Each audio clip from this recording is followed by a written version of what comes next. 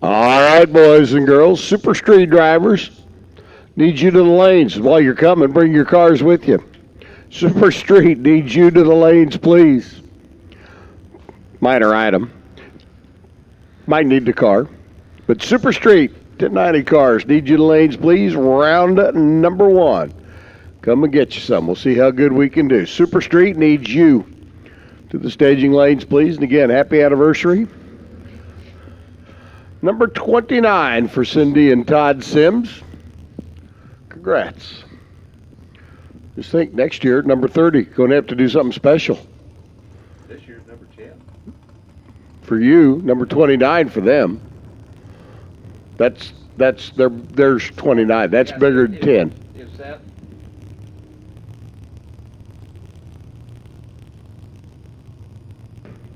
I don't know. It'll be number 29 this year. It'll be number 30 next year.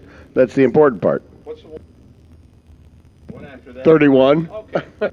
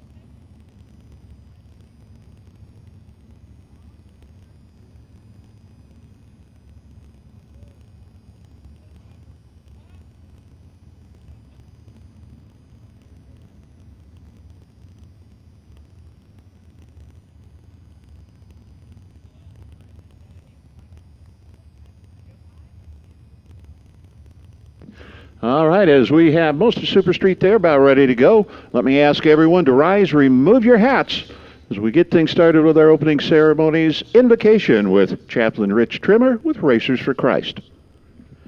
Thank you, Rick.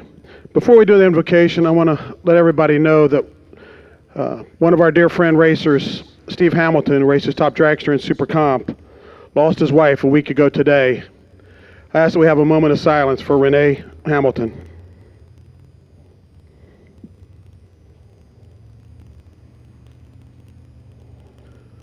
Thank you.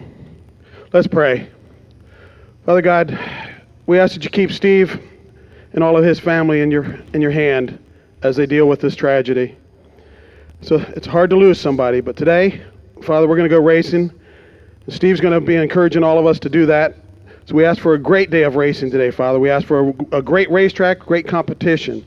We thank you for the track you've given us all week long. We thank you for the crew from NHRA and from Sonoma Raceway for all the hard work they've put in putting this track together and putting this race together. We ask that we have some fun racing, some smooth racing, and we can't do that without remembering the soldiers around the world that are protecting our right to be here today. We ask that you bring each one of those home safely. And Father, we ask this in Jesus' precious name. And everyone says, Amen. Thank you, Richard. Let me ask.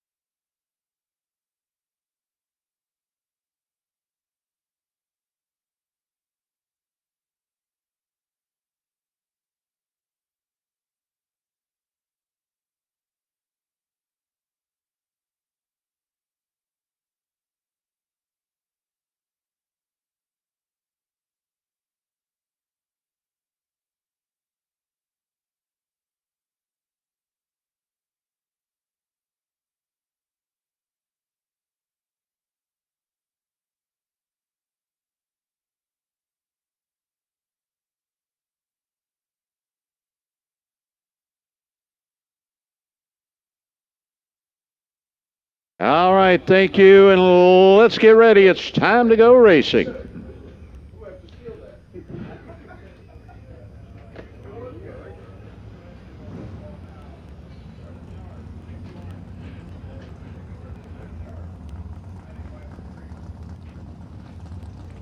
Round number one, Super Street coming out. 1090 index going to be on the bottom of the boards. We get ready. Pro Tree, side by side. Mix and match, a little bit of everything this time.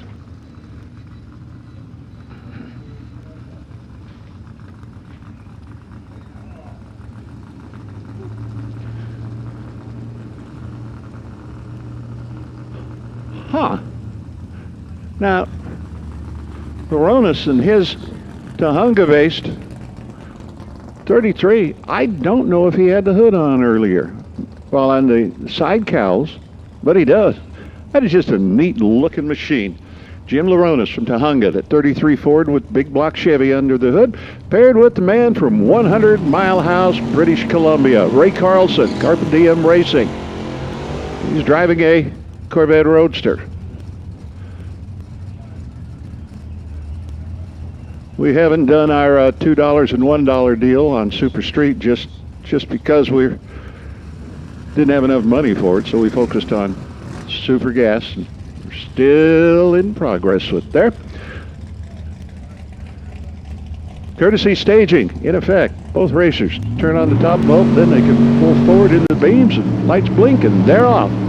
Moronis in the Toyota lane, which is the left side all weekend long. O'Reilly lane, right side all weekend long. A wind light flashes for Jim Laronis in the Toyota lane, the 33 Ford, 1097 at 118 to Carlson's 1092 at 133. Difference all on the starting line. Laronis a good light. Carlson's light started with one of those straight numbers. John Dexter from Surprise, Arizona. His Camaro in the left lane, paired with Greg Dreher from Bakersfield, the 84 Mustang. Former division champ in Superstock. Dick Dreher out there, that's Dad watching. Greg is in water distribution. In other words, irrigation for all produce taken care of, Bakersfield area. Anyway, lined up, lights flash. Wheels up launch for Dreher. Dexter, his Camaro, they just lost just a little bit. Teeny tiny wheel hop. And we'll get to see the Camaro again as Dexter into double breakout goes 1087. He's under by 300 at 141. Greg Dreher under by 400. Remember, in a double breakout, closest to the index, your winner. In this case, it's John Dexter. Here comes John Bycroft, Phoenix. The Hitler's Head 69 Dart. Says 340, but I imagine it's just a little bigger. And he is paired with the beautiful Barracuda of Bovin from Boise. That's Gordon Bovin. Do all that, and then we say Chevy for power, and we can't come up with another B to put all that together. Gordon Bovin, number 67. 7th in D6 last year. Both cars hop and bounce and leave the line. And then let go of that button. It will be Bovin's beautiful Boise-based Barracuda. There we go, 1087. He's under by 3 at 146. John Bycroft under by 5.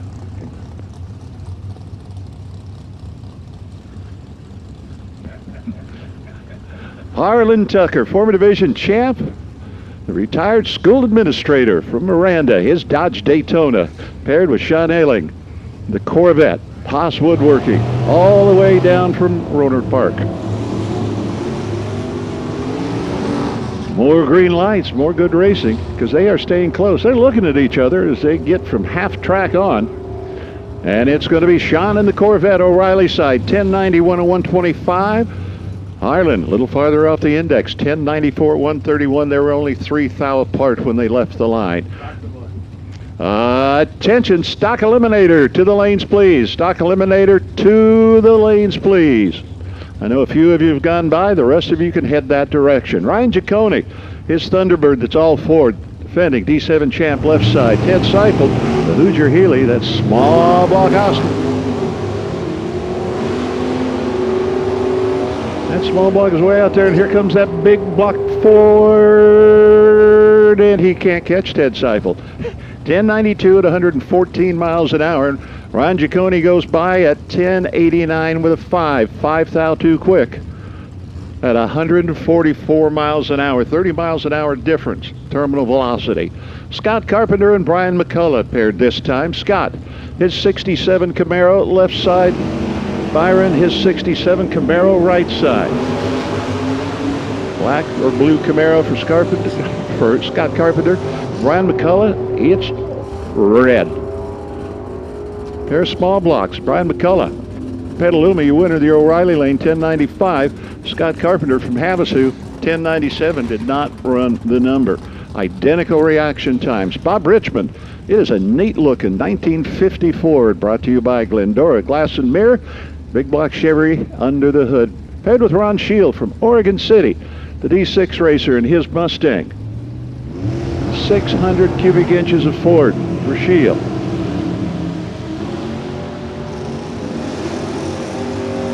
Richmond has picked up wins and divisionals throughout the D7 area, and he picks up another win right here, 1094 120, as that Mustang got there first, but had to break out by 200.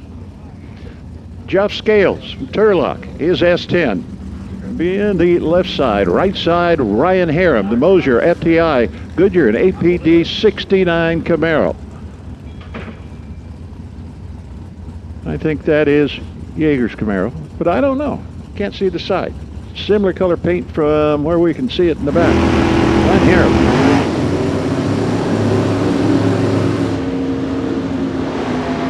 Scales out there in that Turlock base S10, and then that big motored Camaro tries to get by, and he does. 1098 at 129. As Scales goes 1107 at 116, almost 2/10 off the index.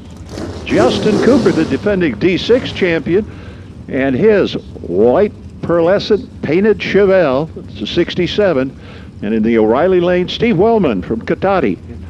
His lime green 63 Chevy Nova. Small block Nova, big block Chevelle. Again, stock eliminator making your way to the lane. Stock eliminator. And come on down.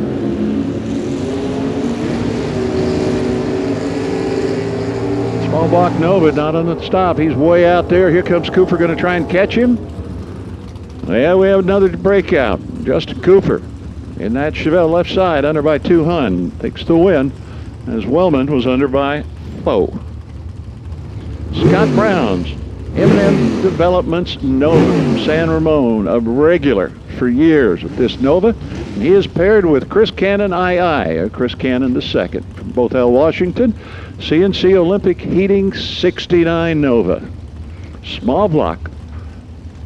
Gen 2 Nova left side, the 66. Gen 3, the 69, with almost 600 cubic inches of big block power. Super Street, one of the categories where you have the opportunity to run small blocks and still be competitive. The mile an hour is a little bit different, but that makes it sometimes harder on your opponent. Not this time, as we have a, tell me if I've heard it before, double breakout. Chris Cannon, the D6 racer, under by 7, takes the win. And Scott Brown was under by a 1080 to 132. Jessica Opperman just in her 69 Camaro, small block, black with the white racing stripes, paired with the red 86 Pennzoil Corvette of Mike McBrayer, the plumber from, well, Napa sometimes. He's constantly moving. Well, when you usually live on a boat, you can move it as much as you want.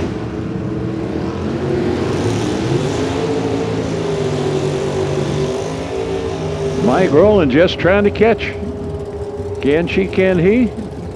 It's he, Mike McBrayer, 10.90 at 129. Well, Jessica Opperman goes 10.82, under by 8.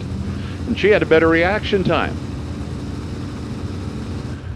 Kenny Snow from La Habra, his 69 Chevelle, and Francesca Giroux from Slave Lake, Alberta, the 85 Camaro in the O'Reilly right lane.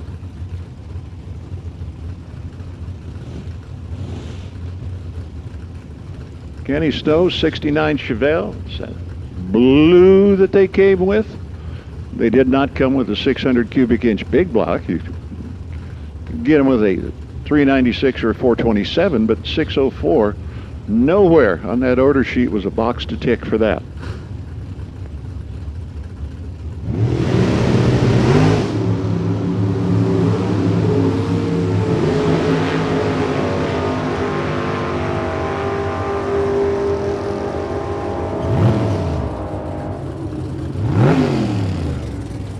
All right, Kenny Stone to Chevelle, you winner just a thou under to 139, because Francesca was 9 thou under. Close. We say no cigar, but didn't matter. Anthony Broussard, 61 Impala, clean and green. It's a gorgeous machine. Paired with Brenda Briles from Clifton, Colorado, her 67 Camaro. Two neat looking cars, but we have talked about Broussard and the one-piece drive shaft now in his 61 Impala. It's that almost a teal green with the white cove for the Impala coming back. It's just a neat looking machine. And we get a long time to look at it because he is just idling off the line, so the packed stands get to look at that car all the way down the racetrack, and Brenda Briles, seeing her opponent not there, not hearing him, just eases off a bit, taking the win, 11:01 at 116 miles an hour.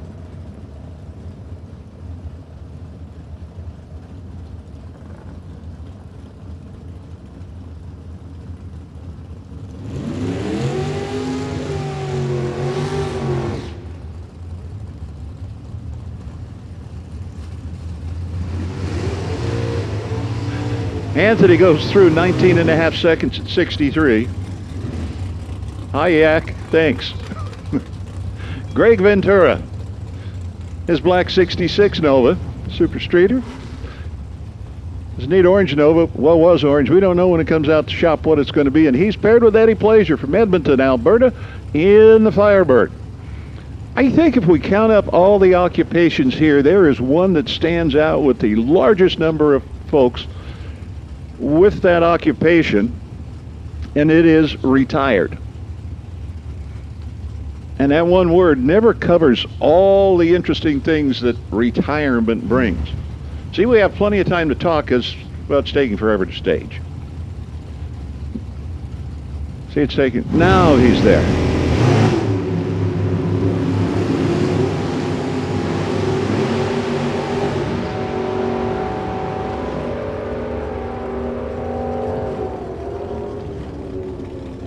It's Eddie Plaisir in the Alberta-based Firebird. 1096 is Greg Ventura, 5 down. Too quick. He had the starting line advantage. Hugh Muller, that Maverick. He did really well yesterday in W.W. Williams Super 8 shootout for Super Street. That's a lot to say. Paired with Mark Yeager. See, here's Mark Yeager, and from where we look, the color is very similar to what Ryan was driving earlier. We're looking at just the taillights to make sure. 69 Camaro, big motor, right side, left side, a Maverick with 350. Well, there's more than that. It's never the stock number. And Hugh Muller, 1091 with a 5, takes out Mark Yeager's 1091 with a 4. Margin of victory, 4,000. Now, Alan Macomb from Everett, Washington, the boat captain, Federal Way Auto and Radiator, his 67 Nova is up against Bo Hicks from San Carlos, 67 Camaro.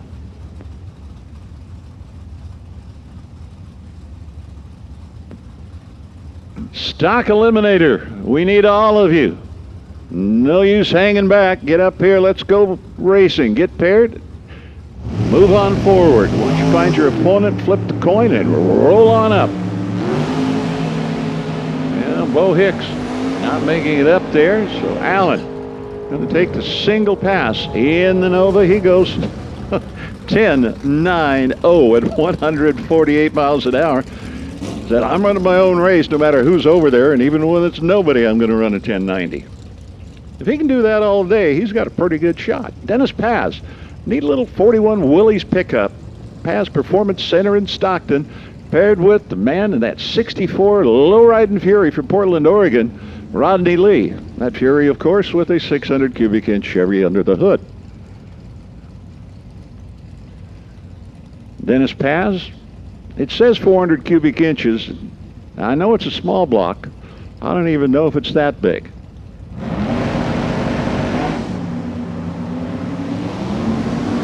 He's got his super stock El Camino, and it's got a 283, and I would imagine there's a lot of interchangeability between those two. I know for a bucket of paint, they're all interchangeable. Do that. But he's gone as Rodney Lee takes the win in the Fury, 1093 at 146. Dennis too quick, 1084 at 126. Fred Murphy, Fountain Valley, the Vega wagon. By the way, anybody that can find a good looking, or at least nice shape Vega campback wagon, Unk is hunting for one. He is paired with Andrew Olson's 70 Camaro, the EFI expert, in the right lane.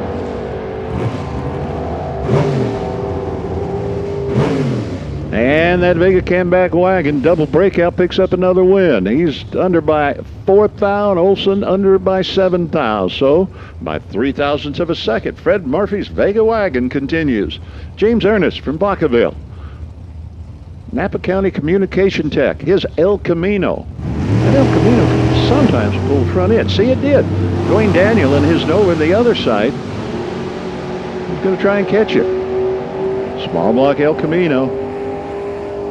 Woo-wee, next pairing is interesting. We'll tell you why. James Ernest, 10.902, takes out Dwayne Daniels, 10.900. All the difference in the starting line. Gary Erickson, Vancouver, Washington, his Ford Pro from Stark Street Pizza. Rick Fleets from Galt. RF Garage Diesel Performance. It's a 1970 Chevelle with a diesel power plant. Blowing black smoke in the burnout. There were no mosquitoes here anyway, so we can't say that.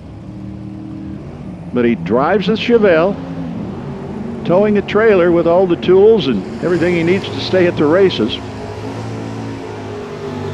And he's going to try and get around that Ford Probe. Not able to do it. Erickson and the Ford Probe, 1092 at 137. Rick Leitz, 1085, breaks out by 500 at 122. They were identical off the line. Herman Chan, the Dodge Charger. It's an 85 with small block Chevy under the hood. He's in the Toyota lane. O'Reilly Lane, Dustin Martin from Burien, Washington. His 67 Chevelle. Got a little wing on the back. I don't know if it helps at 130 miles an hour, but it can't hurt.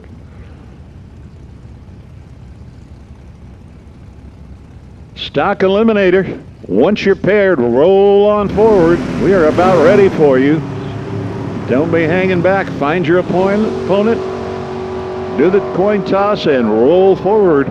We need you up at the front of the lanes now, please. Herman Chan taking a win. And the Duster 1093 is Dustin Martin in the Chevelle. Too quick. Runs under to the 1088.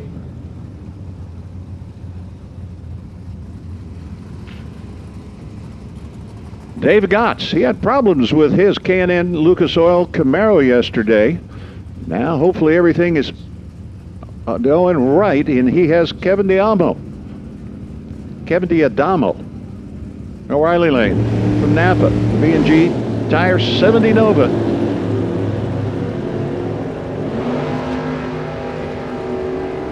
You heard me mention earlier, Gotts getting the win. It looked like he had issues, but Kevin D'Adamo breaks out by 300. Gotts by 6 down. Gotts takes the win. I looked at it. It looked like he was farther behind, but that was just the way he had it set up. Bill Gee, 71 Vega 454. Karen Rizzoli, the O'Reilly Lane 67 Camaro. White, black racing stripes.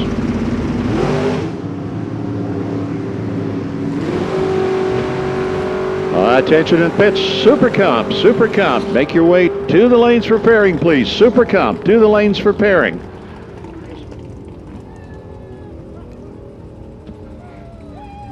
Karen Rizzoli, 1091 and 131. Her Camaro, the winner is Bill. 1093 did not run the number. And Karen started out 002 and made it really, really tough for Bill Gee. Now Peter Biondo has got brakes in the car this time, so he'll be able to go racing. It's 63 Nova paired with Dave Kiesel. 76 Orange Vega called Racing Dirty. Pair of small block Chevrolets. Asked Peter what happened to the brake line, and I can't even pass along what he said.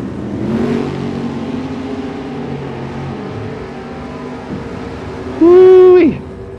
I'll tell you. It is Dave Kiesel, double breakout. His 1089 under by a Hun takes out Peter Biondo, 1088 under by 2 Hun. Dave was late off the line. He was 009. Peter was 007. That was one heck of a side-by-side drag race all the way down the racetrack. Larry Scarth, one of 2 Studebakers you get to see today, if they're both there. This is the Super Street version. Not quite as swoopy as the Top Sportsman version.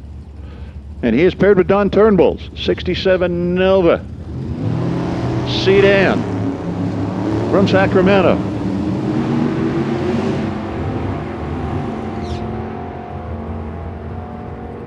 Sorry, I was distracted. I was watching David Adams go slalom racing out of the burnout box. Turnbull gone. Scarth in. Larry in the Studebaker, 1093 at 130, 1094 for Turnbull. Scarth leads it. Wire to wire, or starting line to finish line. Mark Downey, Maple Ridge, BC. His 78 Malibu, paired with David Adams, the aforementioned man doing the slalom. Got sideways in the burnout box and just going by all the way up to the line. He is steering the car. Familiar familiar car here in D7. One tough customer. And see if his arms aren't worn out after all that steering in the burnout box. Obviously not, as he runs a 1076. He's gone. Mark Downing under by a thou at 1089.9. 139. Chris Bracey. Vallejo Coin Exchange at QuarterTech Electronics. Her white 67 Camaro. Been in the winner's circle before. And Joe Greco, this interesting Vega. Eric Reyes came up and talked to us yesterday, told us this Vega with that long nose front end that I've mentioned is a Pinocchio car. That front end is original part of a Jungle Jim funny car that crashed out here on the West Coast. They cut the front end off. It was still usable, and it was grafted onto this Vega, and the front half of the car is historic or unique or something like that. And it's owned by Ted Kellner, and it has been driven in many categories by quite a few people and won everywhere. Chris Bracey, Joe Greco from San Jose. And it will be Joe Greco, 1086. He's under by 400 at 140. Chris Bracey, 1085, under by 5. And Super Comp again. Make your way to the lanes, please. Super Comp heading to the lanes. Todd Sims from Puyallup, Washington, his 66 Nova. Roberts Flooring and Puget Sound Pets. He'll be in the Toyota lane, and Jeff Broussard, his 98 Sonoma at Sonoma Raceway. That's kind of like an S10, but it's the GMC. It's Sonoma. Small block. Well, I was trying to tie it together because it says Sonoma right up there, but never mind. It didn't work. Okay. Never mind. And it didn't work going down the track either. It's Todd Sims and his Nova under by 2 at 1088 takes the win over Broussard under by 3. Whoa. Todd Sims. Their 29th anniversary, and next one's the 30th. The year after is the 30th. Woo, I remember. You told me that. Let's push this button, not this one. Brian Morris from Mesa AZ, his 67 Chevelle is paired with Steve Lowe from Langley, BC, the Trick Racing 68 Camaro. 396 and 427. What are the odds of those are actually the cubic inches of either engine? Not great. Now that is a bright red light in Steve Lowe's O'Reilly lane, so that means Brian Morris, the Arizona racer, he is going to take the win, and he runs a 1091 at 130, Lowe after the red light. Well, it was by 2 thou, and then goes 1092 at 146. As we're kind of wrapping up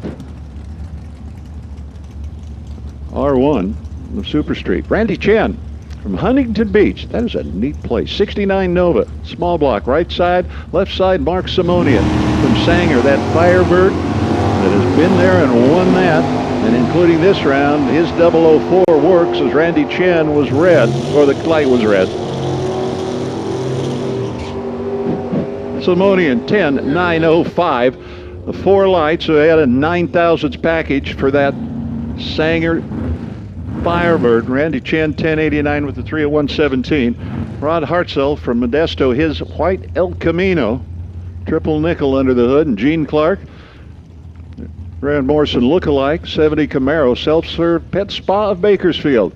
Of course, it's only on the right side. The left side has a primer door. Sounds like one of those trailer deals. They look to be the last pair. Because I look up here and I know Stevie One isn't in Super Street.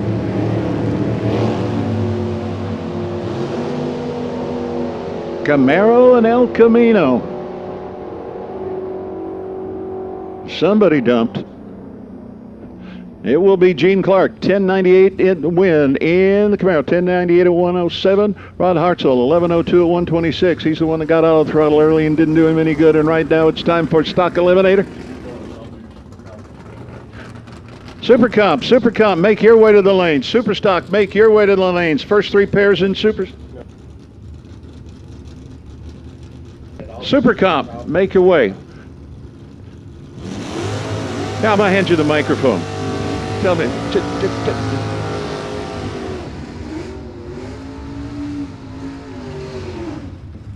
Wow. Let's go stock eliminator racing. It's before noon. Well, not at home. It's late. So anyhow, we're going stock eliminator racing. Steve Wan, Mr. 413, the 62 Fury, number one qualifier, 106 under. He's dialed at 10 flat, paired with Chris Whitney. The Ace Stick, 66 Fairlane, 427. I guess I should put the hearing aids in and turn them on. Black wheel stands, that's what you're going to see. Whoop! Red light. Chris Whitney, Steve Wan. It's the front end, 413. Powered 62 Fury. And he'll go 10:38, takes the win at 93 miles an hour, 10:49 for Chris Whitney, and 1:09 after his red light start. Cal Method, H automatic, his 68 Nova now with a 327 and now a 68 Nova. He'll dial at 11:42. He is paired with Jim Durham, the E automatic, Stonyford-based Hoosier Tire 72 Duster 340. Former Division 7 champ, multiple-time national event winner, and Cal Method has got a full list of accomplishments. Cal out there in the Nova, there's a good chance he's going to hang on for the win. And he does, 11:46 at 107, Jim Durham. Too quick, runs 200 under, 10:86 at 120. And when your reaction time starts with a straight number, good things do not happen. It's even worse when they have crooked numbers. Carolyn Jimmerfield, Pine Street Sports Bar and Grill, sponsored 83 Camaro in I automatic, 1193 her dial. Jerry Stein, C automatic, 69 Dart with the 440, Lodi Stein Racing. He is from Brentwood, dialing at the 10:48, so we get almost a bulb and a half head start. There's Carolyn. Here comes Jerry Stein. Wheels up in that big block Dart. Is he going to be able to catch the fleeing Camaro? Well, he doesn't have to because Carolyn broke out by 300, 1190 at 116. 1052 for Stein, 121 miles an hour. Justin Jerome. Brought to you by Jerome Industries, 74 Duster 360. There's a lot of A-bodied Mopars with A blocks in them, and he is paired with, guess what? F automatic, Mark Kirby, Wicked Stitches. That's his 73 Duster 340. He's down to 1088. Wheels up both sides, and small block Mopars rolling down the track.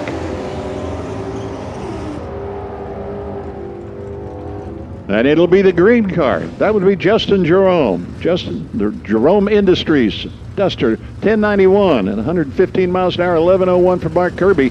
He did not run anywhere close to his dial.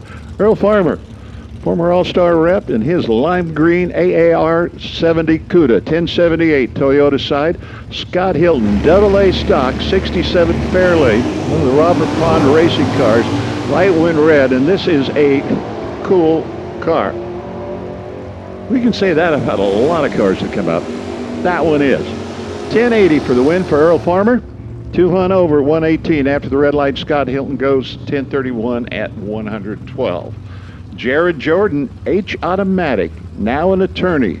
Keeps saying the young man. Remember when he was a high school kid. Countdown 3, the 64 Dodge B-body, 426 under the hood. Julie Jordan is mom, and the late Harry Holton was grandpa. Still is. 1134 for Jared, 1078 for Brian Phillips, his 67 Firebird, based out here. Then he was back in Atlanta for about 5-6 years. Now back on the West Coast. A D-automatic Firebird dialing at 1078.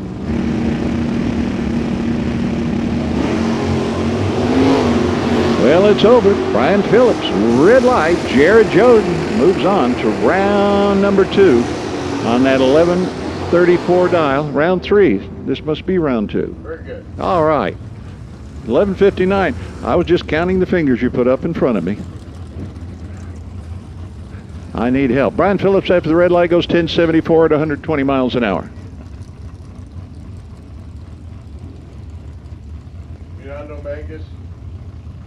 Now it's Robert Pond driving that Thunderbolt 64 Fairlane 427, dialing at 984. Jesse Loeffler, F automatic, 73 Duster 340 from Las Vegas, 1106. So Small block Mopar turns on the red light. Big wheel stand by the Thunderbolt. On down the track. He now lives in Sedona, Arizona, no longer Riverside.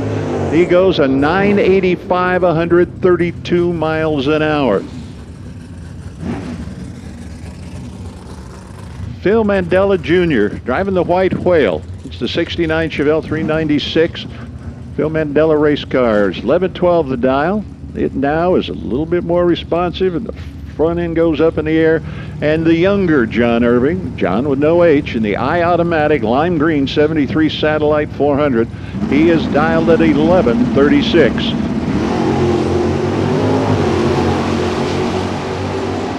Mandela left side, Irving right side, Chevy and Mopar.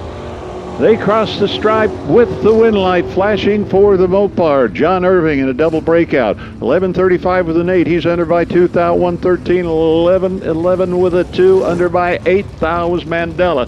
Mandela gone. Irving gets to return. Andy Kimball, his E-Stick 66 Fairlane from Henderson 390.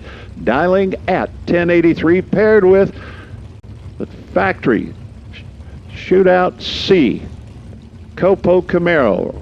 Dialed at 957. Redback, Mosier, and A1 Performance.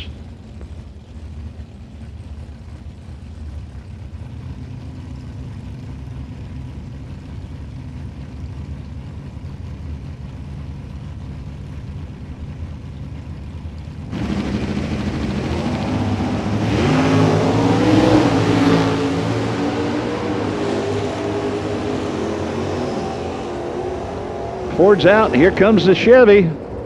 It's the Chevy. Justin Lamb, 962 at 125. Identical reaction times. 1090 for Andy Kimball at 119. It was almost like, you take it. No, you take it. You take it. You know, okay, I will.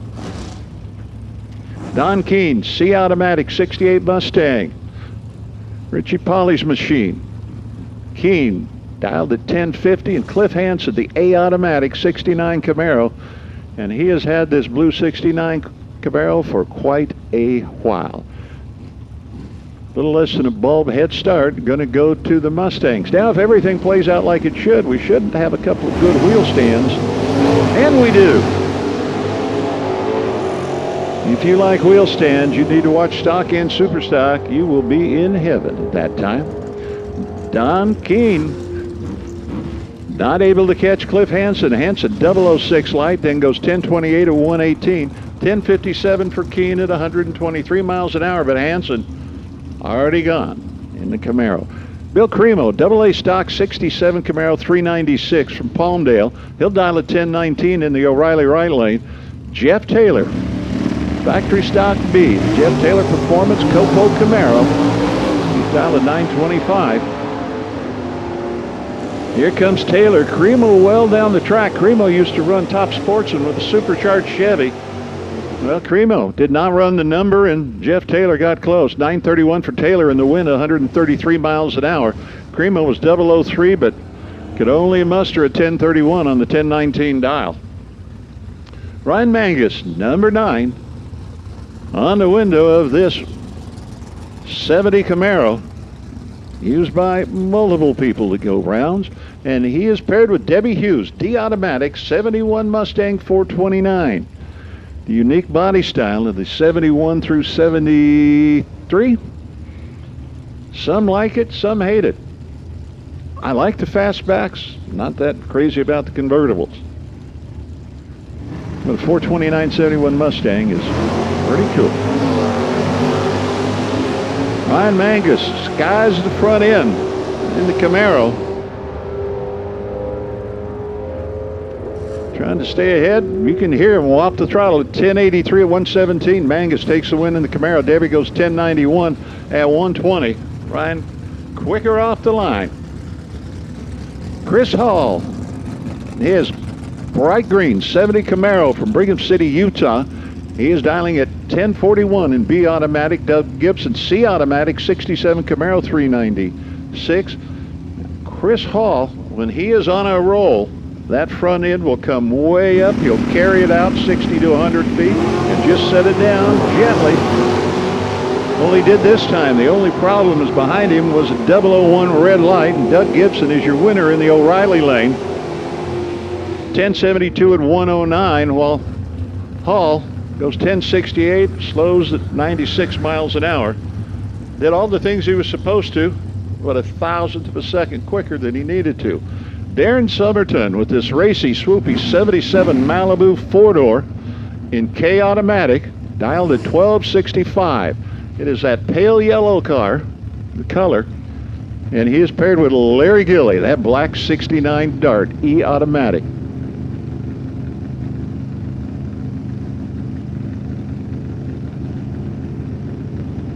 Gilly, it's basically his home track where he was the bracket champion. Wheels up. Gilly after that 4-door sedan, that black, really neat looking 69 Dart, trying to catch that 4-door. Well, he didn't catch him. Larry Gilly takes the win, goes 1087, right on the dial at 117. Darren Summerton, 1264 and a 5. He got there first and broke out by 5 thou. Jody Lang, L automatic, number 10 on the window, number 10 in the world last year. From Puyallup, Malibu Wagon 305 and L automatic dial at 1194. And Leo Glassbrenner, no, it's not that orange Firebird. It is a factory stock E Copo Camaro. 1006 his dial, Rimac transmission and California valve bodies. Talked to him yesterday. I said, any difference? And he said, yeah, when you try and whop the throttle down track with this, it's not like that carbureted car. I'm going to have to do that differently. Well, if you're going to pick a place to do it differently against the guy that's division champ, number 10 in the world, it won't be that easy to practice. Didn't have to. He just ran it out and broke out. Jody Lang, your winner, 1196, 200 over 108, 1005 with a 9. He broke out by all of 1,000. If he would have tried that whop once, may have worked, may not have. Michael Williams, this is a gorgeous 67 Camaro, red with the racing stripe, Mike Cotton F automatic, the backup Mistel 73 Duster. We look at F automatic both sides, it's a heads up class. What that means, green lights, and whoever gets to the other end first is your winner. We forget about that breakout stuff.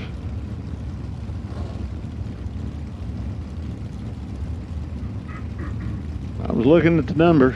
I hope Michael has iced some stuff down.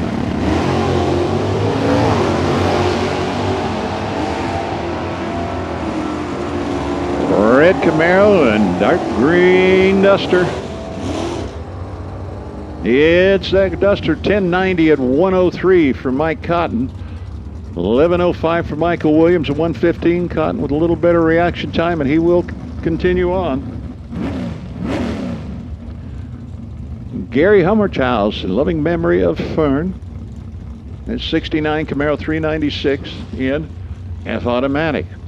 Kyle Rizzoli, the B automatic, 69 Camaro, Bridgewater Equipment. He lives in San Luis Obispo. He's dialed at 1039.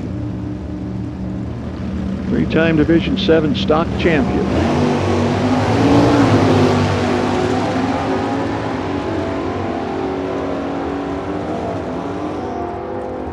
'69 Camaro's red car, blue car, and it will be blue car. Kyle Rizzoli, 1039 on a 1039. Gary, 1105, 500 off. He was 003 at this end, and Kyle wasn't. Superstock. C.W. Hofer. It's 73 Firebird 455 in F automatic. I hope the back of Super Comp's there because the front of Super Comp is getting ready to go to the lines.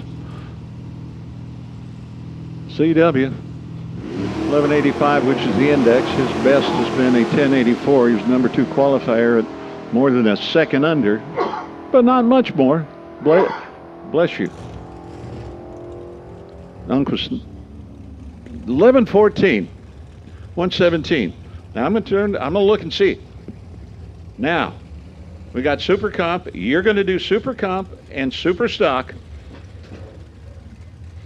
Yes. Okay, Take a break. we done with sneezing? Yes. Okay, here's the microphone. All right, I think I'm ready. Sounded good. Sounded good this morning. Yeah, we're ready. Super Comp, round number 2 getting ready to come at us. Super Stock, round number 1 needs you to the lanes, please.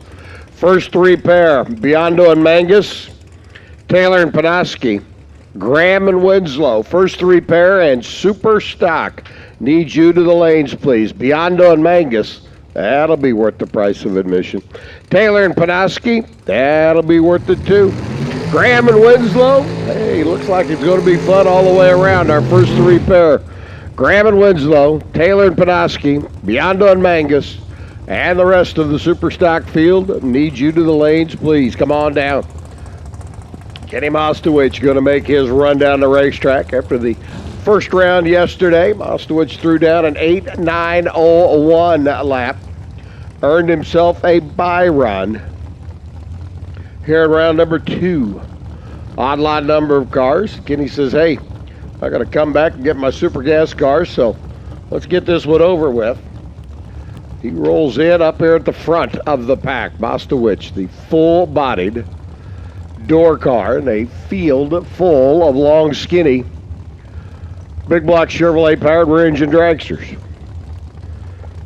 Yes, there is the occasional Mopar. Yes, there is the occasional Ford. Yes, there is the occasional mouse motor. But for the most part, it is the big block Chevrolet powered rear engine dragsters that dominate the category. Mostowich, though, in his Camaro, 892, 185 miles an hour. And into round number 3 goes Ken. So we get the single out of the way. We start pairing them up. High gear harem. Ryan over on the left-hand side for Goodyear. Short line, FTI and Mosier Engineering. Taking on Tanner Hyatt's machine, the A&K Earth Movers entry. Sparks Nevada runner taking on the Canyon Country California runner. There's a whole lot of C's in that. Canyon Country California. Yeah, not quite as many B's as in the guy from Boise, but well, yeah, we could. Yeah, anyway. Harem left side, Tanner on the right. I think we might be suffering from a little bit of a caffeine overload this morning. Good lights both sides. Going to be interesting to see who does a better job at the stripe. Going to be Hyatt, 891 at 173, taking the win in the stripe. 9 thousandths of a second, 891.4 by Harem. In Super Stock, our first 3 pair and Super Stock. Round number 1 needs you to the lanes, please.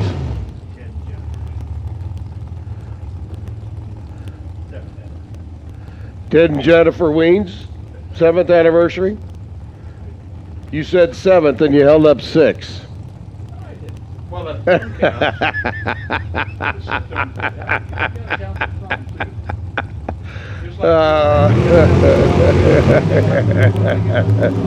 Kevin Wright out of Colorado on the right-hand side.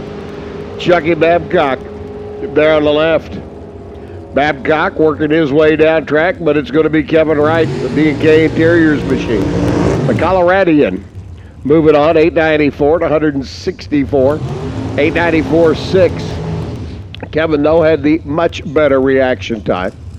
Parlays it into the wind down at the other end of the racetrack as the youngster, Damon Bustamante.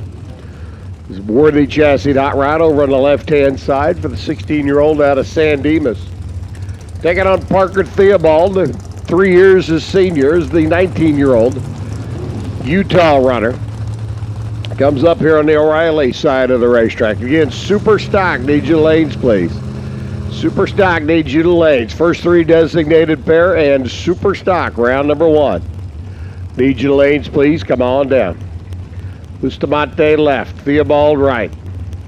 The future of the sport sitting out there on the line right now. 16-year-old left lane, 19-year-old here on the right-hand side.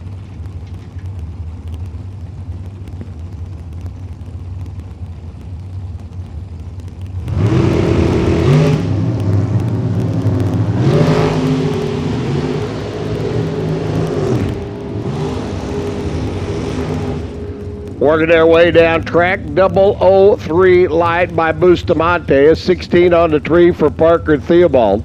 Theobald throws down a 19 thousandths package, though, and gets the win. 8903 at 163, 894 by Damon. 16-year-old driver turned a 19-year-old driver loose down on the other end and got schooled by age and treachery over his youth and skill. Yeah, 19 years old. Age and treachery. Yep, okay. Zach Mazier left side. Michael Lane over here on the right. Telling you, the kids are coming up through the ranks hard, fast, and furious out of the Junior Drag Racing League, which, by the way, congrats to all of the winners over in Bristol yesterday at the Eastern Conference Final. Summit Racing Equipment Junior Drag Racing League wrapped up their activities yesterday. Michael Lane here on the right-hand side. Michael wishes they had had junior dragsters around when he started. That's Zach Mazier, the 25-year-old runner for Mazier Enterprises. Lucas Oil, FTI. Out of the gate they go. Zach's going to get the win. 899.9, 006 on the tree. 888.5 by Michael Lane. He was 12 on the tree. Take all the big numbers and the little numbers, put them all together, 14 thousandths of a second margin of victory for Zach as that pair made their way across the finish line stripe. Another one of our young guns, Hannah Cook out of Novato, which is right down the road, he said, pointing that way. Steve Kasner over on the right-hand side, the CRE, Kasner Racing Enterprises. Race Tech Chassis Hot Rod. Kasner, the former Division 7 champ, both the ET category and Super Comp. Anna, David, and the rest of the gang out of Nevada. Love to be champ. Could very possibly be one of these days. You just never know. These kids are getting schooled into junior dragster ranks, and they are certainly bringing those talents up to the big cars. 893 this time, though. Kasner got her at the stripe, 173 miles an hour. 897 for Hannah. They're on the Toyota side of the racetrack as she goes cruising through at 154. Dave Alves, Princeton, California-based runner, the MBE Fusion Trailers. Entry over on the left-hand side, and young Justin Morgan for Redline Oil, DeNova Homes, and the K&N Filters gang. Justin rocking and rolling here on the O'Reilly side of the racetrack. Alves there in the left lane. 890's up on the board. Big Block Chevrolet's a pair. And we are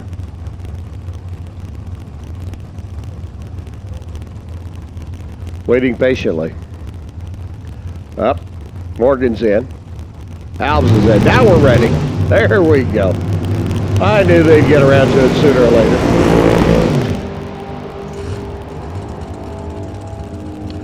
Morgan down at the other end.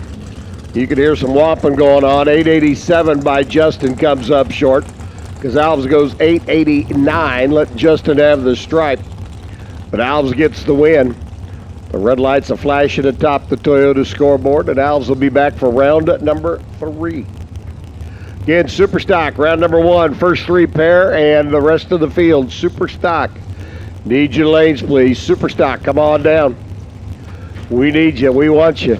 We gots to have you. Greg Boutte rolls in, the Blaster.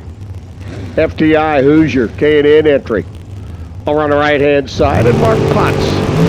Runner coming up from Sin City, down Las Vegas way. Boutte out of the gate. May need to have a little rocket blast. Yep, 889, 178 Boutte. 889, 1 Potts. They ran identical elapsed times. Down the racetrack, both of them break it out. Potts had the better reaction time. Therefore, and to whom it may concern, Mark Potts gets the win. As Nick Shepard rolls in, the Oregon-based runner. The accountant with the Sunset Performance Power Plant sitting in that American Race Card chassis entry. Over there on the Toyota side, and Kenny Snow. He's a worthy chassis machine, and again, big block Chevrolets everywhere. Rick, do you realize that we had $1 for every big block Chevrolet on the grounds here this weekend? You and I could go to dinner at Ruth Chris, have the best in the house, bottle of wine, and dessert. There's that many of them. If there would be an Uber ticket, there's still enough. 889, Kenny Snow gets the win. Nick Shepard lights the red bulb by 0.03 of a second, then runs dead on 4. So Nick misses a perfect run by 0.07 of a second, and he's putting it in the box and headed back to Oregon. Well, isn't that enough to make you say words like, gee willikers? Kenny Snow gets to stay and play at least one more round as Nick Cobb and Punch Johnson come rolling in next. Punch out of Seligman. A little OP Enterprises machine over here on the right-hand side. And Cobb, another accountant. And the accounts are up, rolling this morning. Let's see if they can stack the numbers in their favor. Cobb over on the left-hand side. Rumbling down the racetrack. How about an 8,900 by Cobb? Ding, ding, ding, ding, ding, ding. 14 on the tree. Cobb left Punch Johnson nothing to work with. Punch was 18 on the tree, and he was pushing air, wasting gas, and driving for experience on that lap. Nice run, Dick Cobb. I'd say the accountant got the numbers stacked in his favor that time, huh? Howard Johnson, Hojo. Taking on Peyton Janik.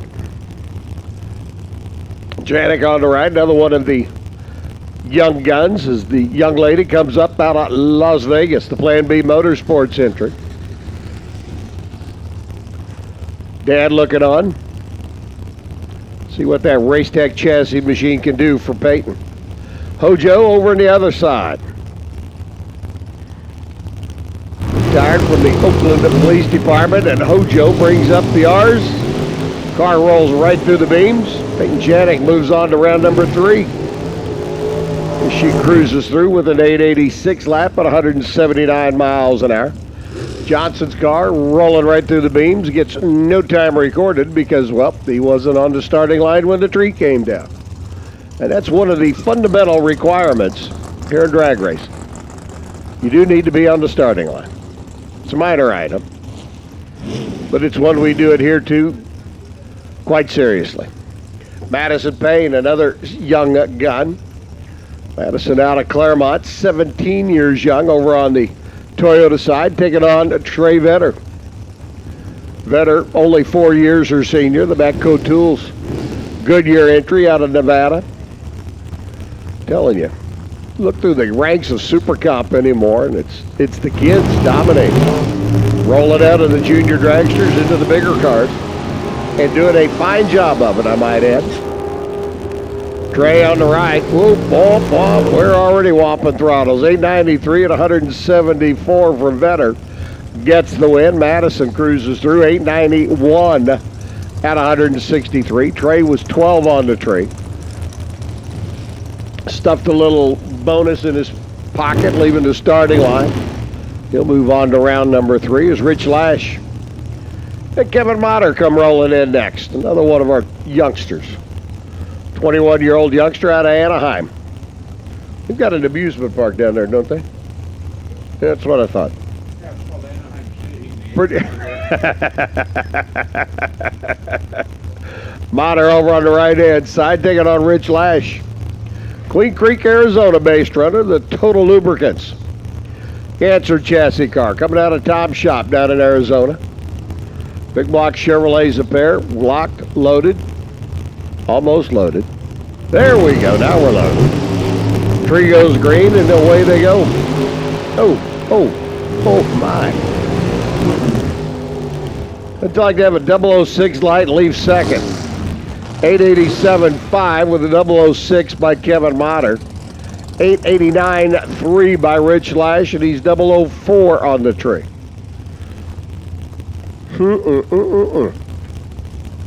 Logan Wars, Utah-based machine out of Pete's Diesel Repair. His Spitzer chassis hot rod over on the left-hand side. The Toyota lane, and Tom Clark coming down from Spokane, another one of those retirees. His lane chassis hot rod here on the O'Reilly side. Again, super stock. Round number 1, super stock. First 3 pair and super stock. Need all y'all. That's the plural, right? All y'all? Got it. All y'all. Need you to the lanes, please. I know.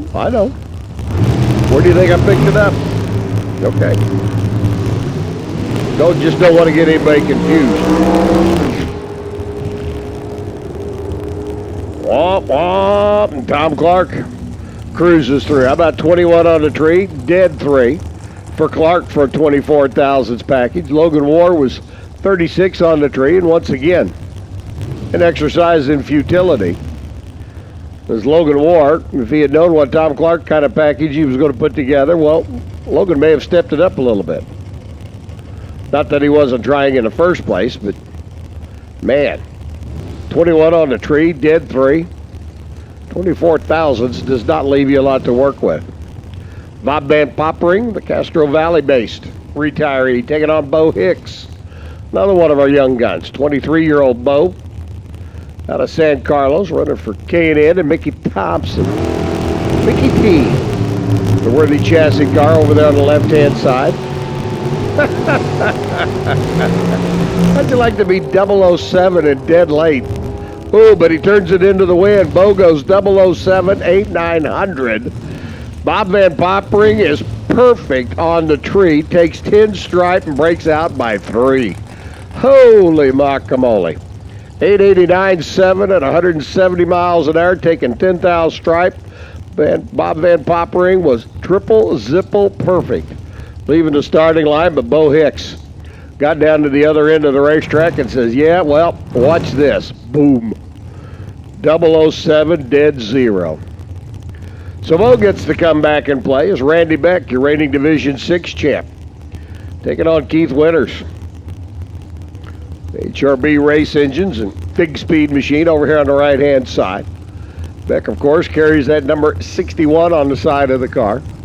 He's your reigning D6 champ, also the son of a very famous and well-known and well-liked top fuel pilot, one Gary Beck. Randy certainly establishing a name for himself in his own right. Justice Brothers car working its way down track, lights up the scoreboard again, 889.4. Beats an 889.1, both drivers under the number. And I'll let you do the small math on that. The difference between the two, a scant 0.003 of a second down at the other end of the racetrack. Mike Cornelius.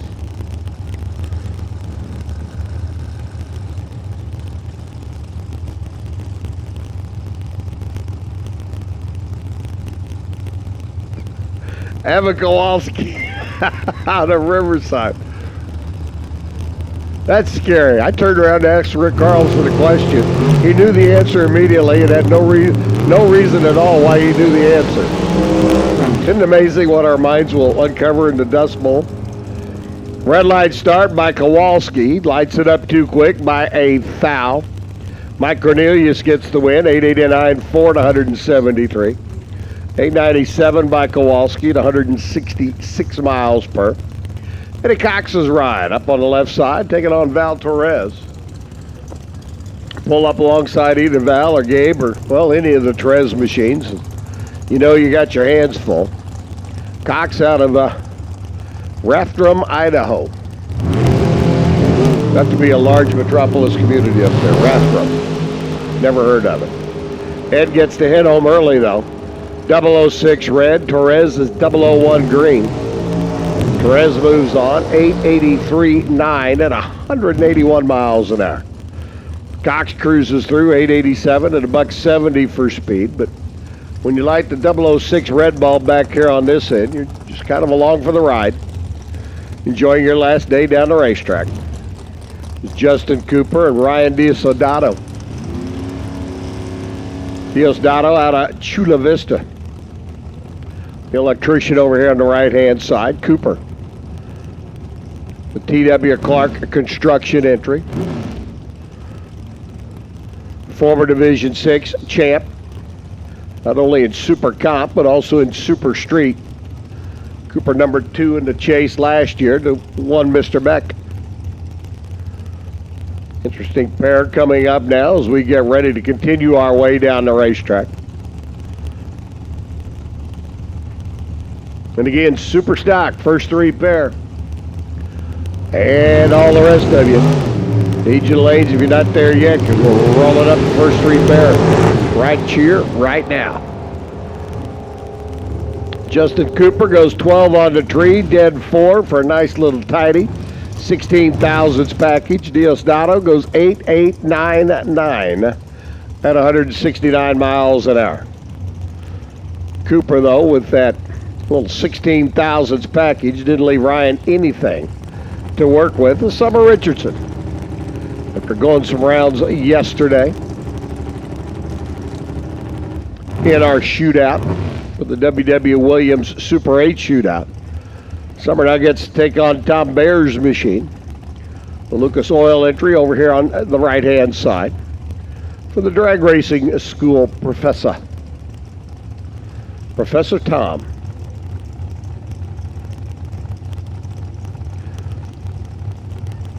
Just about ready to wrap up round number 2. Super Comp competition. Round number 1, Super Stock. Getting ready to come up next. And all I got to tell you is we got some interesting pairs going to lead us off. Tom on the right, Summer on the left. Everybody waiting for the other to stage.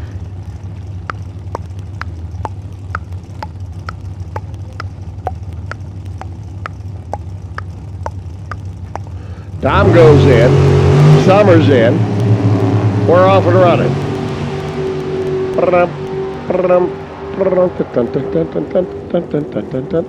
Wop wop. How about Summer getting the win? 889.9 beats an 889.6.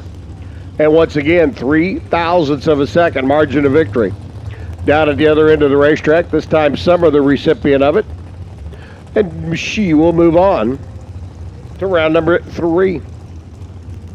Steve Williams rolls in to take on Jimmy Warden as our next pair up. Warden out of Santa Ana. Bellwood paint and body. Steve Williams, of course, the world champ. The Super Comp category and the boss man down at K&N Felters.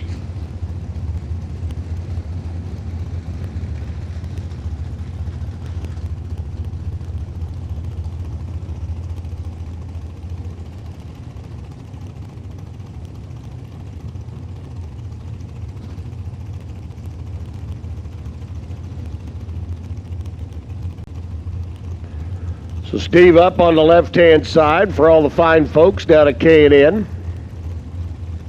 Warden over here on the right. Warden's in, Steve's in. Steve's off and running. James Warden machine. James, it's okay, James. Steve, don't break out at the other end. 912 at 142. Warden's got issues. And it's never good when the Warden has issues. Kind of like Shawshank Redemption. The Warden had issues. Warden goes cruising through 22 seconds later. We had a tough one there in Williams. Obviously something askew inside that brand new American Race Cars machine.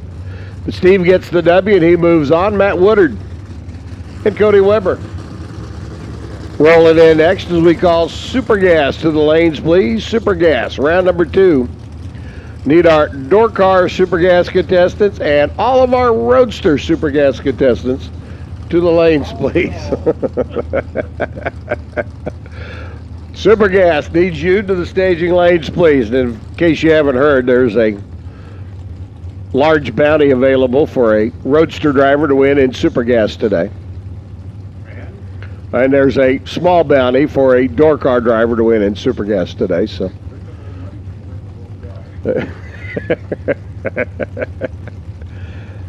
final pair: Cody Weber, Matt Woodard. Cody left side. Got a Sureway engine and machine shop. Woodard Automotive. Matt right. Cody left. Dead even on the tree at an 894.4, beats an 895.8 by a grand whopping 15 thousandths of a second down at the other end of the racetrack. Again, Super Gas needs you to lanes, please. Super Gas needs you to the lanes. A super stock round number 1 gets ready to come up. Wayne Taylor, Rich Panoski going to lead us off. Panoski's GTJ automatic. 1010 the dials. We go back to handicap racing at its finest. Wheel standing, super stock cars. Little bit different combinations than what you might have seen come from the factory. A few more modifications allowed than what you are in stock. Taylor's GTM automatic, the 318 powered Dodge Sebring. You say, wait a minute, Dodge Sebrings were front-wheel drive cars. They were. It's the GT category. Rich Panoski off and running. His 350 cubic inch 67 Nova. You say, wait a minute, it was a 327 at 67. You're correct.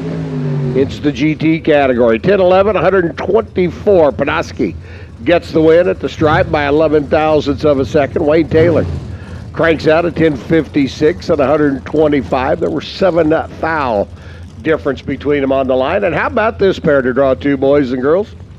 Peter Biondo, left lane. Ryan Mangus, right side.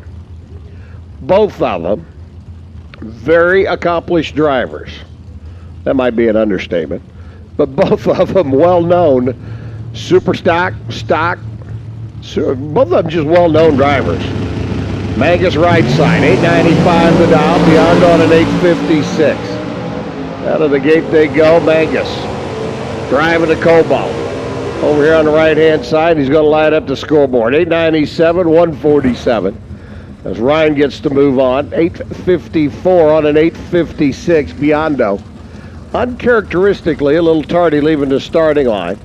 Mangus was ready when his side of the tree came down, and away he flew. Mike Graham's GT Mustang, 460 cubic inch combination in the 2000 Mustang body style there on the left. And Dave Winslow, 426, 65 Dodge Coronet, classic Mopar muscle. Winslow off and running, hikes the front end up in the air, sets him back down. Mike Graham now giving chase, gave him a little bit of a handicap start. Winslow tried to pick up a little bit more, leaving the starting line. Did it? The crowd goes wild. Or at least those two guys down there next to the starting line. 10:51, 117 by Dave Winslow. 10:30 at 120 miles an hour. As Graham comes up a little bit short. Again, Super Gas needs you to lanes, please. Super Gas needs you to the lanes. Round number 1 of super stock action. Joe Faraday's Hemi Dart, 383 Dodge Dart. Joe pulled the Hemi out, stuck the 383 in, now runs a Super.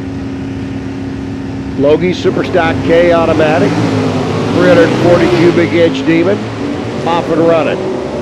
And the Demon just poked the fork in Faraday. Faraday goes red off the line. Logie moves on, 1049 on his 1048 dial, 123 miles an hour. And we'll see Randy again at round number 2. Wes King, super stock, C modified, 304 cubic inch, itty bitty teeny weeny, small block combination. They'll wind up the Chevy 2 over there on the left hand side. Winslow's 440 cubic inch Dodge Dakota off and running. They are dead even out of the gate in identical numbers, and the crowd goes wild again. Woo, easy there, son. You're going to hurt the other guy. 980 at 130 miles an hour, Winslow's. Go twofer. 1008 at 129 by Wes and his Nova. As Todd Haste rolls in now, Cal and Marianne Methods. 68 Chevy 2. GTM automatic, a 327 combination. 68 Nova there on the left-hand side. Roger Comstock's factory super stock C, 350 cubic inch Mustang.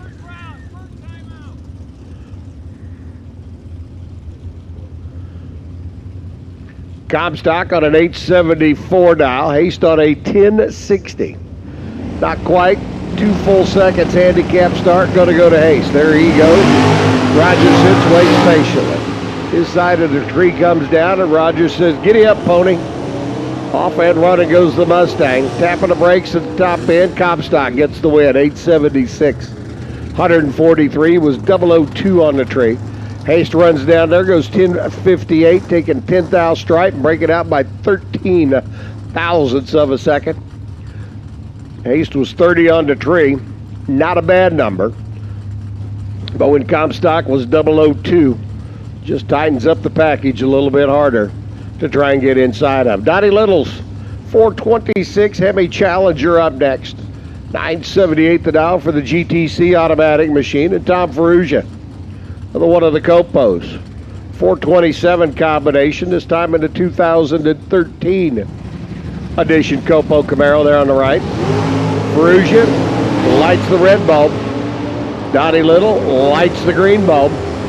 We all know what that means. Yep. Red car gets the win. Little cruises through 978, dead on 2 at 133. 937, dead on 3 by Ferrugia. Ferrugia, though, just tried to trim the tree a little bit too close and nicked himself, drawing some blood here on the starting line. Little red stuff, that's the, yeah. Tim Hall and Dennis Paz come rolling in next. Paz, who we saw earlier, super street action in the Willys, trying to keep his hopes alive now with his other pickup. This time the 65 El Camino.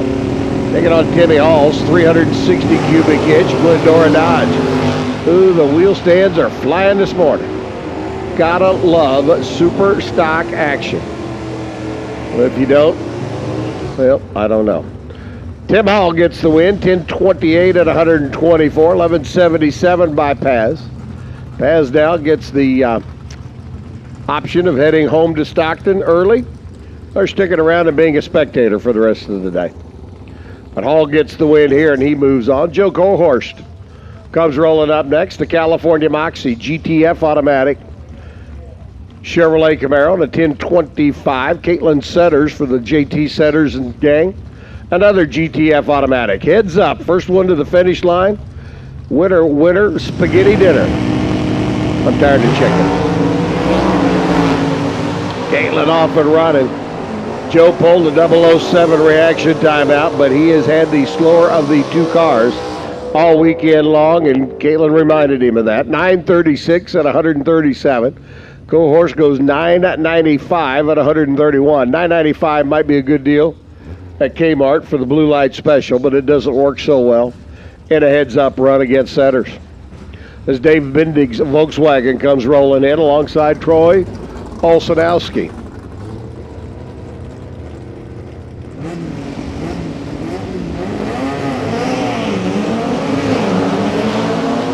Troy off and running as Dave Bindig's Volkswagen lights the red bulb. Bendig goes cruising through 1279, but his day is done. Olsenowski's 283 cubic inch Malibu wagon moves on to round number 2. Craig Shear, one of my favorite super stock machines. Love the flat hood SS 402, aka 396. 4-speed combination for the runner out of a Atascadero. Calls the car Blue Cheer. Jerry Jenkins, Hemi car over here on the right-hand side. 889 the dial for Jerry. 1013 the dial for Craig. As the Chevrolet going to be off and running. Second plus handicap start goes to the 4-speed car. On to the gate and running. Jenkins, whoa, hang on, Jerry. Stands it up on the wheelie bars. The car rocks over to the right. Shear out in front at the stripe. Uses the win. 10-12 at 132. Jerry Jenkins kept the foot in it. Once he got it straightened out, goes 883 at 142 miles an hour. But, man, it rocked back on the wheelie bars hard. And Jenkins had to move her back into the groove. Mike O'Keefe should be taking on Brian Brossard. Brossard, they made up Motorsports. Copo Camaro, a small incident back here in the back of the staging lanes. Not going to be able to answer the bell, so Keith's factory GT 98 Mustang, a factory GT car. You can use the late model Cobra Jet power plant and early model Mustang. It's what O'Keefe's done. 302 cubic inch Cobra Jet power plant underneath the hood, and O'Keefe runs it through 1016 at 131 miles an hour, and a tough break for Brian Brossert and Ameda Motorsports. Entry Copo Camaro. They will have some work needs to be done on the Copo before they can race again. Chuck Stubeck's 440 cubic inch Roadrunner. Meep. Getting ready to take on the Olds Cutlass of Adam Emmer. Yeah, please. Meep. All right. Thank you. Just looking for the Wile E. Coyote.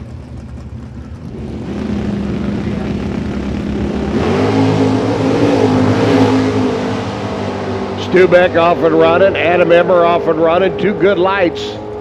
Which one's going to parlay it into the win? It's going to be Stubeck, 440 cubic inch Mopar, 955 on a 954.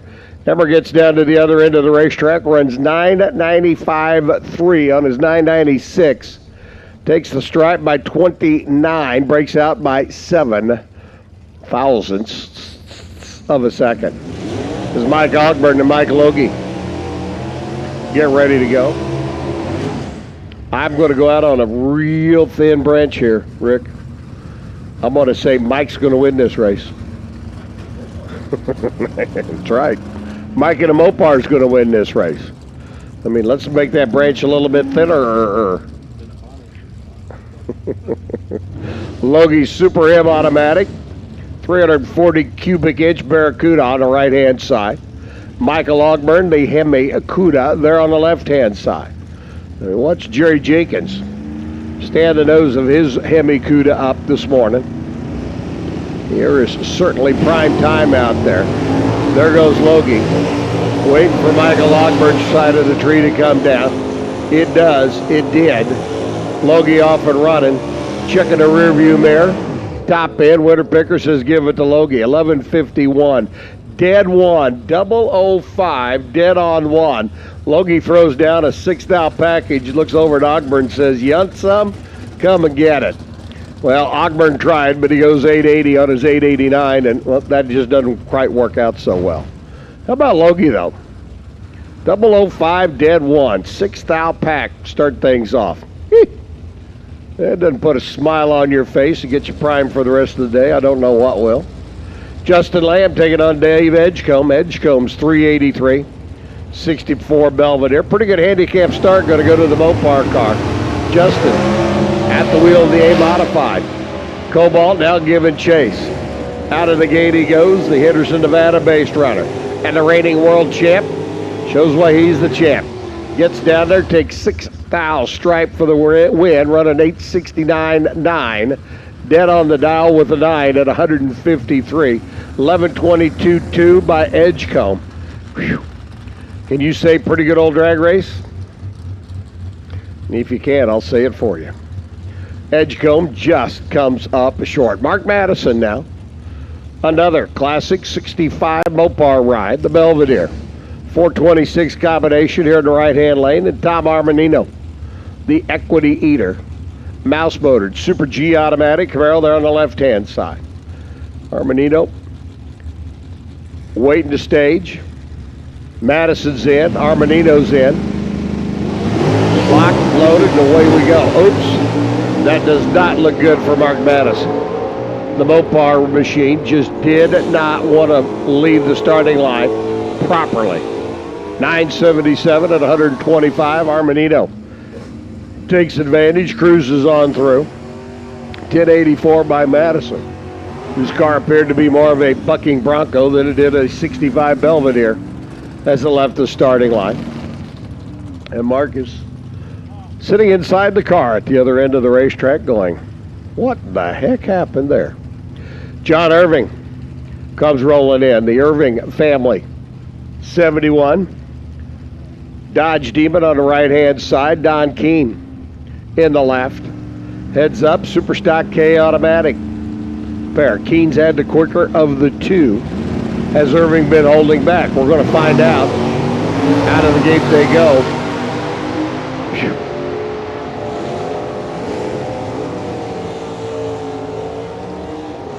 Keene's going to cruise on through 1040 at 125. 1094 by John Irving. Coming up way short on the other end of that heads up Super K automatic battle. So Keene will move on. Ed Niquette rolls in next. The Super A modified.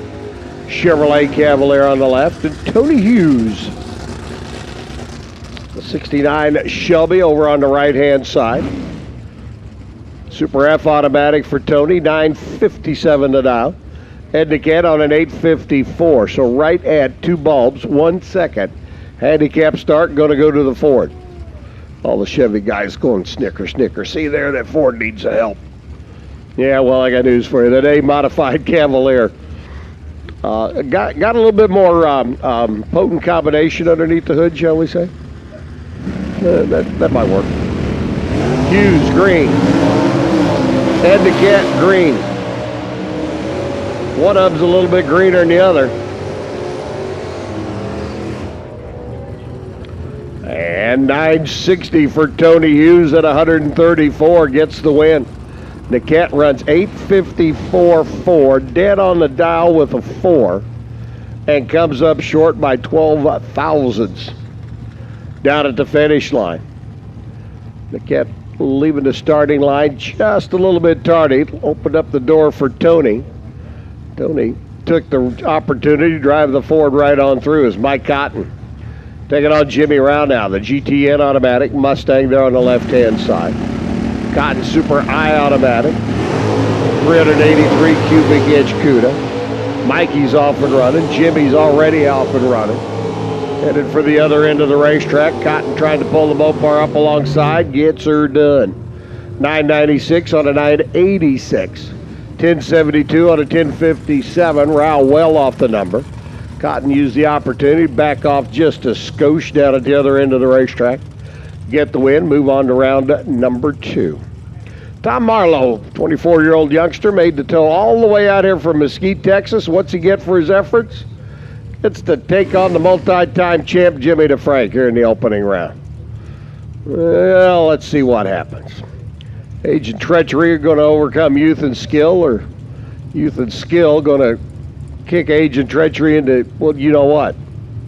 DeFrank on the right-hand side, the C-modified Chevy Cobalt, California Car Cover Company, Dave Marlowe. Tried to trim the tree, turned it red. Age and treachery, overcoming youth and skill.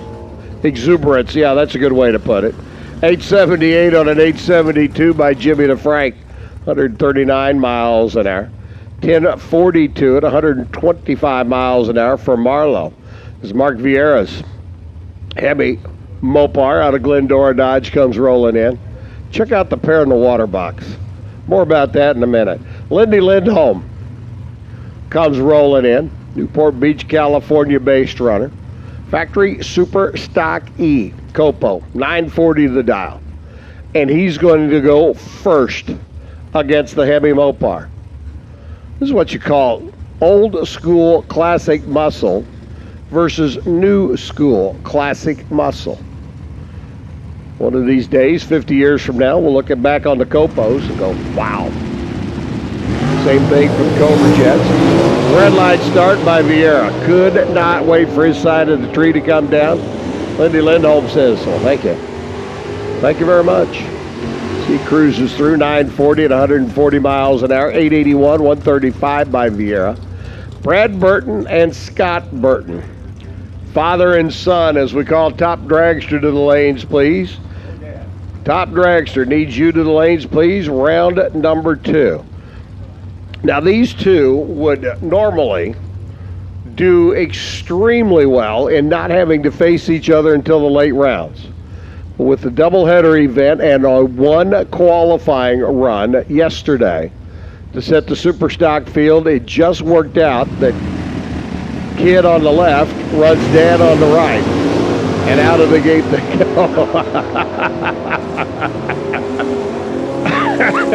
And you might know it, they are dead even out of the gate. Wind's going to go to Pop, 964 to 135. Takes out Brad's 10:58 at 122. Margin at the finish line stripe, 4 thousandths of a second. Think those two weren't running for it? Dad's going to have bragging rights. Brad's going to have to listen to that until they meet up again. Whew. Yay, Dad! Tommy Gaynor taking on Doug Colley. Colley's Volkswagen over there on the left-hand side. Der Panzer wagon, 1111. The VW is going to be off and running. Tommy's going to sit and wait, but Tommy sat and waited before. Knows how to do that in the Cobalt. Out of Gainers.com. Tommy's side of the tree comes down. He hits the go button. Doug Colley hit the go button a little bit better than Tommy did. Tommy's got his work cut out for him and did not get it done. Wow. 9 thousandths of a second. Colley gets the win at the finish line stripe. The Der Panzer wagon was 12 on the tree, runs 13 on an 11. 976, dead 5 by Tommy Gaynor, and he's 9 thou short. Tommy may just drive the Cobalt out the back door. He's not going to live. He's going to take some abuse over that. It's going to happen. All right. Yeah. Whoops. Casey Centers and Alex Luskinoff. Luskinoff with the 426 CUDA. New arrival to the Hemi ranks. Sorry, Tommy. Nice run by the Mug, though. Yeah, I can guarantee you the stock, super stock form just lit up. Casey Centers on the left-hand side. GTF automatic. Whew. 941, Casey. Going to be off and running. The Hemi CUDA. Going to be trying to track down Casey. Super Gas, if you're not in the lanes, you're late. Top Dragster, the call goes out for you now. Round number 2, Top Dragster. Needs you to the lanes. Ooh, Alex hits the gas of the CUDA. The CUDA goes right. He eases it back into the groove. But that was all Casey Centers took. 942. 139 miles an hour for the win. 916 by Alex on a 917 run down the racetrack. So Alex's day is done. The Centers go 2-0 here in the opening round. Rodney Stoltz and Eric Bell come rolling in as yet another of our Hemi CUDAs. This time coming up from Chandler, Arizona. Taking on Stoltz, the GTO automatic. A 92 Oldsmobile Cutlass bodied entry. Runner out of Marysville, Washington. 350 combination. Stoltz on a 1082 dial. The Hemi for Eric Bell on an 862. Just about to reach the end of our super stock opening round of eliminations. Some of our larger fields ran their first round yesterday. Super stock getting their first round in here this morning. Eric Bell, you can see the car flinch on the starting line. He caught it, but when he caught it and had to readjust himself, he was dead late, or dead early out of the gate. Lights the red bulb. 11:08 by Rodney at 100 miles an hour. Bell goes way red, then runs 865 on his 862 at 150 miles an hour down at the other end of the racetrack. Sergio Crespo. Talked earlier about that high winding 304 cubic inch small motored Chevrolet. It's almost the smallest here in Superstock this weekend. Sergio's 272 cubic inch E-modified Ford Mustang over there on the left-hand side. Going to spot John Irving, and Sergio goes red. 4 foul, too quick out of the gate.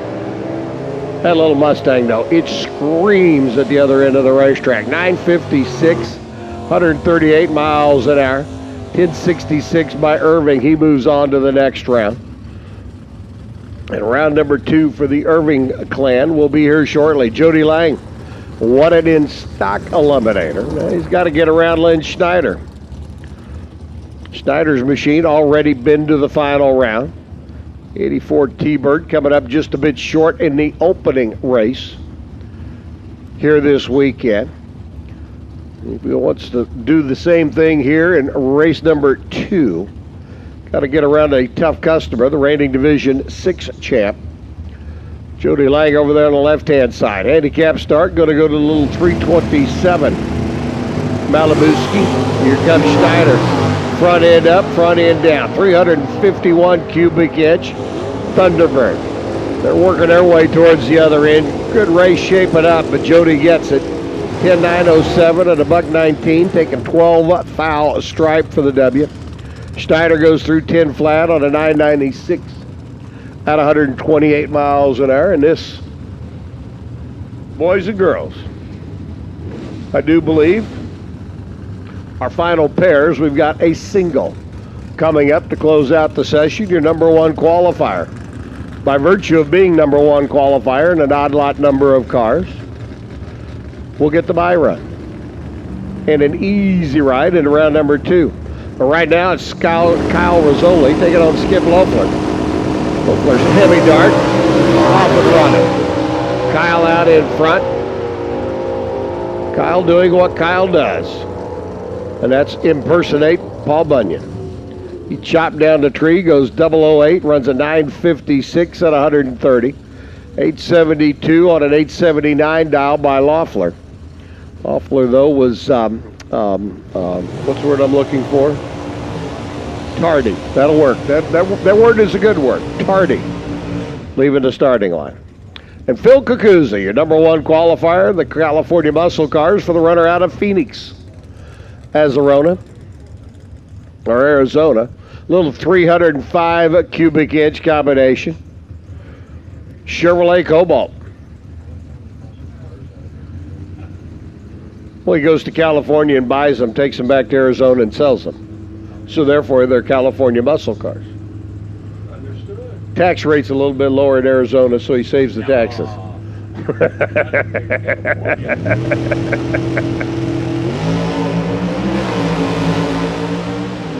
And Kakuza going to work his way down the racetrack, and that will put a close to round number 1 of Superstock action. 973 at 138 miles an hour. So Phil moves on. Super Gas getting ready to roll up next, and the only thing I have to say as we get ready to roll into Super Gas is go Roadsters. Top Dragster, you've been summoned to the lanes, please. Top Dragster, you've been summoned to the lanes, please.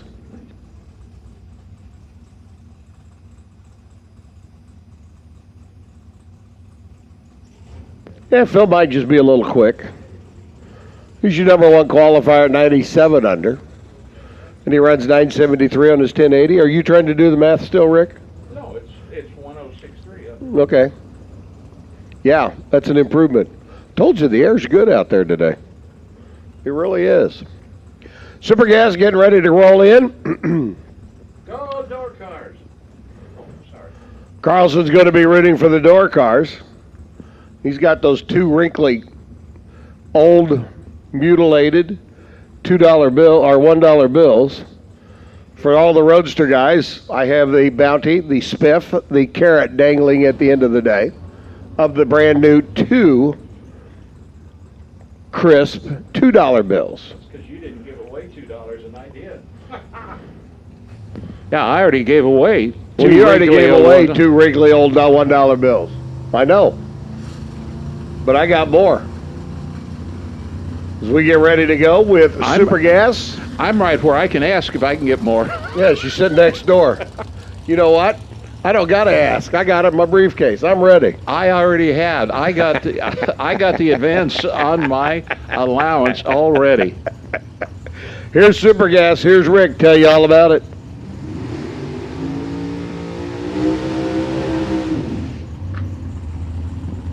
Rich Gibbons in one of the more unique cars here. It's a 1962 Falcon Roadster. He's from Phillipsville.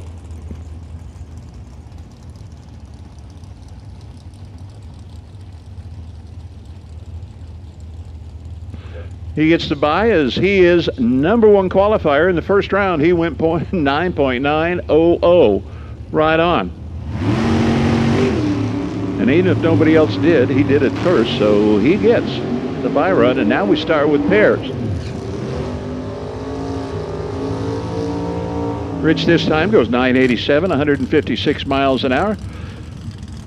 Worked for the state of California and retired, and he was able to find a Falcon Roadster to just jump on it, using his retirement years.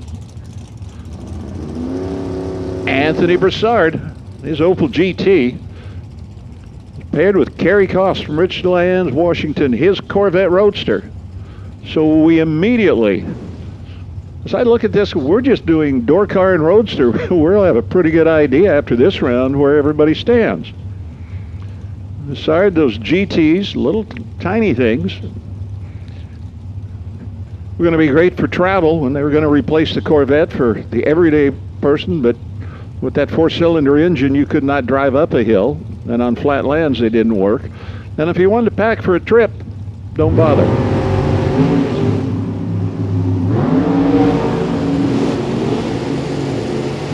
Start out, Kerry Koss just sneaking up right beside him in that Corvette. And it will be the Corvette Roadster double breakout. 989 under by a Hun, 985 under by 5 for the Opel. So the Opel's out of here, and this Roadster goes on. Casey Plaisir, number 4, on the scoop of his Radtorque and Thompson Brothers Corvette, coming down from Stony Plain, Alberta. And Rick Beckstrom, RPB, Rick and Patty Beckstrom, coming out after a bit of a layoff. 3-time D7 All-Star and the 2013 World Champ. His Pontiac Grand Am.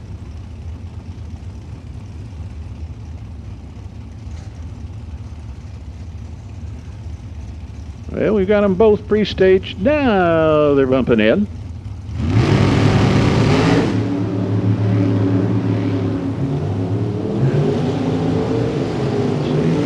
Casey, Rick and Casey clear the top end, and the wind light for Rick Beckstrom. 14 on this end, 9.901, a 15 thousandths package for Rick.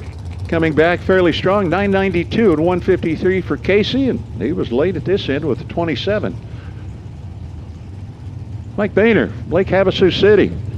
Took my wrinkled up old $2 bills yesterday for winning the day before. His 67 Camaro, and he is paired with Blondie, Karen Comstock, her 57 Chevrolet Street Roadster. The Comstocks with their fleet of race cars. Karen running in Super Gas and Stock Eliminator in her Mustang. Going to try and pick up a win for the Street Roadsters and for MTS, Mail Terminal Services. Can she do it? No, not this time. Maynard continues his win. 988, 2 under, 161, 987, 3 under. Maynard started out 004. Pete Zach from Torrance, Hot Rod Performance Corvette. Paired with Marv Weeb from Osoyoos, British Columbia. His 63 Corvette Roadster. Multiple-timed event winner, National Open champ. That's Marv. Pete Zach got a win at the World Finals one of those years. Picked up a win at the Winter Nationals this year, back in February. He's going to pick up a win here. Not this time. Marv Weeb, 992, 153.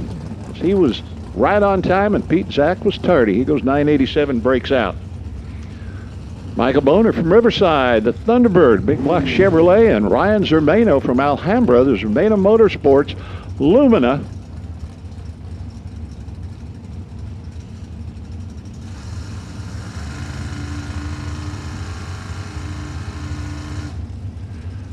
Motor of choice almost always be the Big Block Chevrolets. One of the racers kind of got a handle on this one, and it will be Ryan Zermano, 9904 008. Up here, that's a 12 thousandths package. Michael Boner was at 36 leaving the line, and, well, he had nothing he could do. He ends up running 992 at 151 miles an hour. Steve Schmidt from Minden, his 67 Camaro Roadster, will be in the Toyota lane, and Greg Martin from Lakewood, the Martin Motorsports Lumina. He is a refinery pump technician. that being Greg Martin. They roll on down the boulevard, and Martin in the Lumina. Takes a double breakout win, 989. Under by Hun at 154, 987, 300 under at 156 with Steve Schmidt. Now Don Cruz from Las Vegas, but the car still has a Texas accent. It's Pontiac Grand Am. And he is paired with Tanner Hyatt, the young man from A&K Earth Movers, now living in Sparks, Nevada. It's on the east edge of Reno. It's where the Summit folks are located up there in Sparks.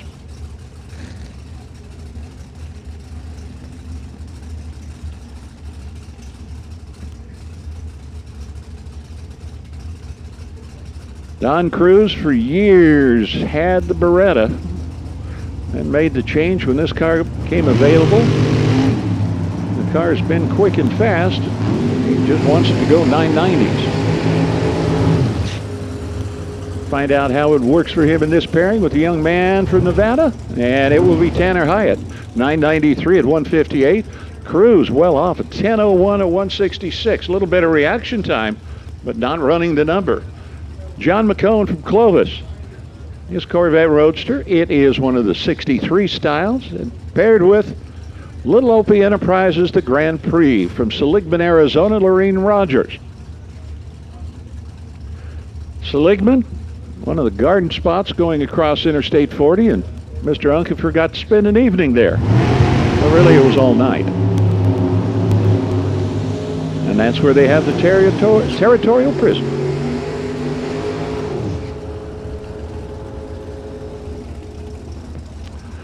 It will be John McCone in the Roadster, 993.0 to Lorene's 993.8.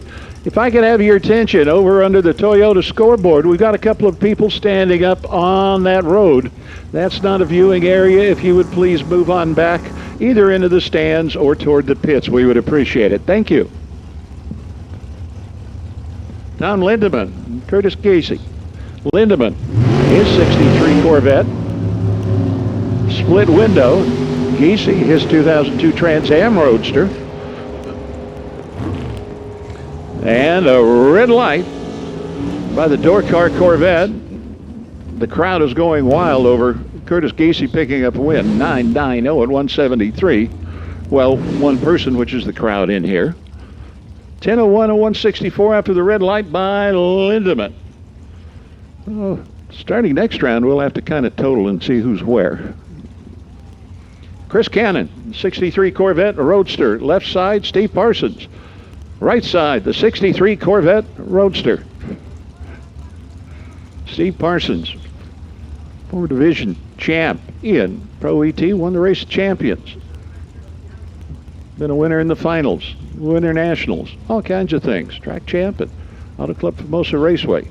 Chris Cannon for Both L Washington elected not to put anything in his accomplishments, but that is not because he has none.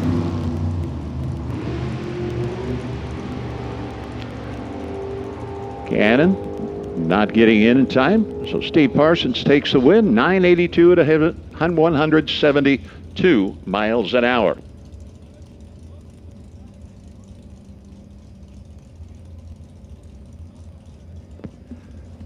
As Chris gets up the hill, Kevin Wright and Ken Mostowich will be paired. Kevin Wright, neat-looking 57 Corvette Roadster from Longmont, Colorado. And Mostowich, Moss Fabrication, their 2013 Roadster. Both of Mostowich machines from Calgary are neat, well-maintained. They're also quick, fast, and consistent. Just what they need to be.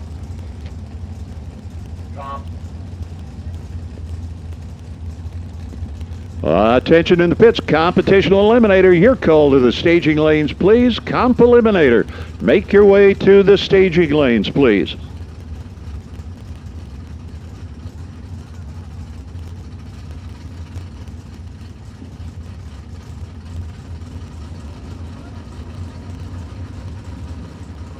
Well, neither one has pre-staged yet. We're kind of looking at them. Starter looks at both of them. Makes no motion, so they may be rolling. They are. Just taking their time and going to pre-stage and then stage very carefully. Kevin Wright. It's Ken pre-stage, then he just double bulbs it.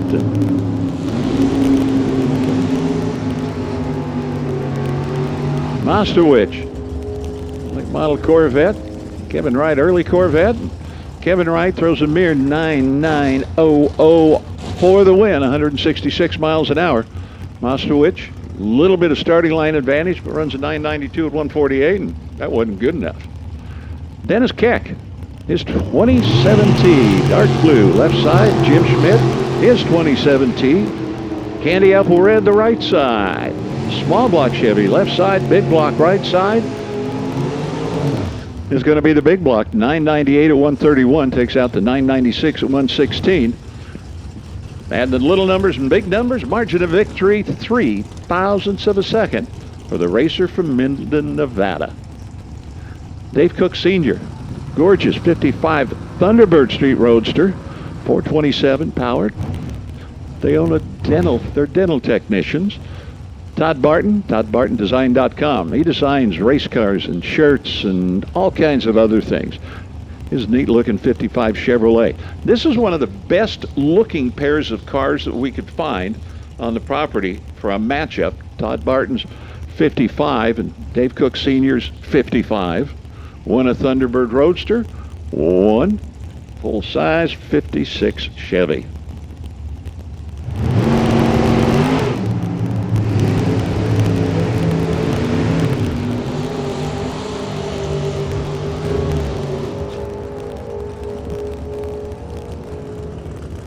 Todd Barton, 991 and 161. Dave Cook, starting line advantage, but then he runs 985, 500 too quick. Todd said he wanted my. I'd be happy to give it to him or any of them. Told Loader that he was going to pick his pocket and pick your money. Okay. Well, Barton will continue. Now it's Justin Strom. Strom Motorsports, the electrician from Nevada, his 63 Corvette Roadster, paired with Dan Bate from North Las Vegas, the Firebird door car, the O'Reilly lane.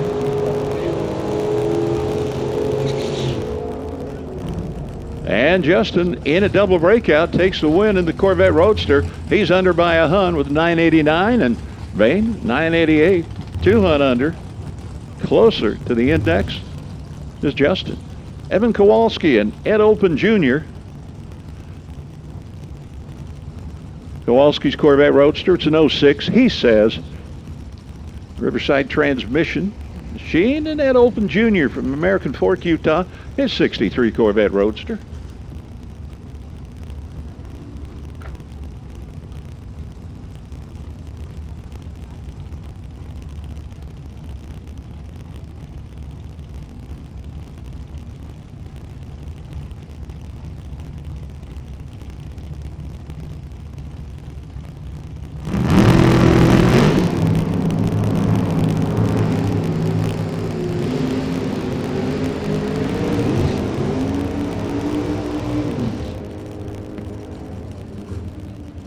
It will be the Utah, Ed Olpen Jr., 992, 162. As Kowalski goes 996, 158. Kowalski had a little bit of lead off the line, but not able to turn that into a win. Matt Blodgett, driving Mike Sr. Street Roadster. He's in the left lane. Paul Weissman from Torrance, their 2000 Corvette, and Jeannie's right up there watching.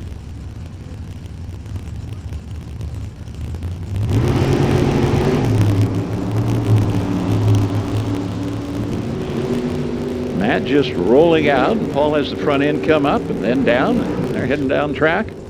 It will be Matt Blodgett in double breakout. 989 with a 7 each lane. So what do we do then? We go to who gets there first, and that was Matt Blodgett. Better off the line. Now it's Mike Blodgett in the Kickin' Chicken Vega, and Petey's Porsche, Pete Bovik from Long Beach, 78 Porsche. Is that a 924? 944 with the big block Chevy under the hood. And the Vega with a Chevy under the hood. They both claim 427s, and I'm willing to bet they're bigger than that.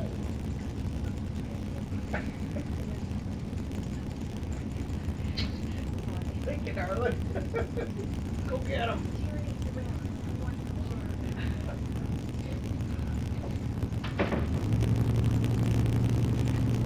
So we're going to lose the door car this pairing. But we're going to lose the street roads to the next pairing. Petey's Porsche goes red. Mike goes 005, and he's going to get the win. How about a 990 with a 005 light? Well, they like Matt best, but Michael's doing his best to help him. 5,000ths package, and it's all right here on the starting line. Petey goes 987 at 149 after going red by 4. So both Blodgetts be back. Val Torres. So the Blodgetts go red for buyback. Val Torres in the Corvette, that'd be left side. Greg Harrison in the Corvette, that'd be right side. Both 63 Corvettes. Both have won multiple times before. Torres, Harrison, Torres, and it will be Greg Harrison, double breakout. His 989 under by a Hun takes out Val's 988 under by 2 Hun.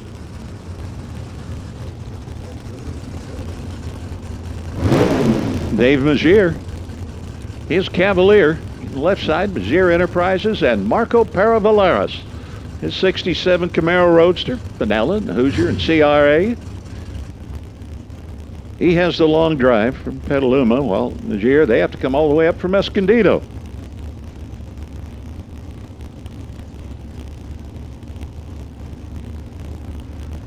And they're just rolling right in.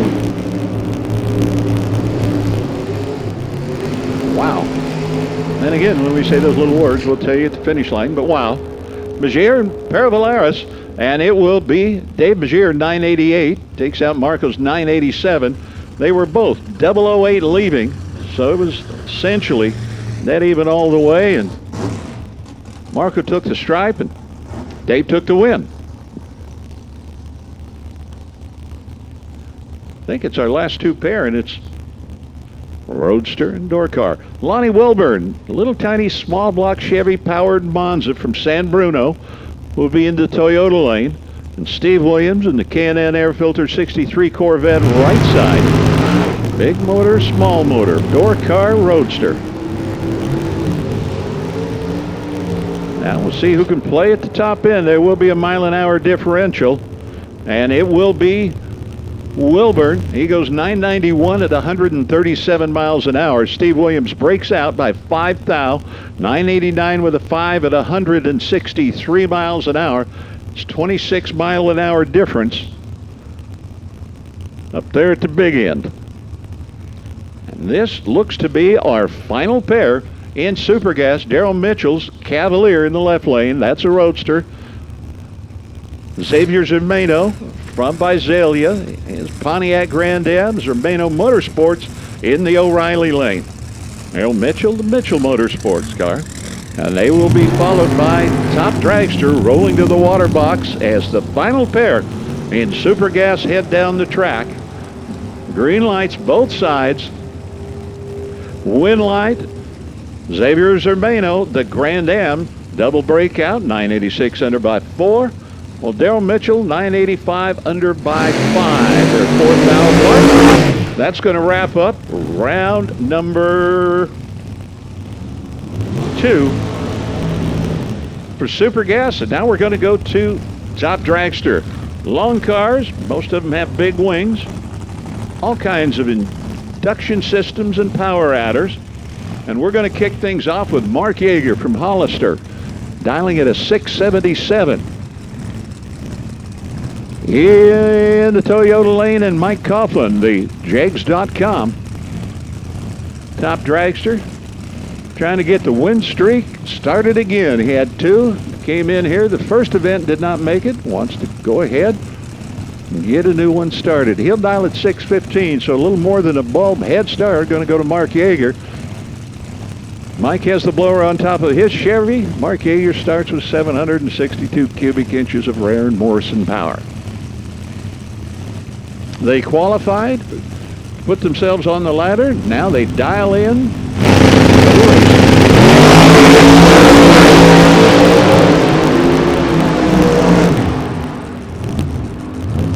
It'll be Mike Coughlin. He was 007 off the line, then goes 623 at only 202 miles an hour. 682 for Yeager. He was a little later off the line, and, well, he was off his number at 197 miles an hour. Dean Hall from Corbell, the event sponsor, Corbell Champagnes and Brandies, Corbell Champagne Cellars in Guerneville. Go visit. We'll give you directions later on as we talk about that. His Donovan-powered machine with big bottle of nitrous, Art Hoover. Driving the dragster now from Concord. We watch a little spray as they purge the nitrous bottles. 300 apart on the dials. Things work out right, they should be close all the way down the racetrack. Well, it's not going to be that close, as Art had a 10 to the green side and Dean had a 10 on the wrong side. It's Art Hoover, 671 on a 671, a 13 thousandths package, 10 at this end, 3 over at the other end, 13 thousandths. Dean Hall goes 675 at 200 miles an hour after that glowing red light. Jennifer Weens getting to race on the anniversary. It's number 7. She's in the left side, down at 630. Ted Weens Tire and Auto Machine from Las Vegas, while Dan Naylor coming from Colfax. His small block, twin turbocharged dragster, down at 668. Yeah, those chrome pipes hanging off. No supercharger there.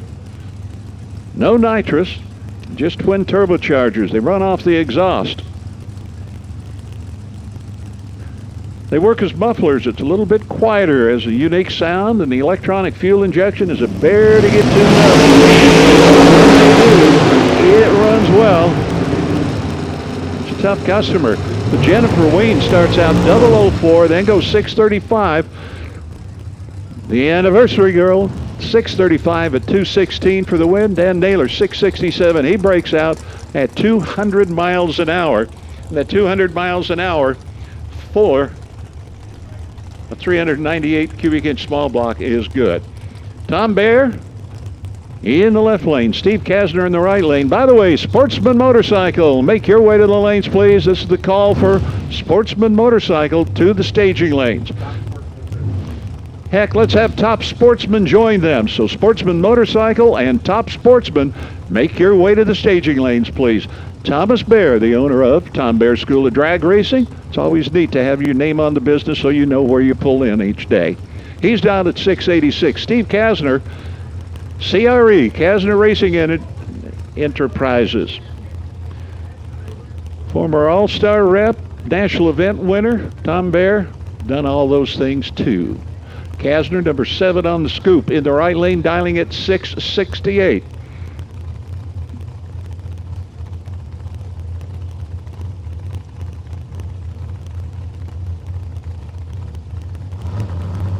.686 the dial left side, 668 the right side. Both off and rolling. Lights are green. They are racing down the track, and it will be Steve Kasner. 669, a hunt over at 190 miles an hour. Tom Baer, 3 hunt off at 689 to 177 miles an hour.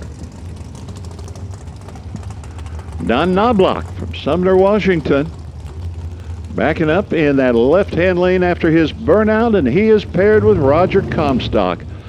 Lucas K&N, MTS, that Yancer chassis car, and I always mention the fenders because people look at them and try and figure out what looks different. I can't exactly pick out why. It's the fenders on those Yancer cars. Roger Comstock is 677, Knobloch is 689. There'll be a bit of a head start for the Washington racer in the Toyota lane.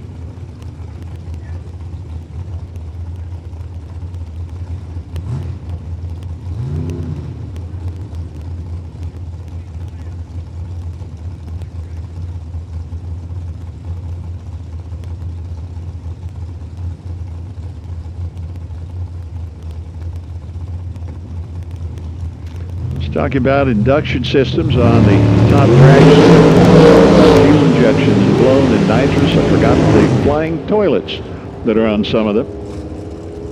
We'll tell you. Oh, and it's Don Knobloch, 693 at 193 miles an hour. Roger Comstock, 675. Too quick by 2 Hun at 191 miles an hour. Good race here. Mo Trujillo, former division top dragster champion from Happy Valley in Oregon.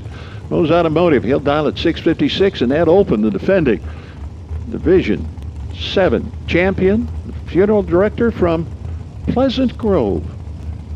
Now, you can't just say like Happy Valley and Pleasant Grove. When you get nice and easy names, you have to work with them. Pleasant Grove, Utah, and Happy Valley, Oregon. Ed Open dialed at 674, Mo at 656. Open gets to leave first.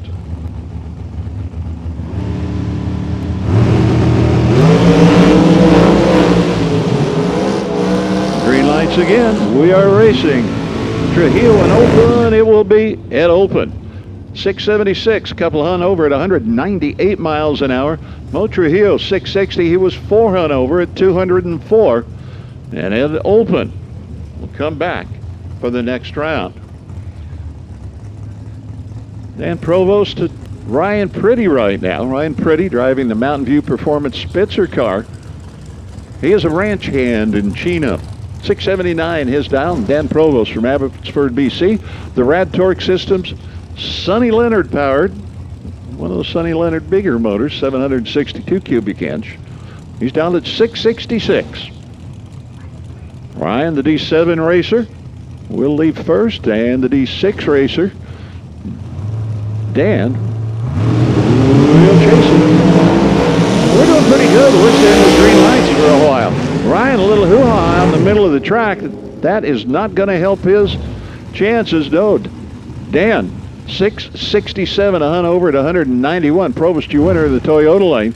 Ryan, 680 at 197. Well, he was only a Hun over, but he had that move just about half track. Got over to the center line and brought it right back. But it did not help him. Craig Blaisdell, the Seas Candy Newmark dragster from Anderson, California. And he is paired with Paul Nero. Paul Nero, very economical with his numbers, just using a single digit, and it is a 1. The defending Racing RVs world champ and top dragster. He is from Eugene, Oregon, dialing at 664 in the O'Reilly lane.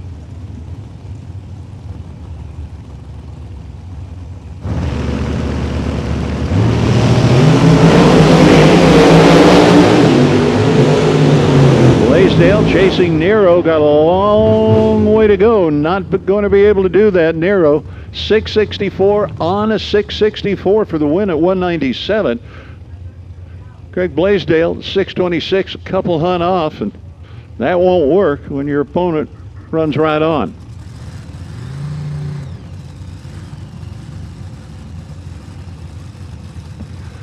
Once again, Sportsman Motorcycle and Top Sportsman, make your way to the lanes, please. Motorcycles and Top Sportsman, make your way to the lanes, please. Jeff Connolly's Landmark Iron Race Tech Dragster in the right lane with its Pro Charger on it. Baruch Yamas from Hermosillo, Mexico, the 21-year-old, is Yancer Chassis Dragster. They struggled a bit on the first day of qualifying, but after that they've been able to get down the track quite well. Young man has done well. Reuben and Baruch Sr. keeping an eye on him.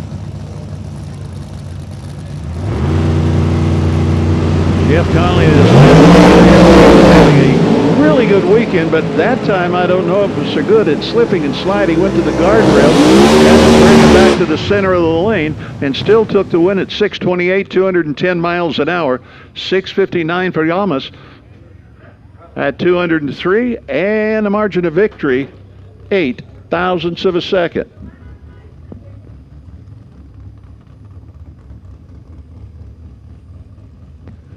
The next pairing, I think we have, yes, we do have an issue. Steve Will and Dustin Lee would have been a fun race. Steve Will, the supercharged 470 cubic inch Hemi, number 8 in the world, who dialed at 611, paired with Dustin Lee in his 420 inch small block, who dialed at 716.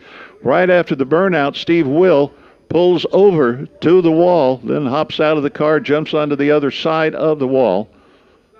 I don't know if he pulled up to the wall or hit the wall. Dustin Lee now sitting patiently behind the starting line. They're checking to see what happened with Steve's machine.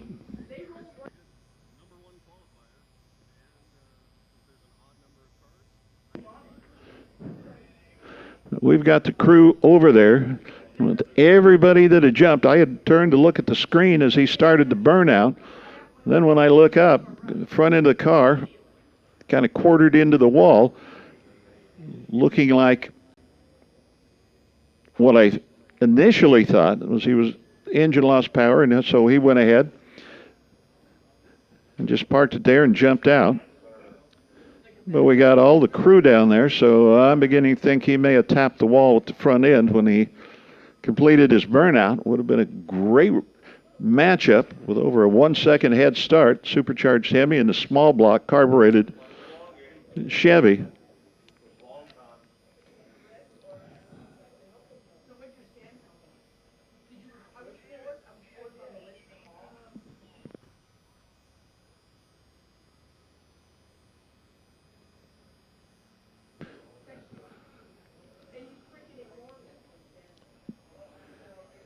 But it looks like we've got everybody down there and Steve looking at the car, they feel they'll be able to push it back. The rollback was going to head up there, and they've been just frantically waving him to go ahead and move on back, and they're going to try and roll the car back, I do believe.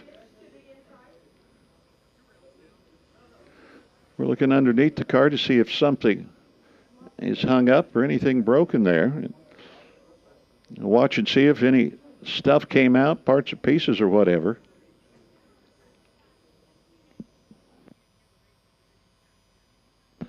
Whatever's going on, it has sure attracted a crowd right there. We have quads.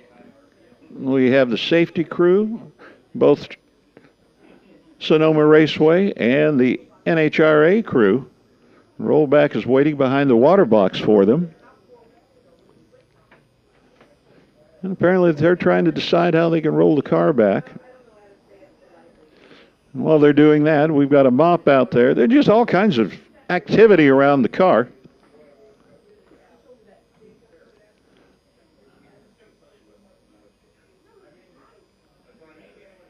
Like I said, I watched him leave on the burnout, because we see a lot of those every event.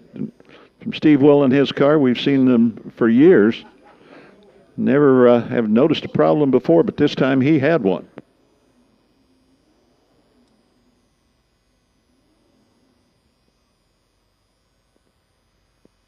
While we're getting Steve Will off the racetrack, do want to let everybody know, with the NHRA Mellow Yellow Tour rolling in for the race next weekend, racers, if you want to move, you need to contact race control so they can help you and coordinate your move to an area that is okay, so you don't end up moving twice. Somebody has put out some, look, go back. Whew. Thought he was going to get the tow truck. If you want to move, you do need to contact race control here in the tower. Sally will work with you to get you moved to an area so you don't end up having to move twice. Somebody has put some cones out down by the time slip booth on the tower side. The cones say HMP on them. I don't know if you borrowed those cones from HMP or those are your initials or whatever the case might be. But whoever put out the HMP cones, you need to contact the tower. You need to pick up your cones and contact the tower, because where those cones are is a designated area for a certain contingent of race cars. And again, if you want to move, we certainly understand you wanting to move and get camp set up before the Mellow Yellow Tour rolls into town next week. But please, please, please, racers, before you move and end up having to get moved twice, contact race control, work with Sally here in the tower, and she will get you moved to an area so that you only move once, get you settled in where you need to be, get everything coordinated and work out. We want to make this as smooth a transition as possible from the Lucas Oil Series to the Mellow Yellow Tour. But again, please contact Race Control before you take it upon yourselves to move, so that we can get you handled and taken care of, and get you moved just once, and not have to move you twice, because nobody likes to move twice. I've done that. Packed up and moved. Get moved again. Yeah, it's worse than a hotel room where the AC buzzes all night long and the people above you are running rampant at 3 o'clock in the morning. And yeah, it's just kind of ugly. So check in with Race Control if you want to move, and we will get it all coordinated, get you in where you need to be, and only move once, because, let's make life as simple as possible. Top dragsters, as we get a little cleanup taken care of out there on the Toyota side of the racetrack, we will continue on. Top dragster, round number 2, in the lanes and working right now, going down the racetrack.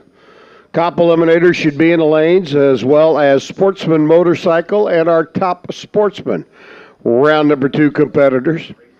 And then you know what we're going to do? We're going to start all over again. Super Street, Stock, Super Comp, Super Stock, Super Gas, etc., etc., etc., so on and so forth, till we finalize all of our champions today. But again, racers, if you want to move from where you're parked now to a different location for the NHRA Mellow Yellow race next weekend, please contact Race Control. They will work with you. We will work with you. Sally will work with you to get you moved to someplace that is good for you and good for the layout of the track for next week, as there is a plan in place. But Sally will work with you so that you only have to move once and not twice. Just please, we ask that you check in with Race Control so we can get that handled, done, and taken care of. Thank you.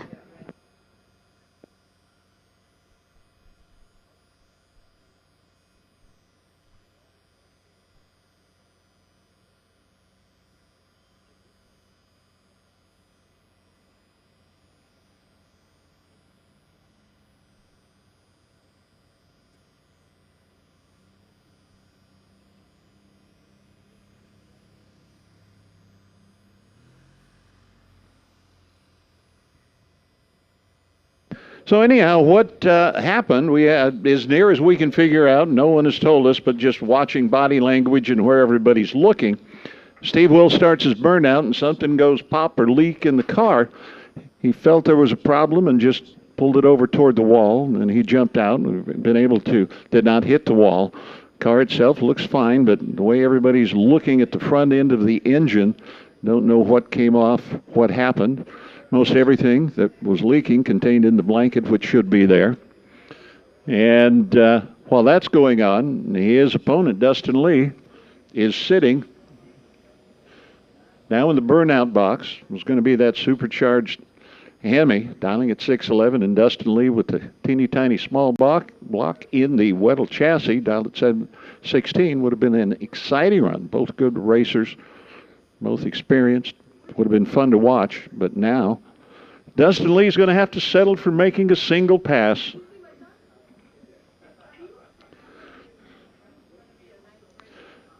Doing a little cleanup because whatever came out of the car. So we've done that. We're going to drag a little bit with the Zamboni. Once we get done, Dustin can make his pass.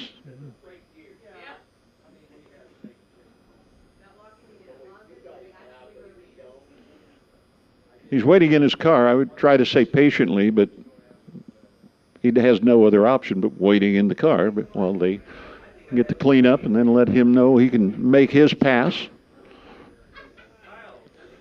Everything cooling down while he does that. And so he'll fire it up. And at least having the single run, he knows whether to push it all the way out or just take it on through at a moderate clip and be ready for round number next.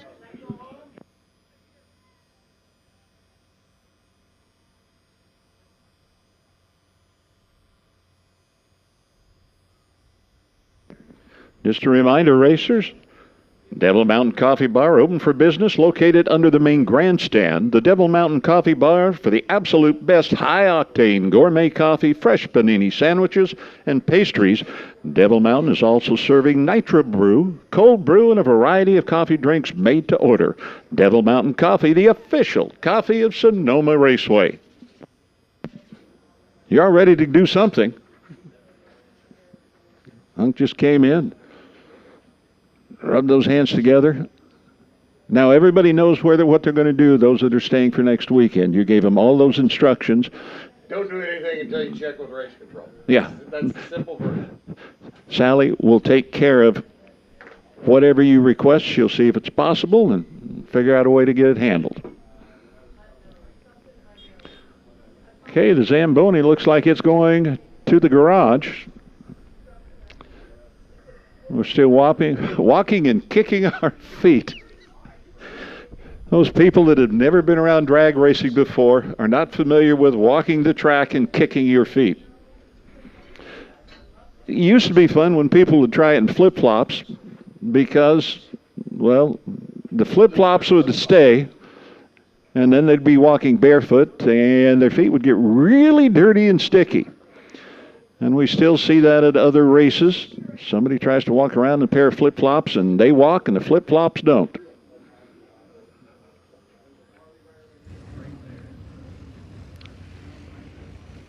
So after everybody else looks at the car, Steve is in there, got something in his hand, because nobody knows the car better than he does. Track is ready. Dustin Lee in his lane. Antelope Acres, engine builder, Dustin Lee Racing Engines. Early model Ed Weddle chassis. There are still a few of those racing. And this is one. Unique chassis. Manufactured by the late Ed Weddle. Neat cars. Dustin Lee, dialed at 716, 420 cubic inch small block Chevy. Chevy. Chevy, man. It is. It is. He qualified with a 719 at 185, closing in on 186 miles an hour. He's dialed at 716, 300 quicker than where he qualified. Now, as I said, he has the option. He doesn't have to run it hard all the way down. He's already going to get the win. He leaves our 003. Then he finishes with a 716.5. on basically a single run. He goes and throws an 8,000 package down and says, I think I've got it where I want it. Might be ready.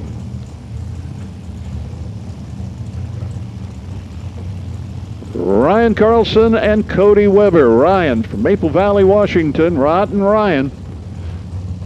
Got that blown tall wing dragster.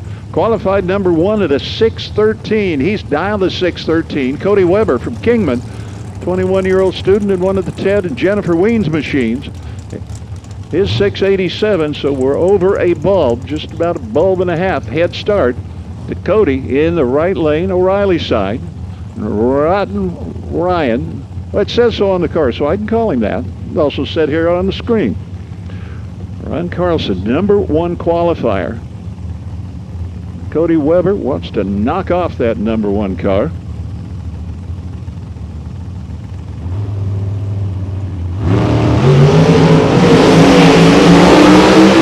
Cody well down track. Here comes that big blown dragster of Ryan, and not able to catch Cody Weber. 692 at 183 miles an hour for Cody's win. 614 at 223 miles an hour for Ryan Carlson. Cody Weber, 006 at this end, and Ryan wasn't. Matt Hartzell, Bobby Ray McMahon, Matt Hartzell, 710 the dial, racer from Modesto. Hartzell, Otto, Lewis, and DDC, the 600 cubic inch Chevrolet, a little shot coming out. And Bobby Ray McMahon from Lodi, BCM Service and Engineering. He's got one of those pro-charged power plants. He's dialed at 622. Just about a full second difference. And this should be our last pair because it looks an awful lot like competition is Eliminators coming out next. And Well, the Uncle are going to bring that to you. He'll do a category, I'll do a category, and then he'll do top sportsman. I'm just guessing.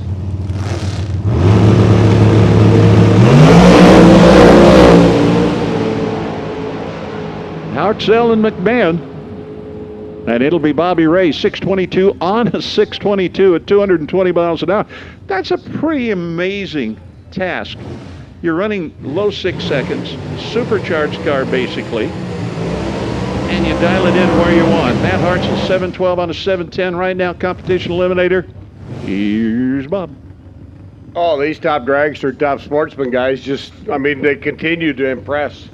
19 thousandths package on a 622, 220 mile an hour lap. I mean, really? Really? Really?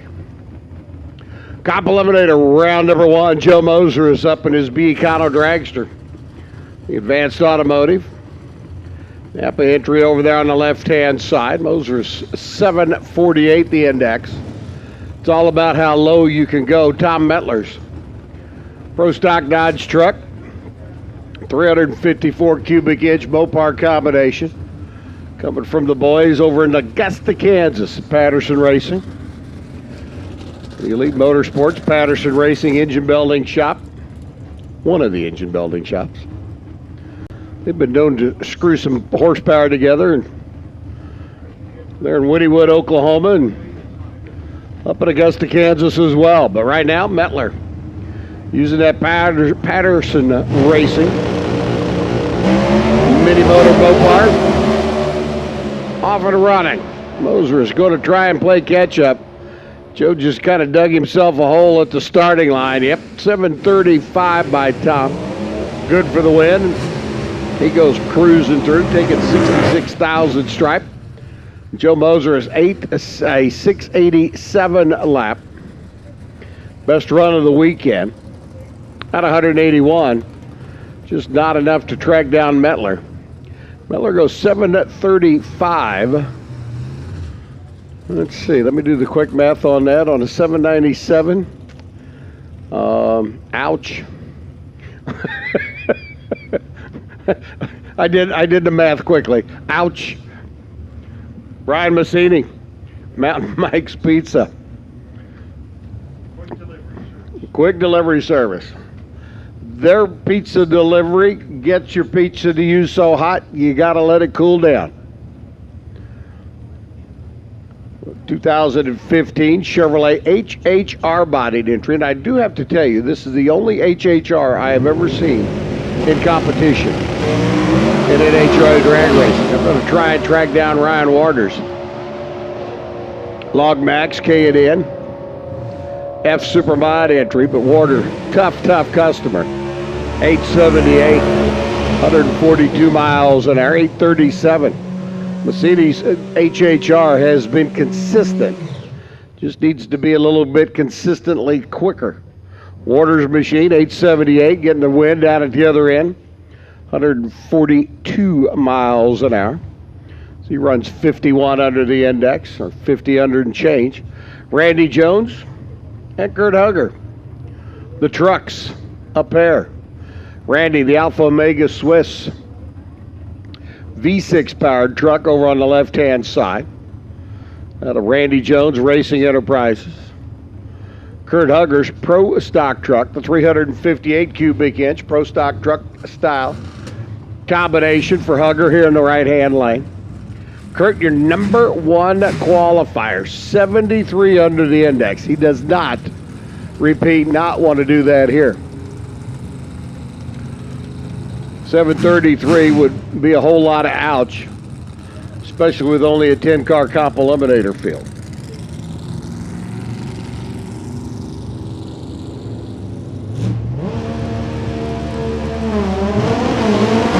Randy Jones leaving before the tree's activated.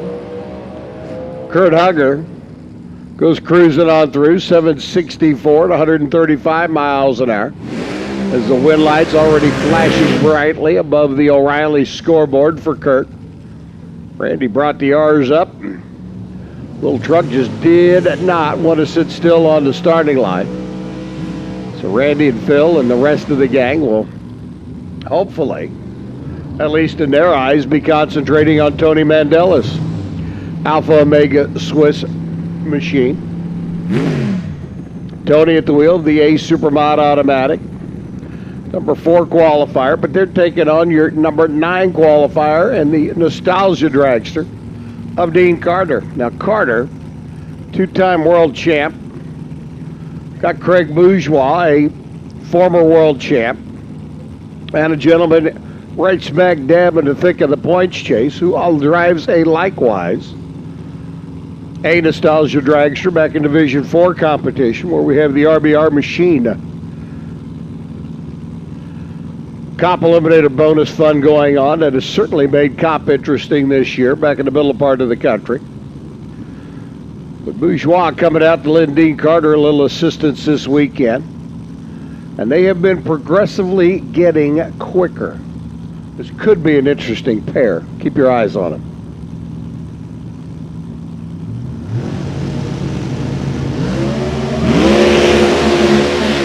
Carter lights the red bulb. 25 thou too quick out of the gate. You can see it hike the front end up.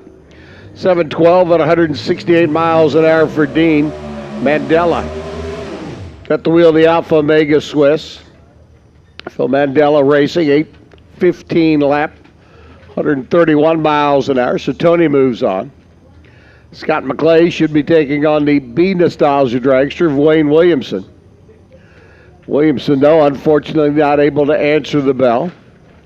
So Scotty McClay's C Econo Dragster going to get the competition bye run and move on to round number 2 of Cop Eliminator. Top sportsman, you should be in the lanes. Top sportsman, you should be in the lanes.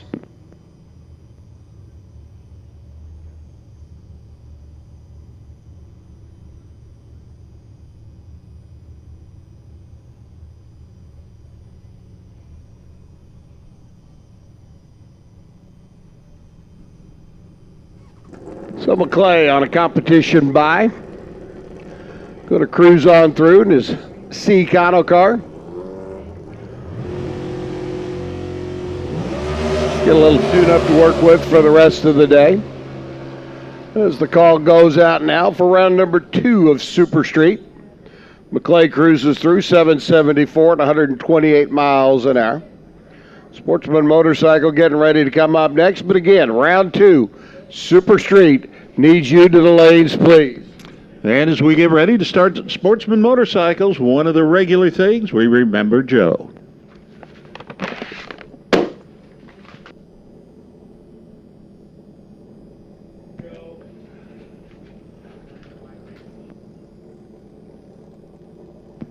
Kahia Woods from Las Vegas is Gexler Suzuki going to be in the Toyota lane at 8:43. Eric Jaquith from Queen Creek in Arizona. Jaquith dialing it at 920 in his Busa.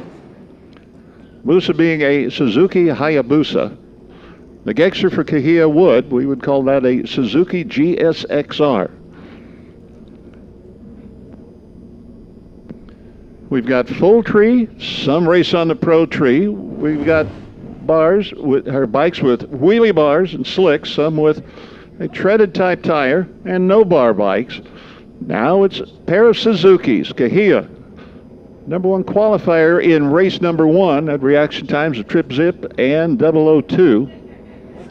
Not able to parlay that into a win. Oh, but he gets this one, Eric Jaquith. Too early, turns on a red light. Win to Kahia Woods, purple socks and all in the Toyota left lane.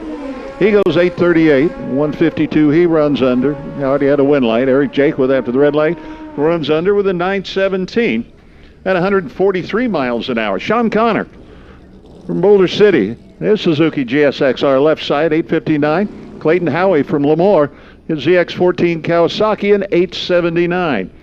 Now Clayton Howie, it's a no-bar bike, so he will be way out over the wheelie bars hanging on. Sean Connor, if his bike wiggles and wobbles down the track, watch his body language. He will move around with his body, not try and steer the bike. This is a nice straight run. He's got the win. Clayton Howie went red by fourth thou. Sean Connor, 8:51 and 1:55. Howie, 8:87 after the red light. Super Street, you've had your call. Next round, head to the lanes. Super Street, head to the lanes. Ron Alves. The Alves Farming Kawasaki, former division champion here. Finished fourth last year. Dialed at 8:18. He's from Colusa. Don DePeel from Gladstone, Oregon. His Kawasaki dialing at 8:40. Sportsman Motorcycle, I think they run in Division 4, 5, 6, and 7. 1, 2, and 3 don't run them. In this case, with double event, we get a lot of racers. Of course, from the home Division 7, many come down from Division 6.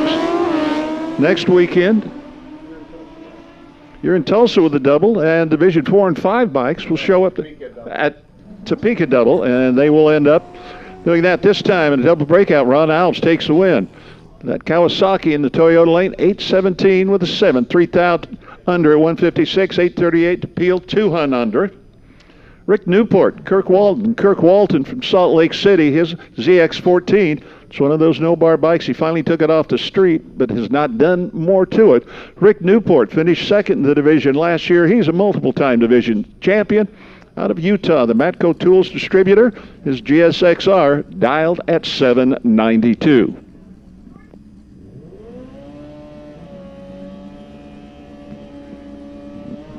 Now they all lean over, but the guys with the wheelie bars can set up quicker than the ones with no bars. They have to stay leaning for quite a while. Now you see them turn around and look at each other, and it will be Rick Newport, 8:13 to 140 miles an hour in the Toyota lane.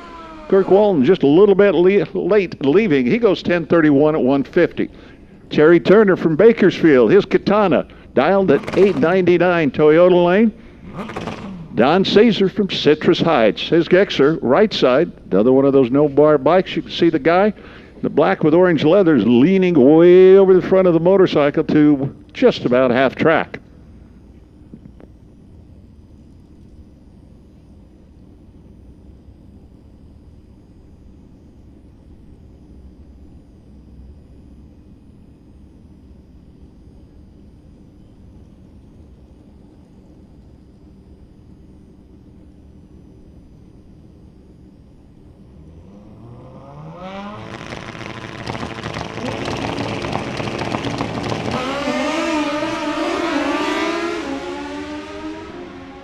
They get the shifting all done. Now they start looking at each other. Somebody has a good chance to win this one. That is Don Caesar. He does that in the O'Reilly lane, 912 and 145, because Terry Turner was just flat late leaving the line. He breaks out running at 889 at 10th under and still not able to catch Don Caesar. And again, Super Street, start making your way to the lanes. Super Street, make your way to the lanes. Get paired so you can pull forward. Trace St. Germain used to be a roller rink operator from San Jose, his Z1R. Race had an incident, came back as strong as ever. 956 his dial against Miles Howard, the D6 champion in the right lane from Camano Island, Washington. His RF Suzuki dialed at 784. And it will be Trace St. Germain, the local racer. Well, if it's local as San Jose can be. Miles Howard, 780, the D6 champ, too quick, breaks out at 154. Trace St. Germain just 300 off of that 959, 136 miles an hour. Pete McClett Jr. again, former Division 7 champion from Garberville, on his Busa in the left lane, dialed at 864. Leo Shaver from Las Vegas. He has been one of the ET champs before and been in the winner's circle in the Lucas Oil Series. He will dial at 885 on the Ninja, right side. Yellow and blue leathers, the yellow helmet. Trace St. Germain, or Pete McClett Jr., gray leathers and a purple helmet.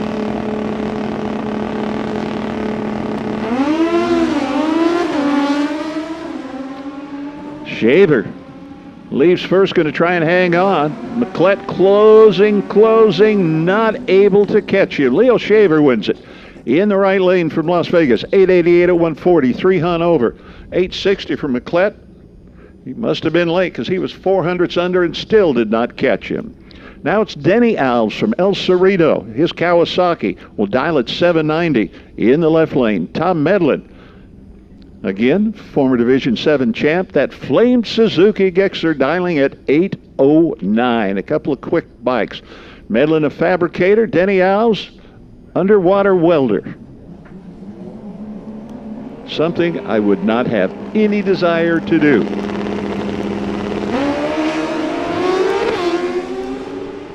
Medlin out, Alves chasing him. Two gorgeous machines going down the racetrack. Yeah. Medlin up against the limiter and shuts it down. And Denny Alves wins at 793 at 144 miles an hour. Medlin with the problem, slows to a 14-second rate. Just let it run up the hill. Hits the heavy limiter, and you can hear the popping. Dave Wheeler, ZX14 dialed at 894 in the Toyota left lane. And Gary Oakes picked up a win in the first race. His KZ out of Las Vegas, dialed at 868. Gary Oakes leaves. It looks like he's hanging on to the lead. He's looking around. Well, he hung on to it too tightly. He broke out. Dave Wheeler wins at 891 at 150. Leo breaks out by almost a tenth and a half, 856 at 151 miles an hour. It'll be a new winner this time. The current division champion, Larry Mota from Orem, Utah. His ZX14 will be in the left lane. He'll dial at 897. While Manny Taylor from Bakersfield, his GS, dialed at 887 O'Reilly side. They dial a tenth apart. Mota in the left lane leaving first.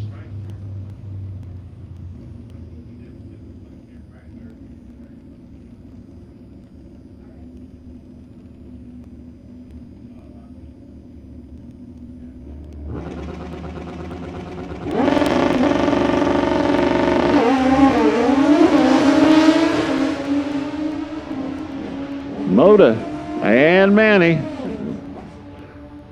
clear the finish line, and it is Larry Mota, the defending division champ, 897 on an 897, 142 miles an hour, just a thou over Manny Taylor, 882, too quick by 500s at 139. Brian Jennings and Gaston Evans look like our final pair in this round of the Sportsman Motorcycles. Brian Jennings from Martinez, his GSXR, 897 Toyota lane. Also an 897 for Gaston Evans from Oakland, his Musa. Evans not there with the red light. Brian, 902 at 144.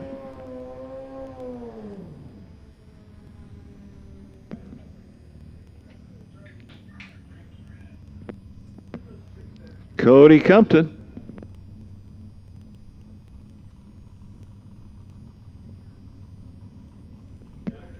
Cody Compton, your number one qualifier, an uneven number of bikes on the ladder. His 951, Vancouver, Washington is home. Project designer on his Hayabusa. He is the final Sportsman motorcycle going down the track. Then Bob's going to bring you the Studebakers. Studebakers, because there's one there and there's one going down there. Ooh. So we're going to How often in one frame can you have two Studebaker race cars? Larry Scar's Super Street car going down. Cody Compton goes 946 at 142. And like I said, I'll let Bob tell you about our Studebaker. How often can you have Studebakers a pair? Well, you can do it at the Studebaker Nationals real easy.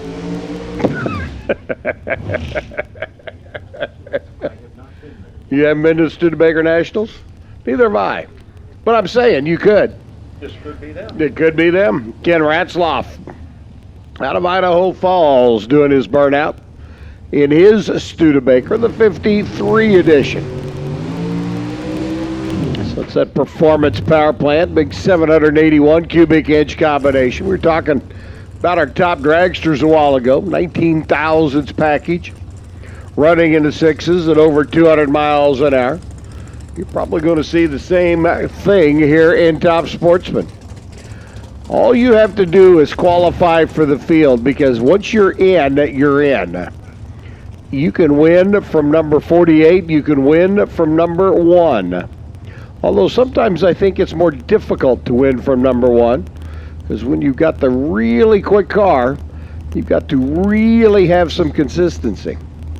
Bracy, your number 29 qualifier over here on the right-hand side as we're entering into round number 2 of our top sportsman action. Again, Super Street cars. You should be paired up and in the lanes. Super Street. If you're not in the lanes yet, you're tardy. We need you.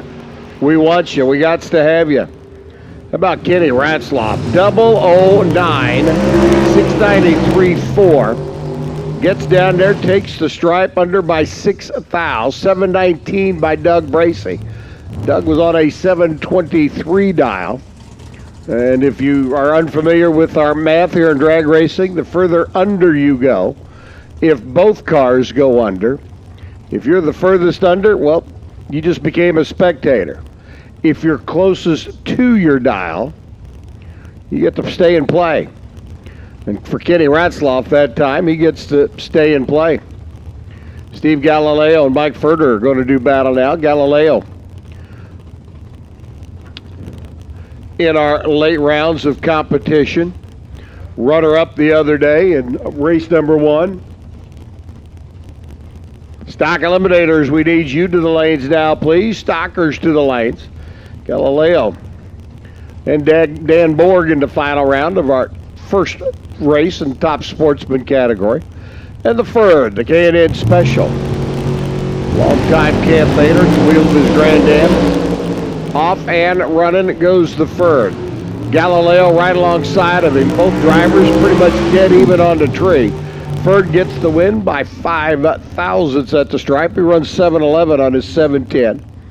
690 on his 689. Ferd had 3 thousandths in the bank leaving the starting line. Picked up 2 more thousandths going down the racetrack for a whopping grand total margin of victory of 5 thousandths of a second. It was Richard Okerman's Chevrolet Beretta survived the opening round last night. The Hot Rod Performance.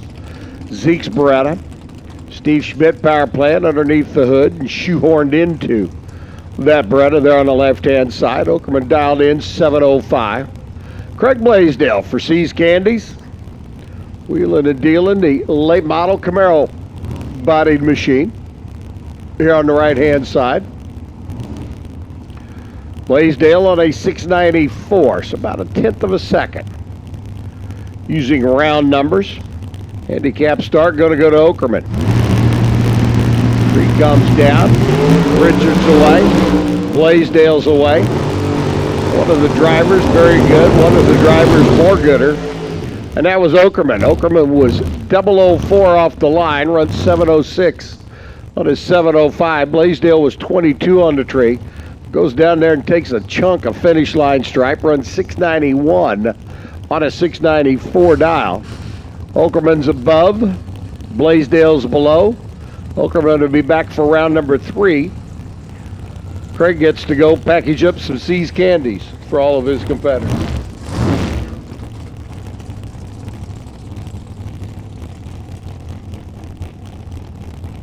Paul Gladden's machine, the classic 70 Mustang, taking on Doug Crumlich. Crumlich at the wheel of his 63 Corvette bodied entry. Crumlich in the 687 dial range, 698 for Paul Gladden. Very unique paint job on the side of the Mustang for Gladden, is also his top dragster. Sports a very touching tribute to all of our armed forces personnel. Gladden, unfortunately, punches his own ticket out as he goes red. 684 by Crumlich. Number 3 in the world last year, picks up another round win. 684 on his 687. Gladden lit the red bulb back here by 18 thousandths of a second. Then runs a 695 lap at 196. Again, Super Street and Stock Eliminator. You've been called to the lanes, please. Super Street round 2, Stock Eliminator round number 3. Need you to the lanes, please. So Crumlich moves on. Gladden's day is done. Phil Unruh's twin turbo special metals Corvette And again, tip of the cap to Phil. The Industrial Electric Corporation entry out of McPherson, Kansas, sponsoring our DragRacer.tv coverage. Glad to have everybody listening in. DragRacer.tv across the country and around the world. Monty Green up alongside his Ford Fusion for the Haxton, Colorado-based runners. A couple of guys that made quite the tow to get here. One from Kansas, one from Colorado. Here to play. Neither one of them wants to have lane choice headed home too early. Green's off and running. Phil Unruh out of the gate and running. Good lights, both gunners. Winner picker says, give it to Monty Green on a double breakout. 687.3. Monty's under by 7 thousandths of a second. 651.1 on a 652. Unruh's under by 9 thousandths of a second. You take the 9, subtract the 7. That tells you that the true margin of victory, a scant 2 thousandths of a second down at the other end of the racetrack. That race was a pick'em from start to finish. Unfortunately, Phil Unruh in the special metals twin turbo Corvette comes up on the wrong side of that deuce down at the other end. It's Dan Lafferty's 69 Camaro bodied machine and Joe Meloff, the wheel of his Pontiac GXP. The runner out of British Columbia, Canada, over on the left-hand side, 699 to dial. Lafferty on a 687 here on the right-hand side. And again, Super Street and Stock. Round 2 Super Street, round number 3 Stock Eliminator. Y'all should be in the lanes paired up by now and ready to go, because we're about to finish up our second round of top sportsman action. We'll be rolling right on into Super Street. Round number 2. Right now, though, Lafferty and Meloff. Battle of the GM-bodied machines. Battle of the big power plants. A little bit better out of the gate. Meloff, he lights up the scoreboard. 698.2, under by 8 thou. 686.1, under by 9 thou. You thought that Phil Unruh and Monty Green had a close race? How about 1 thousandth of a second difference between Joe Meloff and Dan Lafferty? This top sportsman racing some fun, huh? 2 thousandths margin of victory, 1 thousandths margin of victory. Actually, for Joe Meloff, it was 18 ten thousandths of a second down at the other end of the racetrack. That, boys and girls, is close. Bud Bruce, the sign maker out of Grand Junction, Colorado. Here's another one of our Mile High State runners. But over here on the right-hand side is 69 Camaro-bodied machine. First-gen Camaro. Taking on the late model, swoopy, aerodynamic Pontiac GXP body. Joe Stannard out of Lake Havasu. 7 flat to a 690. Say goodnight to Joe. Hi, Joe. Stannard turns on the red bulb by a thou. Bud Bruce gets the win, runs 687 on his 690 number, 194 miles an hour. But when Joe Stannard flicked the red bulb on back here on this end of the racetrack, it opened up the door for Bud Bruce to drive it on down track and do anything he wanted to do. He was the automatic winner. Unless, of course, he touched the sidewall or went across the center stripe, because that's a bigger infraction than a red light start is, but that's a tale for another day. When and if it happens. Bart Smith and Chris McCallum come rolling in next. Bart on the left-hand side, the Ultimate Collision Las Vegas runner. 812 cubic inches of Sonny Leonard belt power. Chris McCallum. Special metals, metal buildings specialty. The Grand Junction, Colorado-based runner. The wheel of his Corvette. A fleet of 63 Corvettes here in Top Sportsman this weekend, and a fleet of first-generation Camaros. Bart Smith with the Monte Carlo body says, you guys do it your way, I'll do it mine. Chris McCallum says, okay, I'll do it my way. We get the win, 688 at 182. 714 by Bart, both drivers off their number down at the other end of the racetrack. McCallum's closer. Bart Smith throws away a 001 reaction time, giving up the stripe down at the other end of the racetrack. He'll look at that time slip, shake his head, probably mutter, golly gee willikers, son of a gun, and a few other words. Sean Hurst up in his Firebird. All the first generation Camaro bodied entries. Sean says, hey, let's do it a little bit different for the reigning Division 6 champ. Got the 68 Bird up on the right-hand side. Taking on Dan Provost. The Rad Torque Systems. Abbotsford, British Columbia-based runner. Good little racetrack up in Abbotsford. Except they cut down all the trees between the staging lanes and the river. Oh, and Dan Provost gets the hit home early. 9,000ths of a second too quick out of the gate. Sean Herbst, your reigning D6 champ, goes 708 on his 706. And into round number 3 for the Firebird, Provost. Packing up the Rad Torque Systems. Camaro for a 688 lap and after a 9,000ths of a second red light start. Jeff Gillette for Engine E Reserve. Barry Polly, Darren Seeley, and the rest of the gang over here on the right-hand side, the O'Reilly lane. It's Pontiac GTO bodied entry. Taking on Ed Opens. Camaro on the left-hand side. Hey, Stockers, I don't know where you are. Stock Eliminator, round number 3. Need you to lanes, please. Stock Eliminator, round number 3.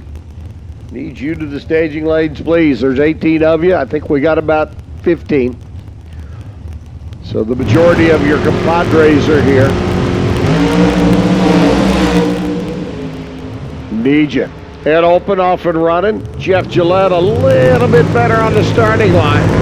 Turns it into a 14/10,000ths of a second margin of victory down at the other end. Great googly moogly. 684, Gillette gets the W on his 685. 696 on his 697 open. Open is under by 6. Gillette's under by 5. And it's that close. Again. That's what? 4 races now decided by 2,000ths of a second or less here in round number 2 of Top Sportsman. Told you we were going to have some fun, didn't I? Huh? See what Paul Mitzos and Don Mazier can do. Mazier up on the left-hand side. Had some problems out of the Cobalt early in the weekend. Seems to have them all ironed out now. Bringing the nitrous system down to the pressure level that he wants it. Paul Mitzos, the Mountain View Tire and Mountain View Performance. Dodge Stratus over here on the right-hand side. 688 cubic inches of sunny power. And again, Stockers, final call to the lane. Final call to the lane. Stock Eliminator. Need you to come on down. Final call, Stock Eliminator. Round number 3, needs you to the lanes, please.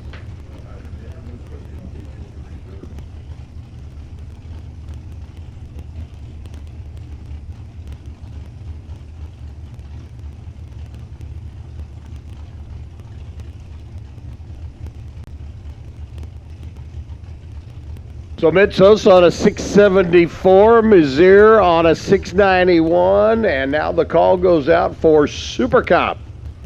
Need you to the lanes, please. Super Cop, time to come on down. 3 lights a pair, we are off and running. Cut a light, run the number. B00, take 00. Mitzos was 002, but they both run too quick. 689.5, Mazier is under by less than Mitzos. Mitzos goes 671.7 on a 674.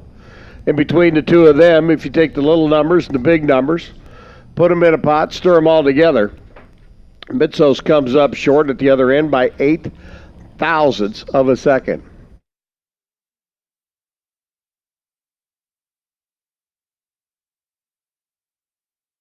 With customer service and technical support second to none, FTI Performance Converters and Transmission give you the winning edge. Just ask any of our customers, like 2014 IHRA Top Dragster World Champion Kevin Brannon, or the 2014 IHRA Super Rod World Champion Mike Ruff.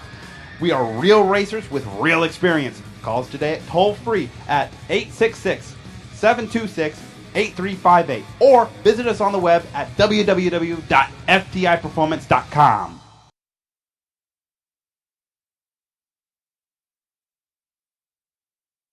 Well, then, by gosh and by golly, great opportunity to add a little little something special to your life this week as we roll into Super Street. Going to roll the 1090 numbers back up on the scoreboard. Super Cop, need you to lanes, please. Super Cop needs you to the lanes. The Super Street comes rolling in. James Ernst cranked out that 10.902 lap in the opening round. Earned himself a bye here in round number 2. Ernst says, thank you, I'll take it. And rolls right on into round number 3. Work, you're in the money. Got lots of money. Well, maybe not lots, but you're in the money. Super Cop to the lanes, please. Super Cop to the lanes. Ernst takes the opportunity, drive it out the back door, goes 1085. 126 miles an hour. Gordon Bovin and Rodney Lee as we go to side-by-side competition. Should have about 12 pairs of Super Street cars now as we're working our way through our eliminator field toward crowning our champions, passing out Wallies, a few pats on the backs, a few attaboys, and probably even a wahoo or two before all is said and done. Rodney Lee out of Show's Auto Repair. Serious Rat over there on the left-hand side. That is a Chevrolet-powered Mopar. Gordon Bovin out of Boise in the beautiful Barracuda. It's absolutely bodacious. Trying to work in all the B's we can there. Buzz. Bovin on the right-hand side. Top 10 finisher in the D6 points chase. Picks up another round win. 1092 at 143. Going 16,000 stripe for the win. Rodney Lee, 1093 at 146 miles an hour. His day will come to a conclusion. Eddie Blazers. Firebird now taking on Chris Cannon, the second. The CNC Olympic Heating, off a Washington-based runner. Big block powered 69 Nova. So you got the big block powered Bird on the left-hand side for the runner out of Edmonton. Which, let me tell you, Edmonton, Alberta, Canada is a long ways from here. Whew. You got to have 6 Bs next round for Bovin. Believe it or not. Cannon goes through 1087.7. Eddie Plazier throws away a perfect 10,900 lap by turning on the red bulb back here on this end of the racetrack. Ouch. And that trip back to Edmonton sure is going to have a whole lot of time to think about that 10,900 run, all negated by a red light start. Here's Jim Laronis and Mike McBrayer. McBrayer at the wheel of the Pennzoil Corvette. Corvette, the 33 Ford. Give it to the Corvette. 1089.7 beats a 1086.3. The air out there must be getting better and better. We're continually seeing dual breakouts. And McBrayer survives that one. In the Pennzoil Corvette, Mark Downing comes rolling in next. The Malibu. Out of Maple Ridge, British Columbia. Yelling out of Rohnert Park here in the Golden State of California. The Haas Woodworking. Entry over on the right-hand side. Another Corvette, this time the Roadster. Well, hey, you know, it's sunny. Beautiful day. Wine country. Put the top down on the Corvette and, yeah, go racing. Works for Sean. Doesn't work so well for Downing. Downing lit the red bulb by 0.004 of a second. Sean Elling will be back on his Cruising the Wine Country tour in this Corvette Roadster.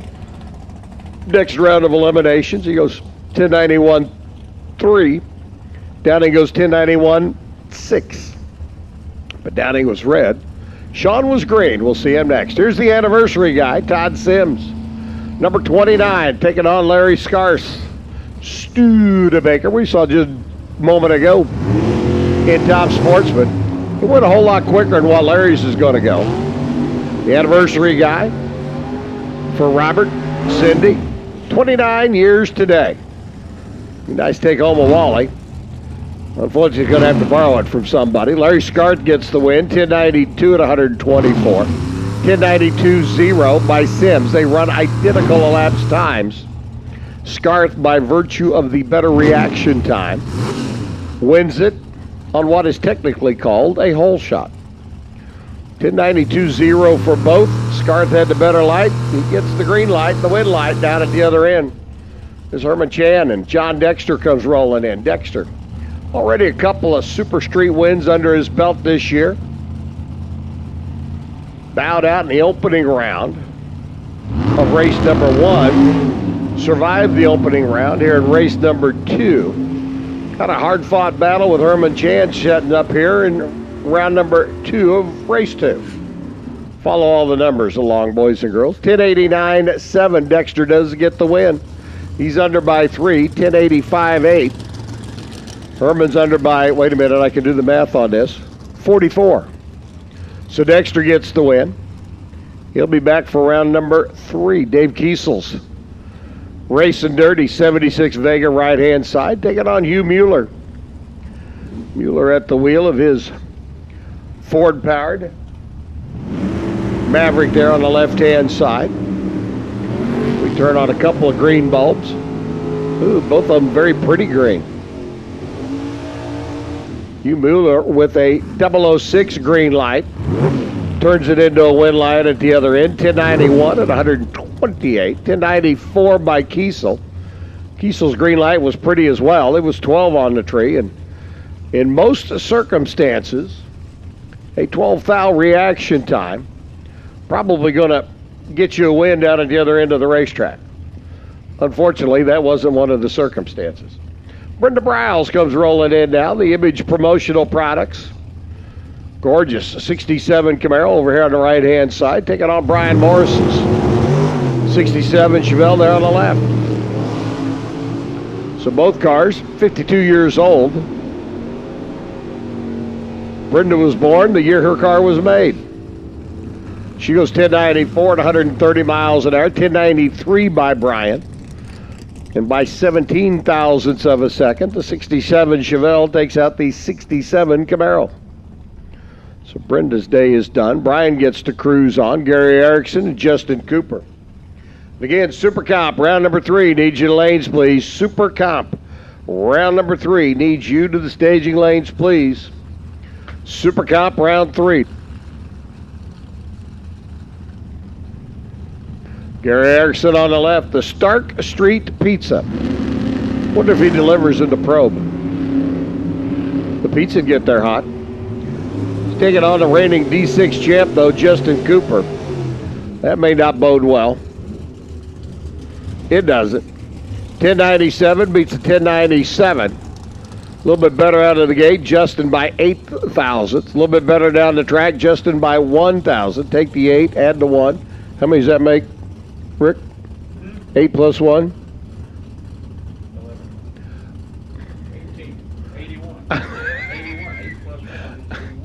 9 thousandths of a second. Thanks for playing, Rick. As a parting gift, check with Don Pardo at the door. Kenny Snow and Byron McCulloch. The Camaro on the right-hand side. Snow on the left at the wheel of the Chevelle. And it's going to be Snow, 1095 at 142. Brian McCulloch got down to the other end of the racetrack, took 55 thou stripe, broke out by 10. Can you say he had 45 thou to work with down at the other end? Yeah, I do believe. But Brian didn't work with it so well. Kenny did. He gets the win. He'll move on. Bob Richmond's 1950 Ford. I love guys who look at a 1950 Ford and say, super street car. He's taking on Joe Greco. You heard Rick Carlson telling you earlier that the front nose on the stretch nose Vega is an actual old Jungle Jim Lieberman. Front end off of one of his funny cars. Body got trashed out here in the West Coast. Took the body off, threw it off in a pile, and Ted Kellner and the rest of the gang said, we can use that. 1091 at 145, Joey gets the win. Bob Richmond in that classic 50 Ford. Turns on the red bulb by 3 thousandths of a second, then runs dead on 8. And if that doesn't make you say a whole bunch of words underneath your breath, I don't know what will. High Gear Harem up for Mosier and FTI and Goodyear. Taking on Mark Simonian. Ooh, good pair. Marky right side. Ryan on the left. Out of the gate they go. Which one's going to want it worse at the stripe? Is it going to be Mark? Is it going to be Ryan? Is it going to be Ryan? Is it going to be Mark? It's going to be Mark. 1093 at 136 for the win. High gear goes to high gear. Runs 1089.7. Takes 24 stripe to break out by 3 at the other end of the racetrack. And for FTI and Mosier, high gear gets to spectate for the rest of Super Street. Fred Murphy taking on Karen Rizzoli. Karen threw down a 20,000s package in the opening round. See if she can do it again against the little Vega wagon. Mountain Valley, California based machine. Big block underneath the hood. Karen off and running. Well, she's not going to have a 20,000 package, but she is going to get the win. 1095 at 134. Karen was 26 on the tree this time. Murphy goes down. Runs 1088.3, taking 77,000 stripe to break out by 17. Fred had a little bit more to work with than what High Gear did, but neither one of them did it. So Karen gets to stay in play. She'll be back for round number next as Gene Clark's Camaro rolls in. The self-service pet spa of Bakersfield. And that opens up all sorts of ideas on the inside of my head about a self-service pet spa. And I'll let it go at that. I'll make them over on the left-hand side at a Federal Way Automotive and Radiator Repair. Well, there's a lost art, radiator repair. Alamekum goes through 11 flat at 143 miles an hour, 1099 for Gene Clark. Alan was 005. Gene was a little bit late. Alan turns it into the win. Gene didn't. And our final pair of Super Street, Dave Gotts and Ted Seipel.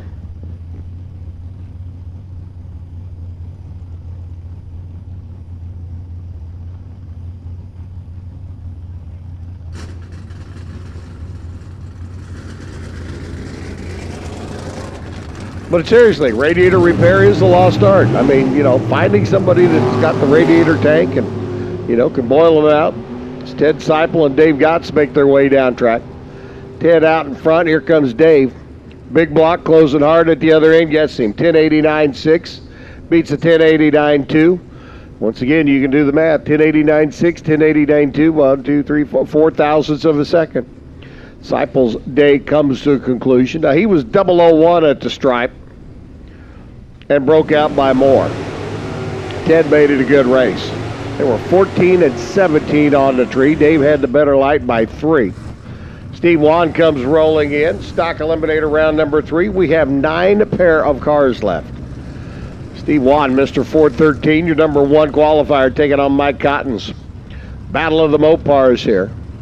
Cotton on a 1096 dial, Wan on a 999.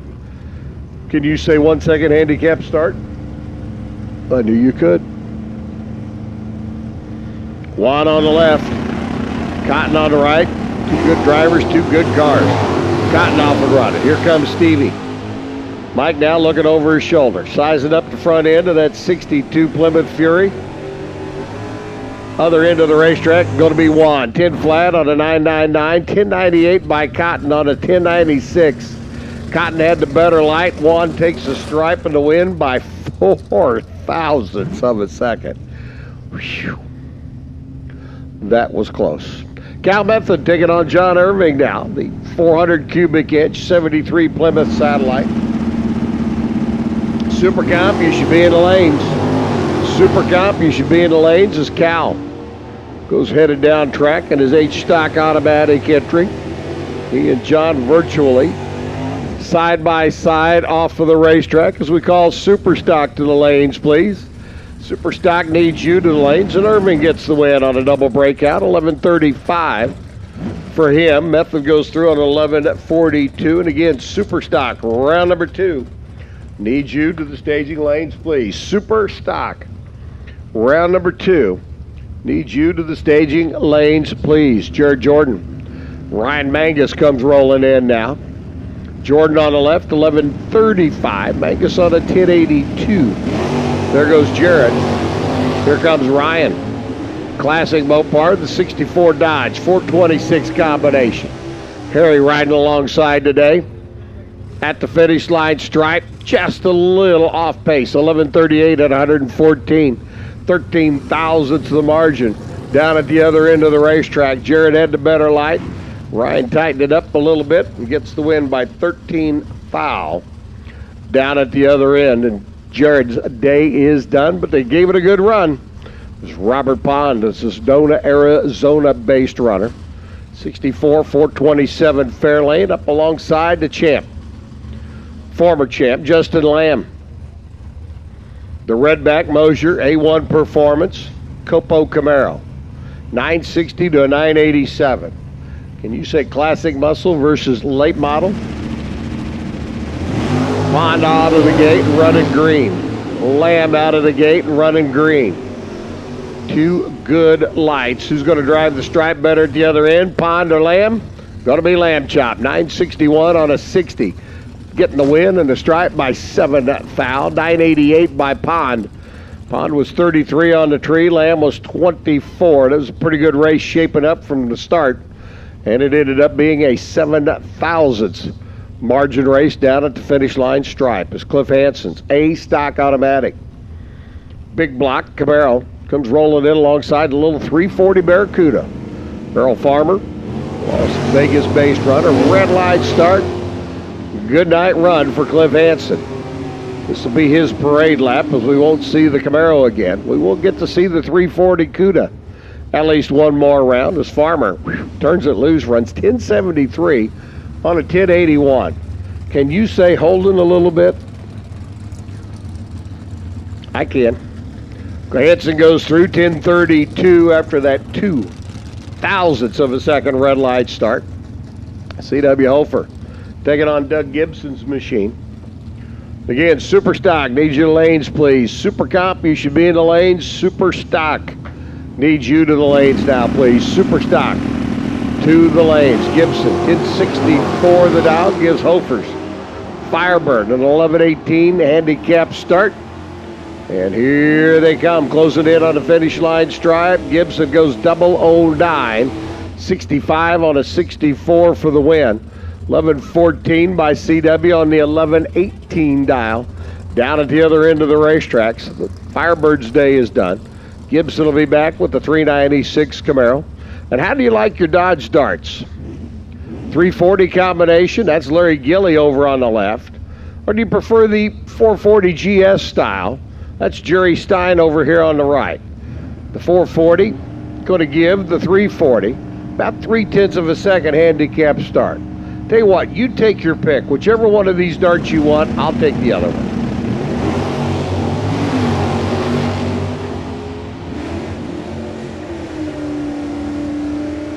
Working his way down track.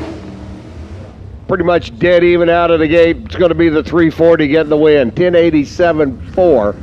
Dead on 4 on his dial. 1049.8. Stein runs a little quick to his 1053 dial. 122 by Jerry. Gilly goes through at 115 and the 340. Mopar ride gets to come back one more time. Oh, baby, what a pair in the water box. Going to end stock on a classic session. First, it's Kyle Rizzoli and Justin Jerome, and that's not a bad pair to draw to either. Rizzoli on a 1039 and a big block Camaro. Jerome on a 1087 with the 360 combination Mopar. Rizzoli checking out the blue sky overhead Sonoma Raceway. Then sets the front end of the Camaro back down to terra firma. Heads for the other end of the racetrack and cashes in. A 1043 winning time slip at 110 miles an hour. 1085 by Justin Jerome at 119 miles an hour. And Justin's day is done. And here comes our final pair, and the pair I was alluding to. Jody Lang taking on Jeff Taylor, JT and JL. Taylor at the wheel of the Copo out of the California Car Cover Company race stables. Jody Lang down from Gallup, Washington. They say that right, Stevie Wong?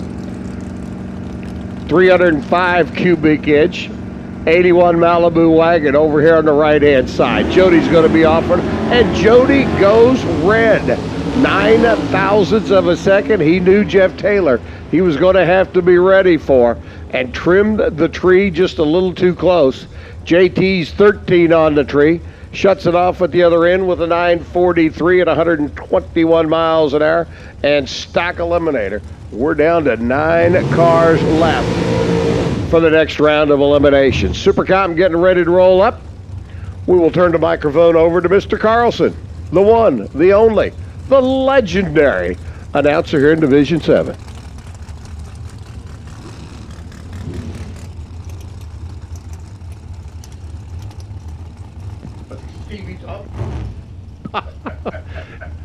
Supercom, dragsters, big block Chevrolets, and some others. That pretty much covers it, I think. We may have a couple of roadsters left and one Doa car. I'm not sure. Their target number is a 1090. Mark Potts left side, Tanner Hyatt right side. They are rolling. They are green. They're racing. Mark Potts better at racing in this pair. He goes 893 at 163. Tanner Hyatt too quick, 888 with an 8. Now the 4/8s would not be a bad hand, except in Super. Yeah. That may have a reason it's not a good hand. We aren't playing that game. Trey Vetter, Nick Cobb. Vetter from Henderson, the Matco Tools Goodyear dragster, and Nick Cobb, the Mickey Thompson race pack car in the right lane, the O'Reilly side. The reason we call the lanes by those names is because we read them on the scoreboard. And staging so carefully. Trey Vetter. His stage light was blinking while he's up there, and you hope the light moves when you've got the stage light on. If it's while it's blinking and it's during that off cycle, you're going to get a red light, and he did. Nick Cobb, 890 on an 890. Ran just what he needed to. His light, it's one of those, he's going to look at the time slip and said, well, I used up one of my pieces of luck. Bo Hicks. Mike Cornelius, Bo from San Carlos, Mike from Covina. They're good at this end. Who can play better at the top end? And it's going to be Mike Cornelius. They were 1 thou apart leaving the line, 3 thou apart finishing. 894 for Cornelius with a 1, 894 with a 4 for Bo Hicks. 2 thousandths of a second, margin of victory. Rich Lash from Queen Creek in AZ. Total Lubricants dragster left side. Right side, Tom Clark from Spokane. TW Clark Construction. Looking at the chassis, Tom Clark with a 2017 lane chassis. Rich Lash, a 1996. 21-year-old. Your chassis is 21 years old. We've got racers that aren't 26 years or 21 years old. We got racers that are 16, 17, 18, 19, youngsters that have come up through the junior dragster program.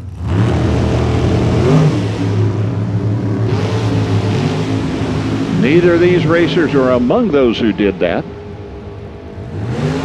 Again, good lights. 891 for Tom Clark from Spokane in the O'Reilly lane. He'd be your winner at 163, 893. A couple hundreds farther off was Rich Lash.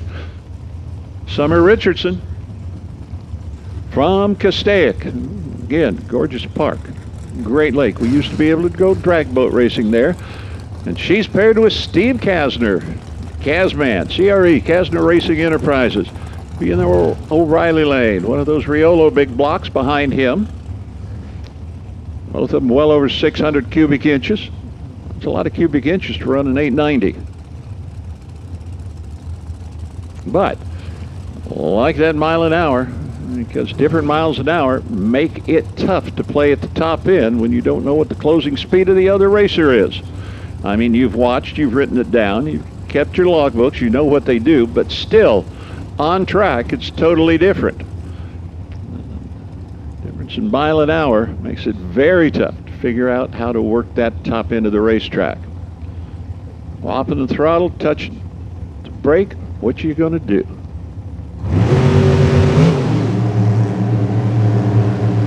Summer and Steve. Well, I'll say this. Both reaction times ended a 7. Steve's a 17, and he wins 9:00 at 169 miles an hour. Summer goes 8:95 at 169, much quicker here, but her light was an 0.77. Margin of victory, 7 thousandths.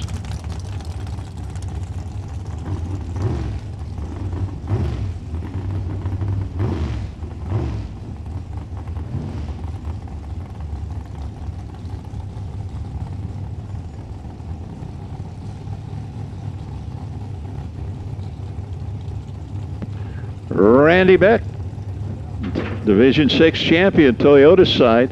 Zach Magier in the O'Reilly lane. Two accomplished racers. They have won bracket categories, Lucas Oil Series, national events, and national opens. Both have. Zach's don't show up in his number of 787. Randy's show up in his number as the D6 champion. And Randy Beck picks up another round win as Zach Magier turns on a red light. Randy, he'll run an 894 at 158. Zach Magier, after the red light, just takes it easy. It's a 13-second run. Racers that took part in the W.W. Williams Super 8 shootout.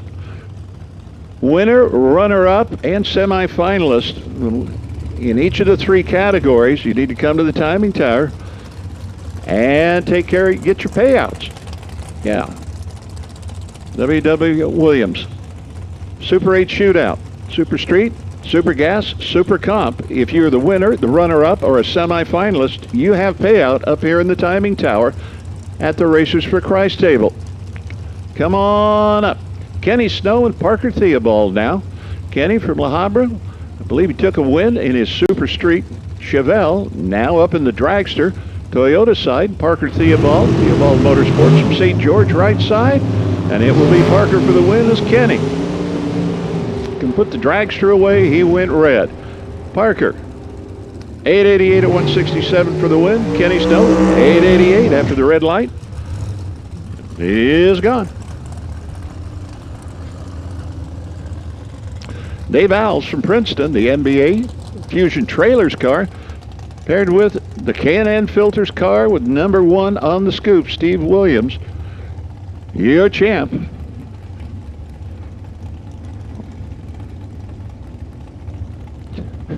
Reading Steve Williams' accomplishments: the 2018 Super Comp World Champion, 28 divisional wins, 12 national event wins, finished in the top 10 8 times, and 5-time division champion. Now, if you want to look at a list of accomplishments, those are about as good as you can get. Now, I mean, we've got a lot of racers with a lot of accomplishments. Steve's pretty impressive. Now let's see what he does on this run with Dave Alves, who has had a good weekend so far in the other lane. It's Steve Williams at a double breakout. 889 with a 5 thou under at 177 miles an hour for Williams. Alves, 88 with a 911 under at 185 miles an hour. Pair right now, Justin Cooper, number 62, finished second in D6 last year, the T.W. Clark Construction Dragster. He's paired with Kevin Wright from Longmont, Colorado, the D&K Interiors car. Justin,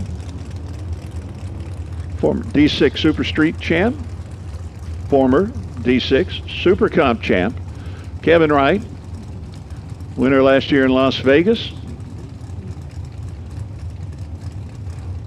2010 Winter Nationals. He likes Pomona. Picked up a couple of wins there. So Kevin Wright, the Coloradan right side. Justin, Washingtonian left side.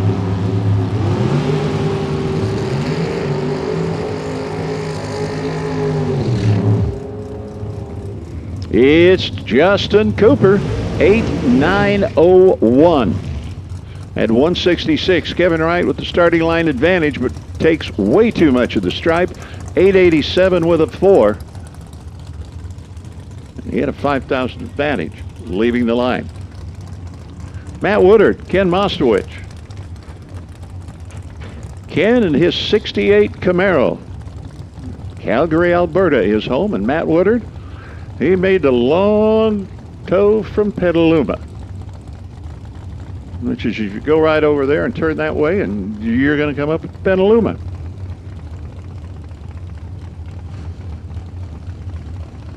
Say one of them's going to have a long tow home. Well, it's probably going to be Ken, but it's not going to be right now because they're going to be hanging out for a while.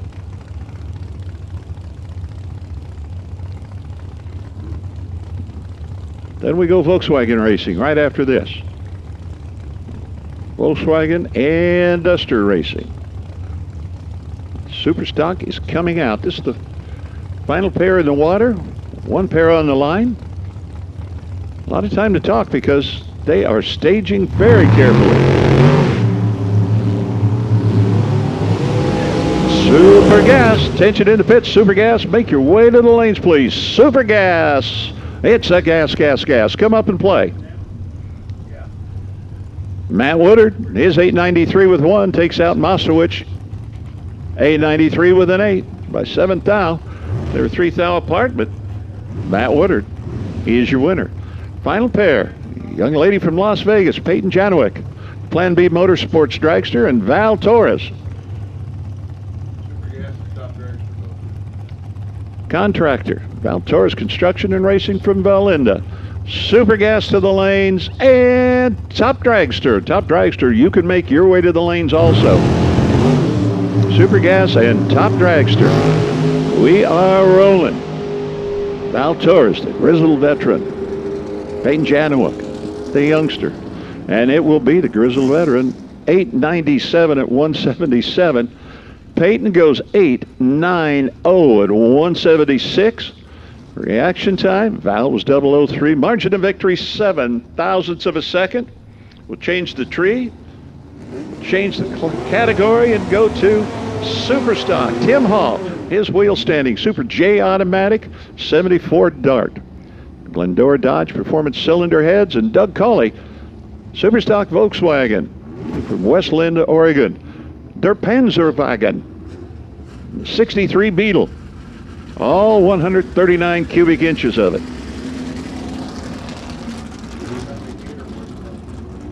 And he will leave with the front end up in the air. It may hop and bounce a little bit.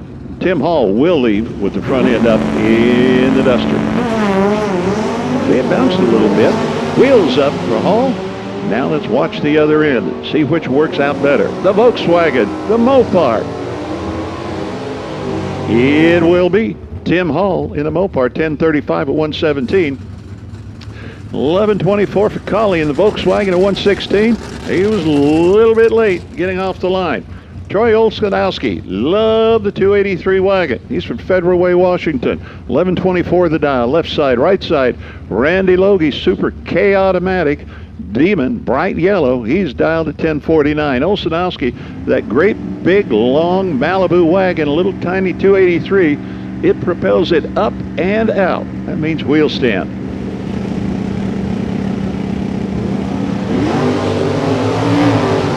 Logie says, I can do the wheel stands too. Well, they each did that. Now let's see who can get to the other end and run on their number. It's going to be Randy Logie. They were only a thou apart leaving the line. Logie 4 over, 1053 on the 1049, 1129, 5 over for Olszanowski. The Demon stays, the Malibu wagon's done. David Winslow, Super J Automatic in Grandpa's car, his 65 Coronet, 1047. His first race, I do believe, paired with Mike Cotton, number 10 on the window. Mike and Paula's Barracuda from Cave Creek. 990.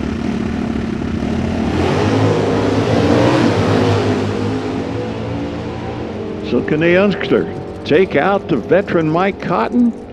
It's going to be tough. Got work made. Not able to. Mike dialed 990, runs 990 at 128. 1052 for Winslow, 500ths off. He had a little bit of reaction time, but didn't run the number. And Mike Cotton right on that 990. Here's Mike Logie, Super N Automatic. Apple Transport. California Missile, that Barracuda with dial 1151, paired with Rodney Stoltz, GTO Automatic, that Cutlass with a small block Chevrolet. Top dragster, attention in the pits. Top dragster, make your way to the lanes, please. Top dragster, we need you now.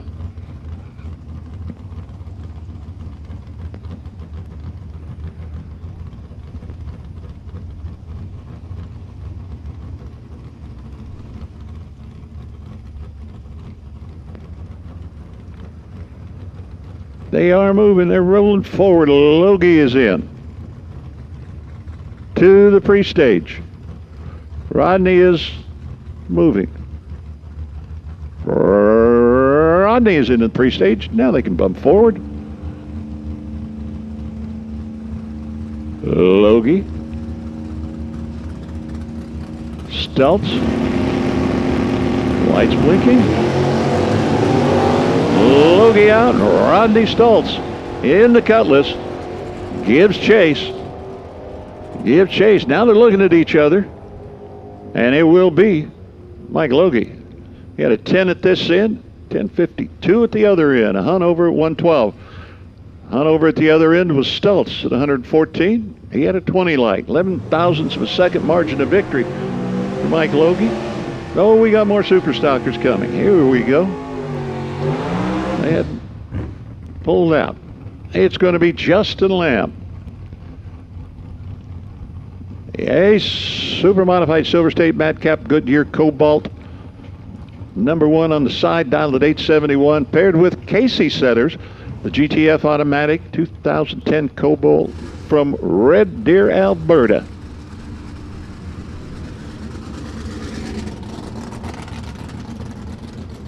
Is 946, so he'll be out in that red, white, and black Cobalt.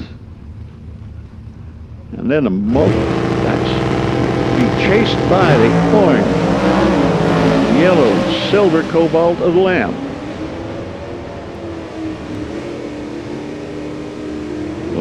Lamb caught him, gets the win, 875 of 147. Casey too quick, 944, 200 under the 946 dial. Scott Burton, the airline pilot from Golden, took care of family business earlier, now back. Dialed at 965 in the Toyota lane. That 91 Pontiac paired with the 446 pack Roadrunner of Chuck Stubeck. Right, retired law enforcement, dialing at 958. Scotch GTG automatic Pontiac, 400 Pontiac for power. Chuck, as we said, 446 pack car. Chuck was the number 7 qualifier at 9/10 under. He's dialing in that range. Wheels up for that big green Roadrunner. Now Scott Burton trying to fly after him, piloting the car down the track. And he does get it, 966 for Burton, 960 for Stubeck. Little numbers and big numbers all together. Margin of victory, .0006. 6 10,000ths of a second. See, we need to unplug those lights the other end of the scoreboard. Make them wait. Neither one of them knew who won till the light halfway up the hill lights for them. Craig Shear, Superstock D, stick shift, 70 Nova, 402. Tony Hughes, Shelby Mustang at 69, 428. The Mendes Brothers car, Super F automatic down to 961. Pretty cool cars, both of these, classics. Only one's going to come back, and that's going to be Craig Shear. The 6-shift Nova, 1019 at 132, 961 for Tony Hughes, right on the dial. He was later leaving. This margin of victory, well, it was a huge one, 14 10,000ths of a second. Rich Pinoski driving the Hangtown Deuce from Placerville. LSM and Schneider converters. 1004 for the GTJ automatic Nova, and Don Keene Super K automatic. His 65 Mustang, all of 289 cubic inches under the hood. Former world champ with that 1042 dial, almost a full bulb head start. Going to go to the classic hot rod Mustang.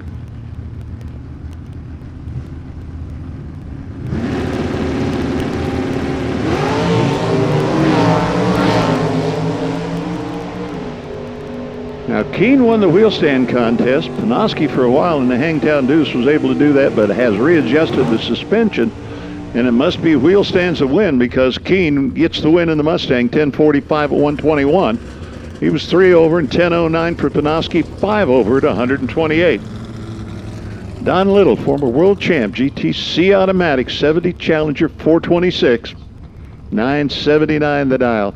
Caitlin Setters, we saw Byron earlier. She's in her GTF Automatic Pontiac G5, red, white, and black with a 327 Chevy.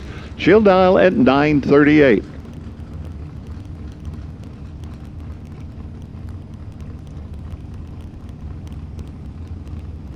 Top dragster. We don't have as many as we need. You need to head to the lanes now.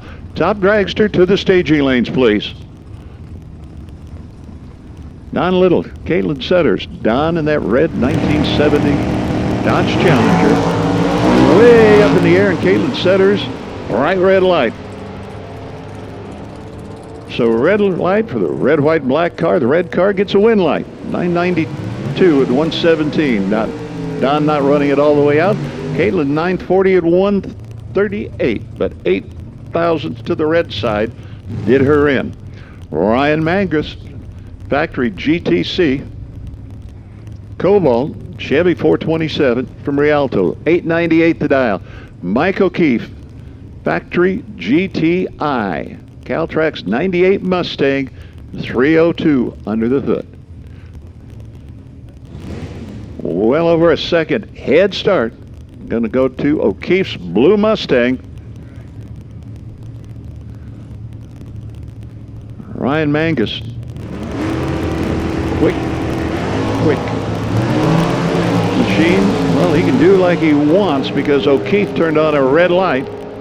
So Mangus, that white Cobalt, going to take the win.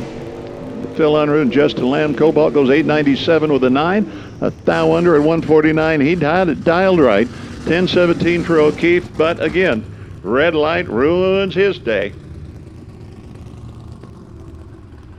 Lindy Lindholm running with the single. Factory Superstock E, Copo set 2017 Camaro.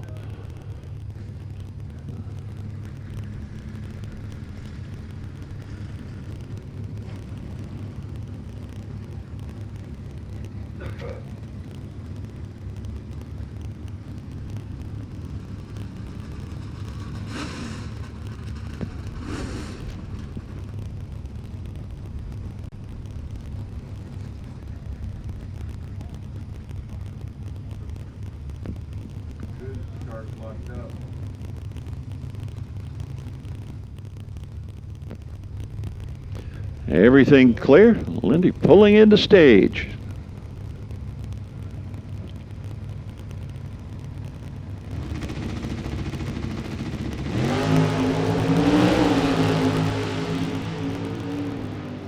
Listen to him shift as he goes down the racetrack. 2 shifts. Finishes at a 946. 6 over. Dial at 140 miles per hour.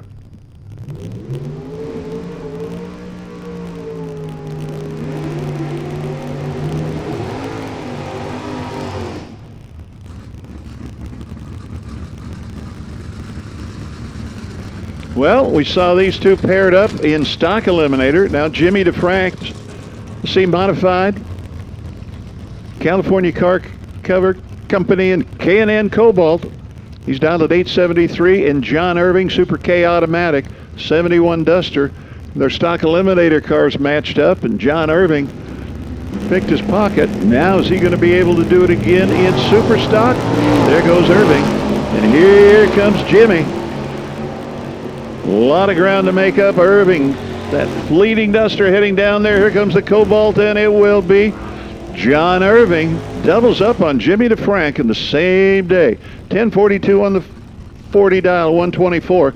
Jimmy DeFrank, 877, 400ths off. He had 2 thou on the line.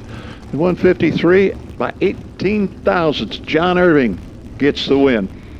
Jody Lang and John Winslow Jr. Jody, D6 champ. In his 81 Malibu, 327 under the hood. He's dialed at 1094. He is paired with Winslow, GT Truck A, Greenwood Chrysler Jeep and Dodge, the Dakota, 440 Mopar. He is out. The purple car, and here comes that blue Malibu. And it will be John Winslow. Jody 008 and then goes 1092. Breaks out by 200 at 116. Winslow 981 on a 981. He was 15 off the line. Good run for that purple Dakota. Kyle Rizzoli and Roger Comstock. Rizzoli, early hot rod, 69 427 Camaro. From San Luis Obispo to 956, Roger Comstock. Factory Superstock C 2016 Mustang. Mail Terminal Services, Hoosier Lucas. Mechanics Wear. 877 dial, number 4 qualifier. And Roger turns on the red light. Kyle gets the win light on top of that Toyota scoreboard. On his 956, he goes through at a 970 at 120. 883 for Comstock at 153 miles per hour. By the way, top dragster, if you're not in the lanes, you are late. Phil Kakuza, the number 1 qualifier, the California Muscle Cars Cobalt. GTJ Automatic, 991 to dial. Tom Armanino, Super G Automatic Camaro, the Equity Eater, dialed at 974. Competition Eliminator, Sportsman Motorcycle. Make your way to the lanes, please. Competition Eliminator and Sportsman Motorcycle. Kakuza, Armanino.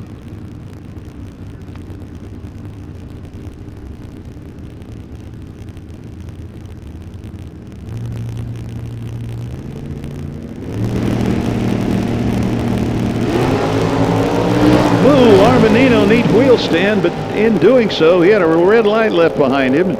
Phil Kakuza was ripe for the taking with that light, and he'll feel lucky. He goes 1061 at 88, slows it down, knew he had the win. Armanino 977 at 133. Armanino turns on a red light.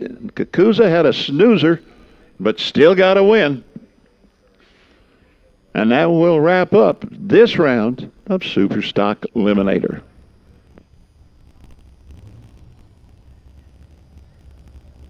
All right. Here comes to us the vitally important category. And to bring you Super Gas, here's Mr. Unkefer. Where? I've heard he was here this weekend. Where is he? He's around somewhere? Super Gas getting ready to roll out at us. We're going to change it over to the 990s up on the scoreboard, and it'll be the battle of the Roadsters versus the Door Cars. Now, again, we have that huge spiff and bonus. Rick Carlson has put up 2 old, nasty, dirty, wrinkled up $1 bills for anybody in a door car that can win. And Todd Martin said he's going to do it. I have thrown up, meanwhile, 2 brand new, crisp, uncirculated $2 bills to whoever can win the category today in a Roadster. Don't say untouched by human hands, because I saw you touch them and take pictures. I did touch them. I just said uncirculated. Oh, okay. Okay. Martin up in the door car. Justin Straub coming up in the Roadster. I think I'm going to keep tabulations this time around. Because according to my official and unofficial notes, we're down to about 10 cars.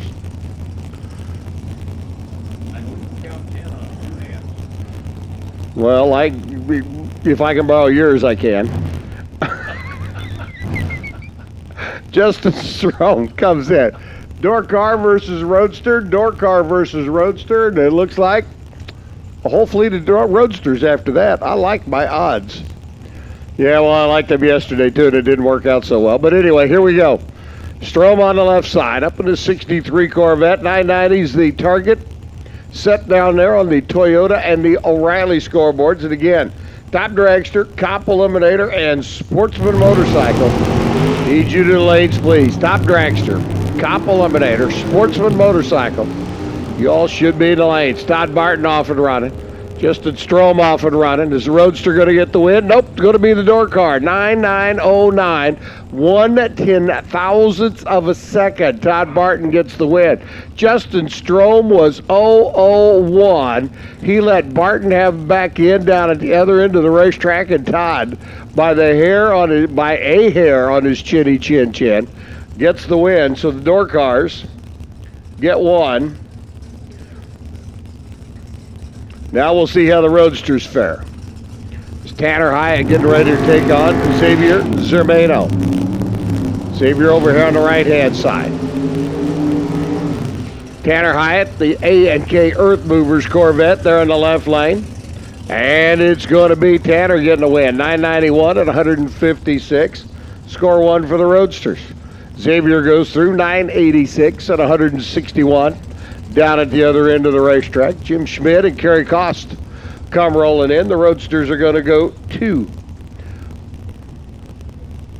together down the racetrack, and that'll put two Roadsters into the next round of eliminations. Cost on the right-hand side is Corvette. Schmidt on the left of the 27 Ford Roadster. A little old school, new school. Super gas action, if you will.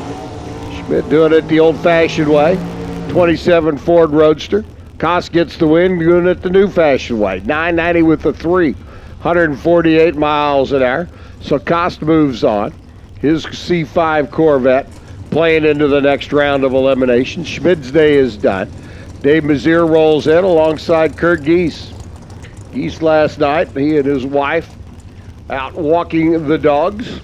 Bonnie, his lovely bride, as they come wheeling in the Trans Am Roadster down from Ellensburg, Washington.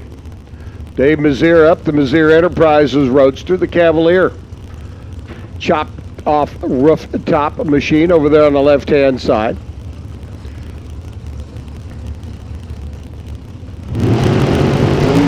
Green lights affair. We are off and running. Geese on the right.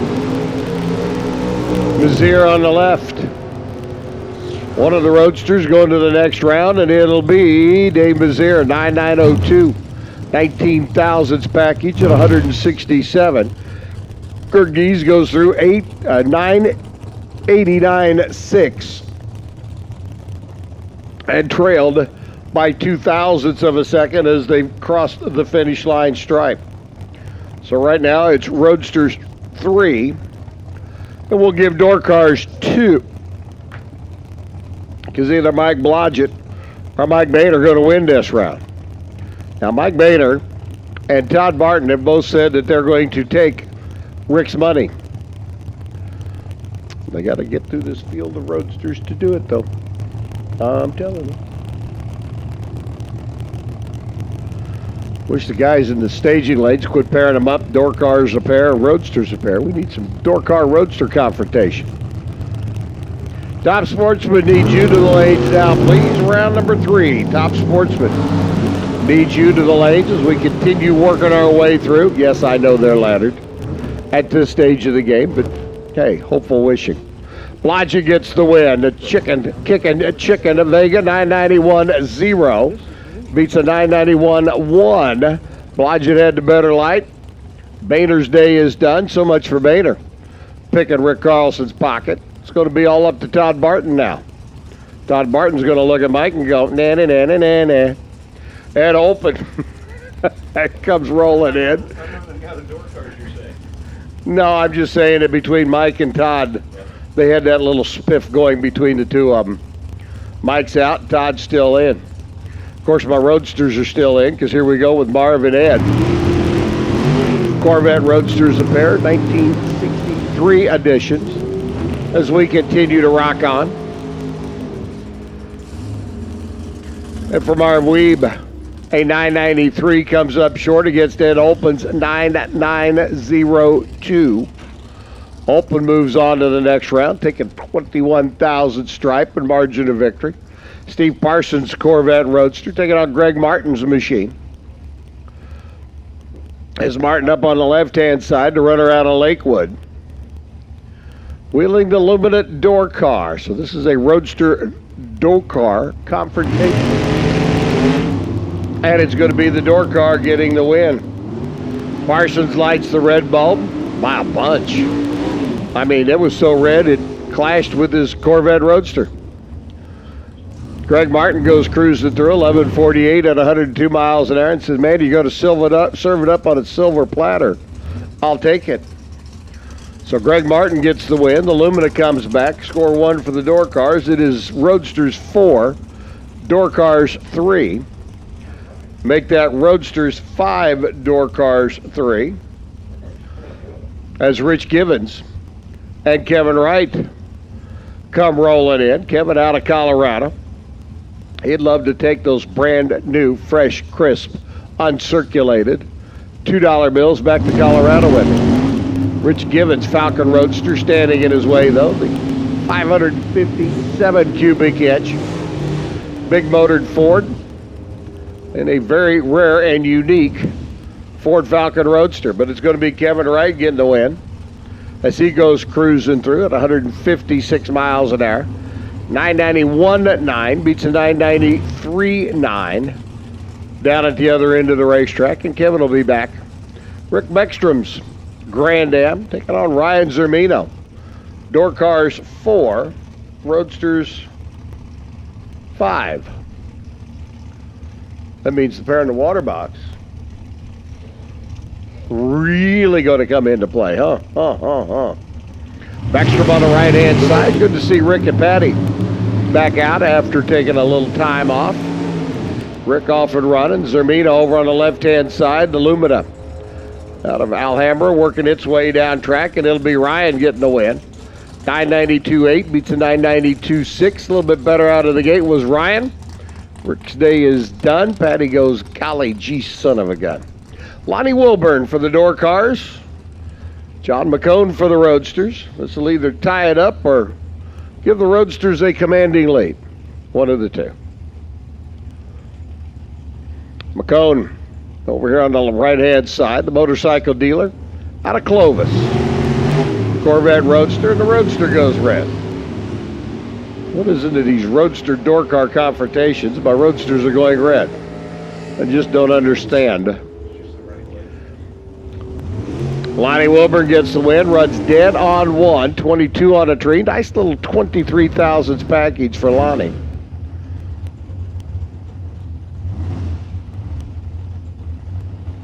And I do believe it'll be Roadster 6, door cars 5 going into the next round of eliminations. Because either Matt Blodgett or Greg Harrison in a Roadster is going to pick up the win here. Top Dragster, paired up and ready to go. Cop Eliminator, paired up and ready to go. Sportsman Motorcycle and Top Sportsman. You've been called to the lanes as well. Top Sportsman and Sportsman Motorcycle. You should be in the lanes, paired up and ready to boogie your way down the Sonoma Raceway quarter mile. Because your turn's coming soon. Blodgett on the left, Harrison on the right. As boat driver waiting for the other to stage. As I'm going to turn over and fluff up my pillow. As I'm going to fall asleep.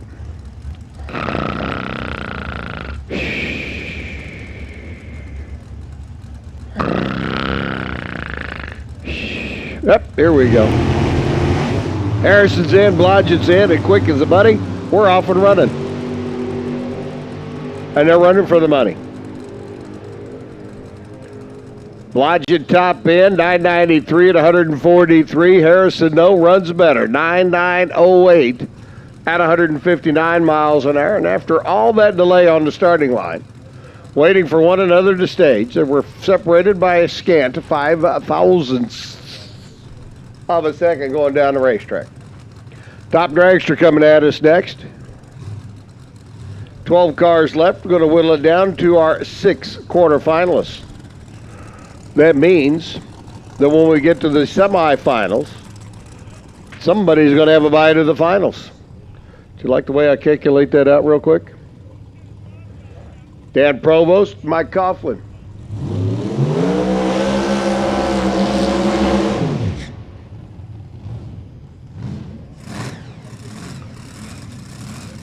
Dan already up doing his burnout, the Red Torque Systems machine. Coughlin in the Jegs.com entry, a little late to fire.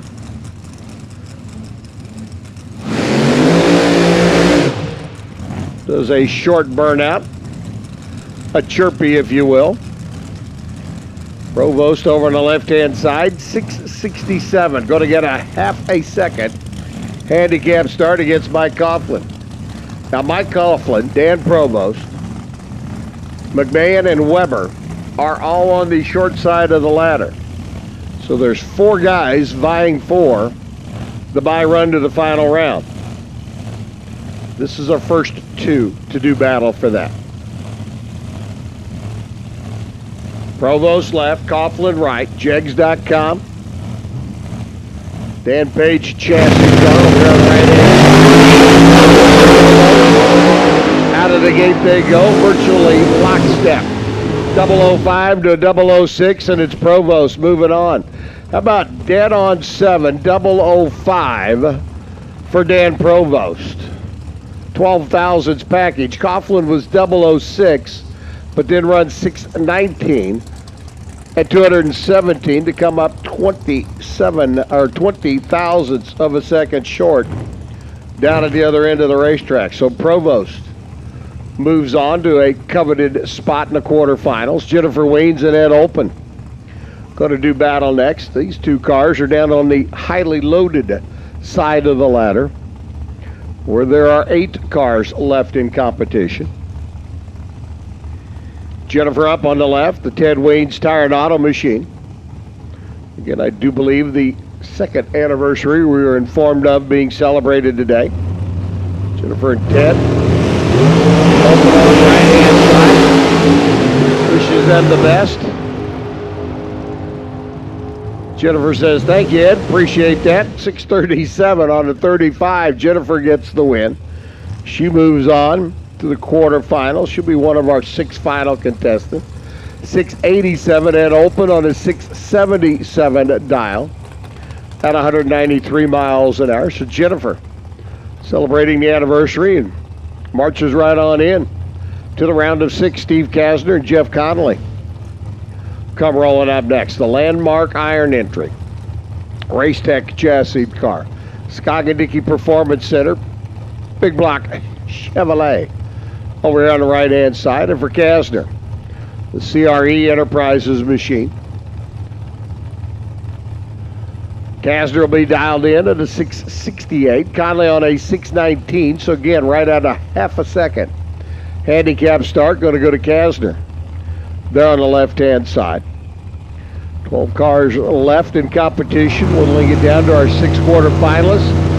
We know Provost is there. We know Weens is there. Kasner and Jeff Connolly duking it out now to see which one of them is going to join. It's going to be Kasner.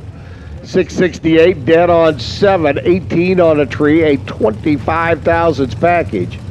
Kasner's going to get back to the trailer, look at that time slip and go, man, I almost gave that one away. And he did. Came close, but shoulda, woulda, and coulda.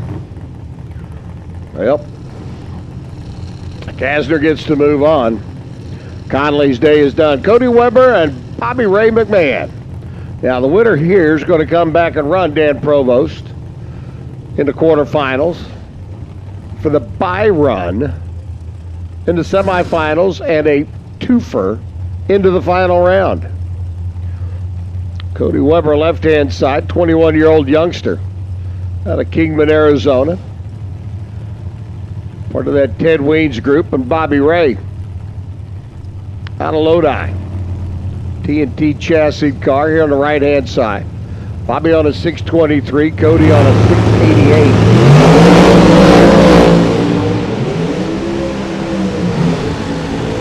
Red light start by Bobby Ray. Cody Weber gets the free ride, 691. So it'll be Cody Weber and Dan Provost duking it out for a final round berth when they come up next time around. Now we're going to determine who's going to come back and run. Steve Kasner is going to be Art Hoover or the reigning champ, Paul Darrow. Paul picking up the RacingRVs.com National Championship Award last year. Darrow on the right-hand side on a 668 dial. Hoover there in the Toyota lane, the left-hand side. Another racecraft chassis machine. Dialed on a 671. Small handicap start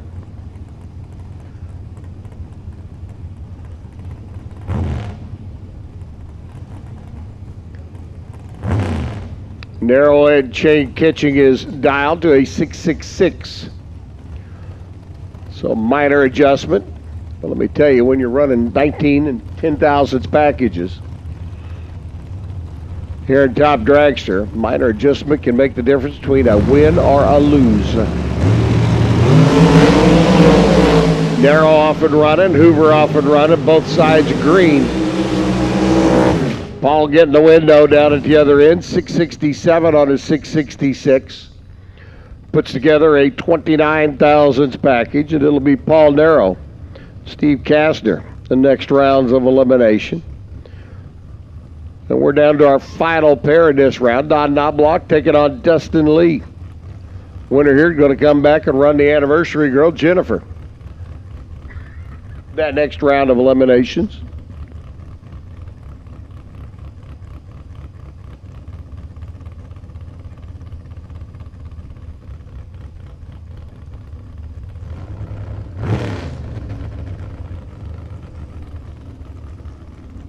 Knobloch on a 691. Dustin Lee on a 717. Got a runner out of Antelope Acres in Dustin Lee's race engine shop. Crank that little 418 cubic inch bow tie combination. Down track rapidly enough to hold off the top end charge of Don Knobloch. There goes Dustin. Here comes Don. Oh, baby. Oh, baby. 009 by Dustin Lee, 001 by Don Knobloch. Separated by 8 thousandths of a second, leaving the starting line. Don picked up a couple more going down track to win by 11. 993 at 193 takes out the 720 by Dustin Lee. So it'll be Cody Weber, Dan Provost, Don Knobloch, and Jennifer Weens, Paul Narrow, and Steve Kastner in the next round of eliminations, with Cody and Dan duking it out for that final round. Super Street Stock Eliminator needs you back to the lanes, please. Super Street round number 3, Stock Eliminator round number 4. Boys and girls, guys and gals, come on down. Competition Eliminator getting ready to roll in next. Our comp category. 10 cars left in elimination. 5 cars left in eliminations. Going to whittle it down to our final 3. And much like we were talking about a moment ago in Top Dragster, somebody's going to run in this session for a bye run to the final round. Well, it's not Scott and it's not Ryan. McClay C. Cano Dragster, Ryan Waters F. Super Modified, going to duke it out because one of them is going to come back to run the Pro Stock truck of Hugger in the next round of eliminations, the semifinals for our comp eliminator field. Right now, matter at hand is Ryan Warder and Scott McClay. Warder 9 at 28 for the Washington-based runner, and Ryan already picking up a couple of Wallies this year on the Lucas Oil Drag Racing Series Tour, most recent of which up in Mission, British Columbia, Canada. Scotty McClay out of Tehachapi.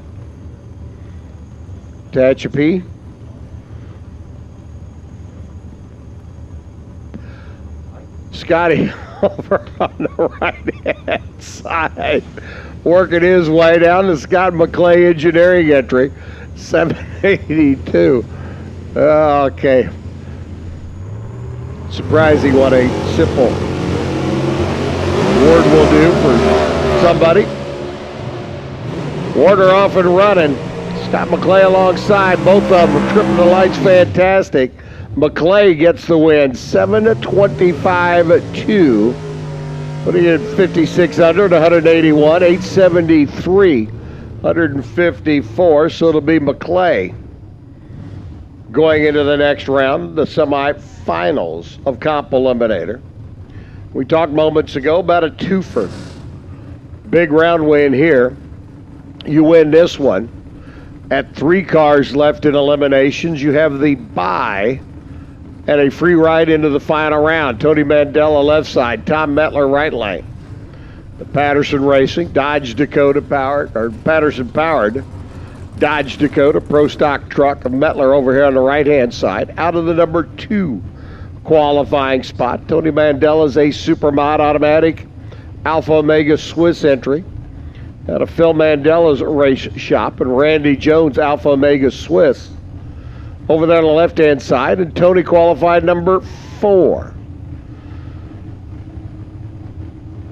How low can you go in Comp Eliminator? How low do you want it to go in Comp Eliminator? How low can you go in Comp Eliminator? Mandela trying to steal a little bit more off the starting line, gets it done, runs it through 8:01, 157. He had the better line over Mettler, who goes 7:38 at 165 miles an hour, and Mandela will have the bye in the next round of eliminations, and he will automatically advance to the finals in Comp. Now, who is Scott McClay going to run? Well, it's going to be Kurt Hugger. Kurt coming up in his Pro Stock truck. 358 cubic inch Chevrolet S10 bodied machine. Harkening back to the late 90s and early 2000. Pro Stock truck, part of the professional tour on the NHRA Mellow Yellow circuit. Hooker over here on the right-hand side out of Fremont in the commercial refrigeration biz. Again, Super Street and Stock. Need you to lanes, please. Super Street and Stock Eliminator. Need you to the staging lanes, please. Super Street and Stock. Need you to the lanes, please. Come on down. By the way, if you lost your glasses in the staging lanes, we have found a pair. I can't tell if they're prescription or just readers, but we have had a pair of glasses turned in from the staging lanes. 789 by Kurt Hugger. So he goes cruising through at 127 miles an hour. So our semifinals in Comp Eliminator now set. It'll be Kurt Hugger, Scott McClay taking on each other. One of them will then come back to run Tony Mandela in the finals of Comp when they come up next. And coming up next, our Sportsman Motorcycle Field.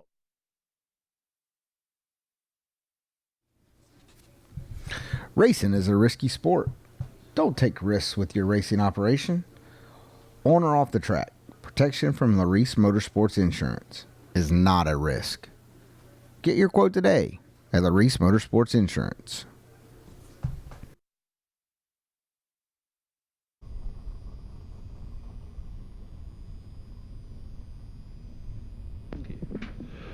And the bikes are back. Trace St. Germain from San Jose, his Kawasaki at a 956.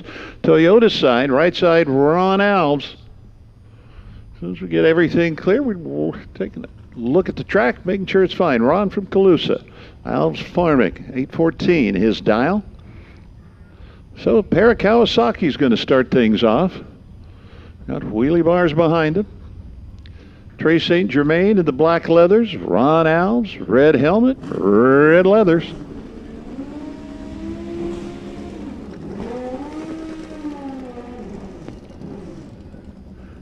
You get to see the bikes move around a bit.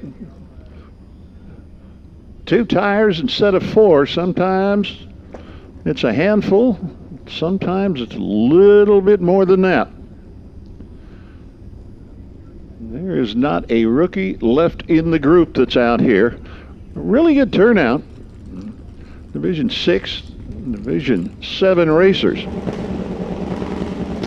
St. Germain and Owls, they are staged. Trace is off, and here comes Ron. Oh, get it off the center line. He leans and leans and leans, and while Alves is doing that, Trace St. Germain breaks out, and Ron Alves 2/10 over the dial because he moved over to the center line, and you could see him leaning to his right and finally brought it around. Trace St. Germain didn't know what was going on behind him. He had a better reaction time, goes straight down that line, but he runs a 953 on a 956. Breakout, he's gone. If you lost your cheaters, we had a set found in the staging lanes. Come on up and claim them. Sean Connor and Leo Shaver, Nevada racers. Sean left side, his Suzuki. Right side, Leo on the Kawasaki.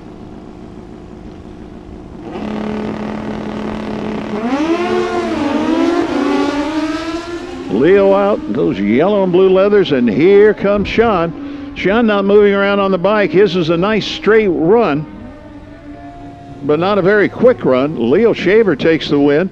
He was very late, but Sean Connor could not run the number. Leo wins it an 893 on an 886 at 143, 873 for Sean, 2/10 off the dial. Rick Newport, 72 on the bike, an absolutely gorgeous Gexler.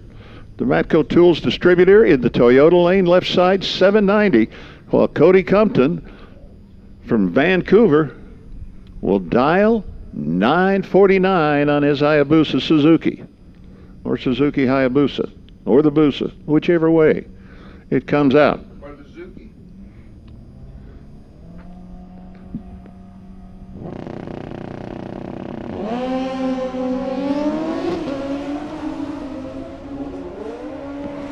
Cody is way down the track, and Rick Newport making up that ground very quickly. Newport, your winner. He was 007, runs an 801 for the win at 150. Cody Compton was late, had 3 aces, but that's not where you want those. 952 at 139 miles an hour. Larry Moto, the defending champ from D7 from Orem in Utah. His Kawasaki ZX14 899 left side. Don Caesar from Citrus Heights. His Suzuki dialing at the 907. Caesar, one of the no-bar bikes remaining.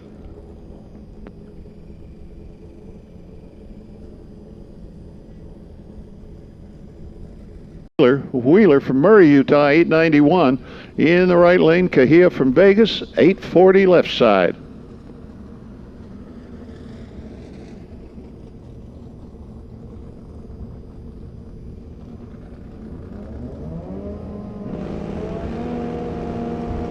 Super Street and Stock, make your way to the lanes. Super Street and Stock, making your way to the lanes, please. Wheeler off, and Cahill is trying to catch him. Here comes Cahill Wood. 843 on an 840 for the win, 148. 899 for Wheeler, a little bit later off the line. And Cahill taking advantage of that. Wheeler, the 899 at 140 miles an hour. Brian Jennings and Denny Alves. Alves at Kawasaki. Gorgeous machine. He's down at 784 in the O'Reilly lane, and Brian Jennings. This Gexler Suzuki, 9 flat.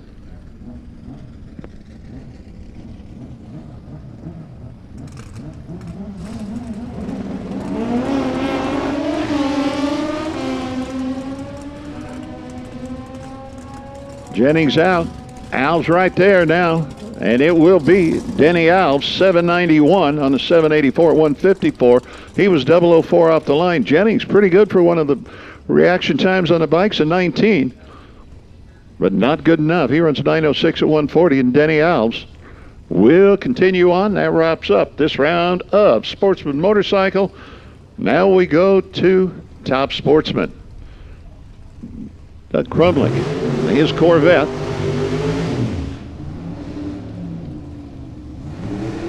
Number 3 in the Racing RVs chase last year. 11 cars left, Top Sportsman. We divide that. That says 6. Then we come down to 5. No, we go to 3. That means somebody's going to get a twofer here in the next round. Crumlick and Mike Furter are the Can-Am Special. Mike Furter, the pro drag racer and part-time golfer. He's down at 710, and Crumlick, Corvette from Irvine. Jaeger helping him, 686 the dial. That split window.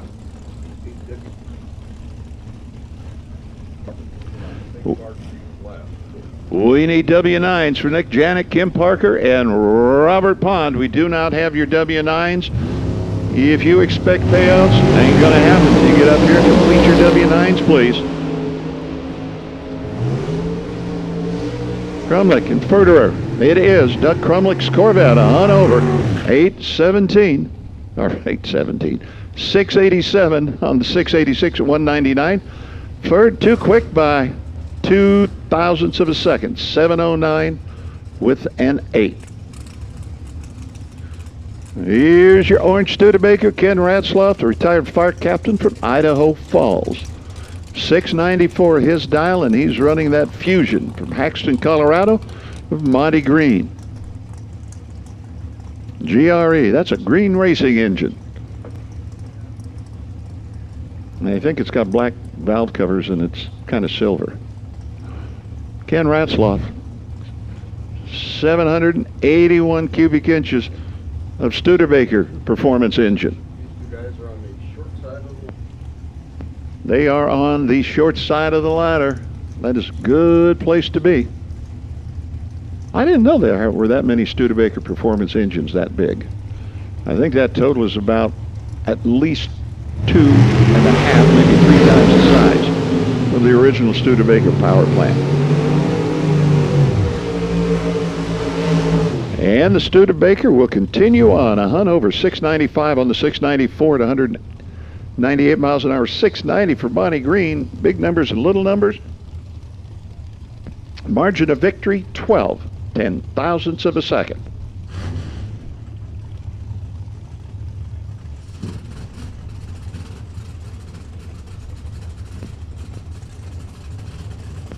Don Mazier and Joe Meloff. Mazier Enterprises Cobalt, 690, his dial, right side. Meloff, Canadian, his GXP dial at 697. Winner of this pairing in the next round races Ken Ratzloff, and that winner gets the twofer, the buy into the finals.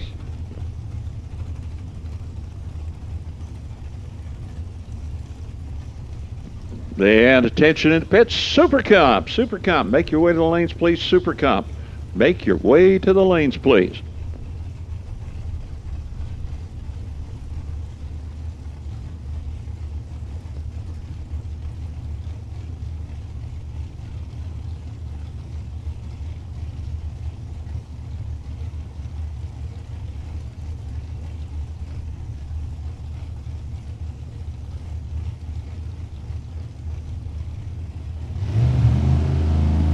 They are in.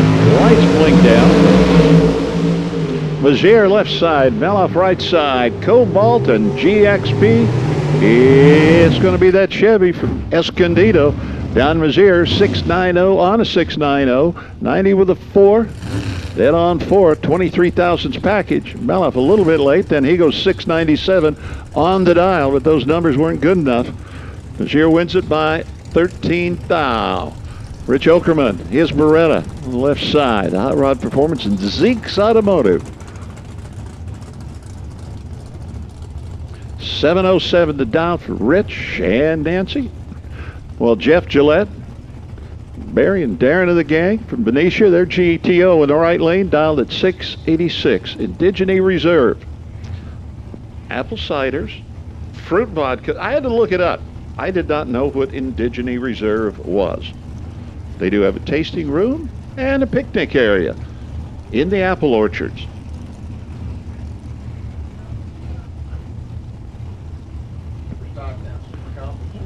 Super Comp and Super Stock.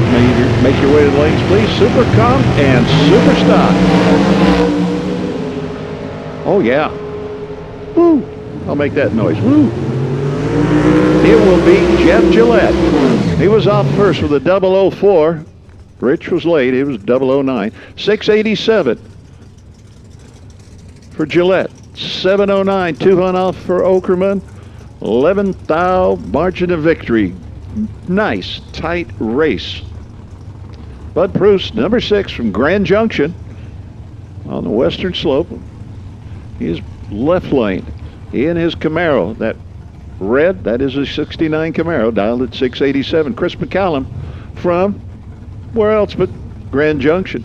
His 63 Corvette, right lane, 780 cubic inches of Chevrolet. I'm willing to bet at one time or another, these two have traveled together and raced together. Just guessing. Bud, Chris, Camaro, Corvette. Corvette, 683, dialed 687 for the Camaro. Bud signs left side, metal buildings by TPI in the right lane.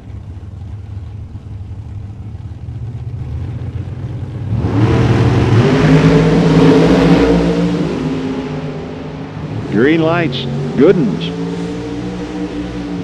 It'll be the Camaro, 688, a hunt over at 191, 684 from McCallum at 201. He was a hunt over. We had all those numbers again.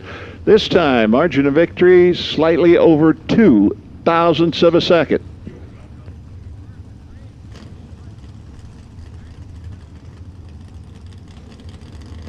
Sean Herbst, they're making him run by himself as the D6 champion this time. The Allison Farms 68 Firebird. He'll dial at 708, and once he takes a light, just go down the racetrack one way or another. That's all he has to do. Super Comp, Super Stock. Make your way to the lanes, please. Super Comp and Super Stock. Just super that you can make your way down. Well, Sean is wasting no time. Starts with a 15 at this end, and then goes 709. On your buy run, you get a 27 thousandths package. 709 and 194. Sean Herbst ready for the next round.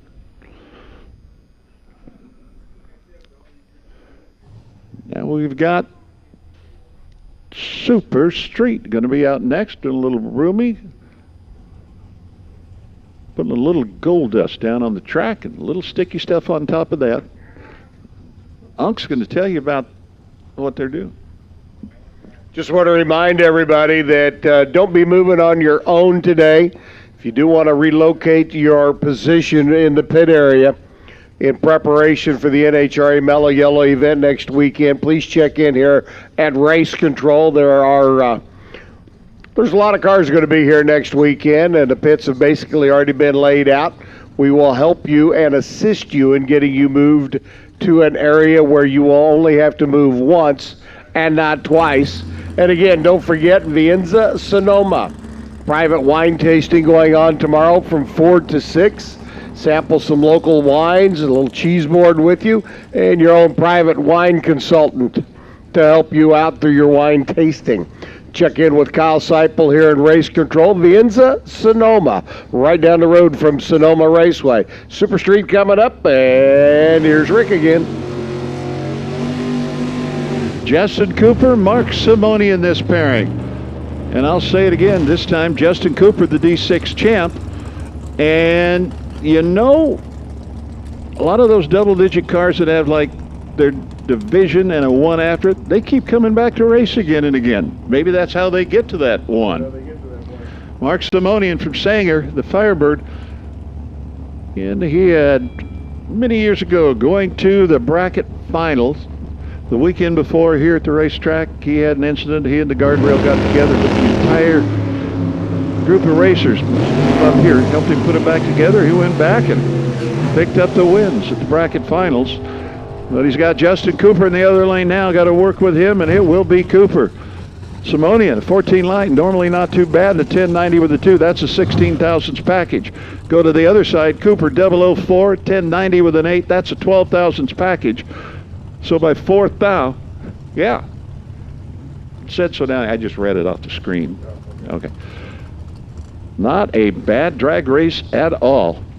Kenny Snow, his Chevelle, the Able Wire EDM and Remac transmission machine from La Habra, going to be on the left side. And here we go. Bowens, bodaciously bad Boise-based Barracuda.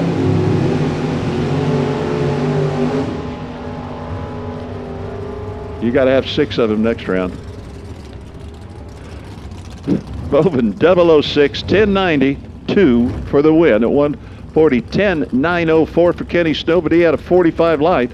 There was absolutely no room for him to do anything but try and push Bovin out, and Bovin says, no, I'm good with this, taking the win in the Barracuda. Larry Scarth, well, Studemakers are warm today. Let's see if he can continue that. He's got the 53 Blue Studebaker paired with Alan Makeup. His 67 Nova from Everett, the boat captain, is going to see if he can sail it on through this time. Scarth going to try and push him, and the boat captain, Alan Macon, will be back 1094, 007 light at 125, 1096 for Scarth at 18. The other end. He could have dropped anchor for him, and I bet he will do that at some time with somebody. Gosh, we help each other a lot up here.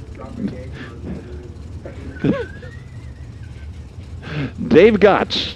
He got K&N filters and Lucas Oil on the car. His Camaro in the Toyota lane. Mike McBrayer says Pennzoil for the plumber. And that's all I've got. It's 2-piece for that one. Brayer and Gotts, two accomplished racers. See that by the numbers as they go down the track. Brayer in the Corvette. Here comes that Camaro with a big in charge.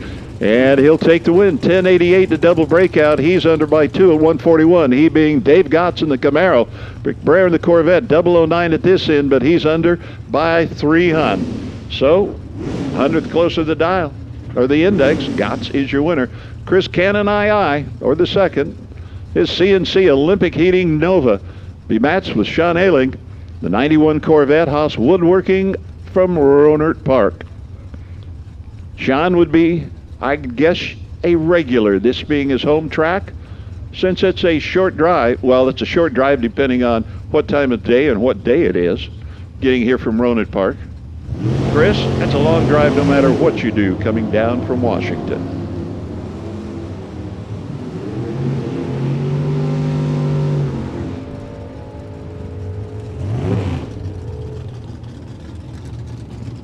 Sean Ayling, 1092 at 127 for that Corvette. Chris Cannon, 009, a little better reaction time, but farther off, gave up the stripe. So Sean wins it by 3,003 margin of victory. Hugh Muller, the Maverick, from Carmel Valley, the carpet layer. Joe Greco Trucking. The Vega with the Jungle Gym parts on it. Ted Kellner's machine, and that has been a car that's been a race car for a long time. It's been in the winner circle of just about every type of SoCal organization you can think about. So all forward, and here comes the Vega. Carburetor opens back up, and it will be Joe Greco, 1101 and 132 for the Pinocchio style Vega, long nose. 1098 for Hugh, but Joe had a bunch off the line.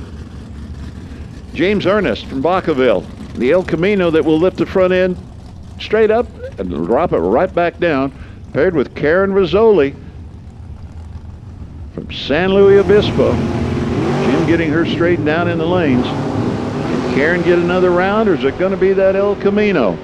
Ernest, Rizzoli, or Ernest, it will be. James Ernest, 1095 at 116 miles an hour. Karen, 1097 at 132. She had a little bit like 5 thou off the line, but Ernest takes the win by 13 thou.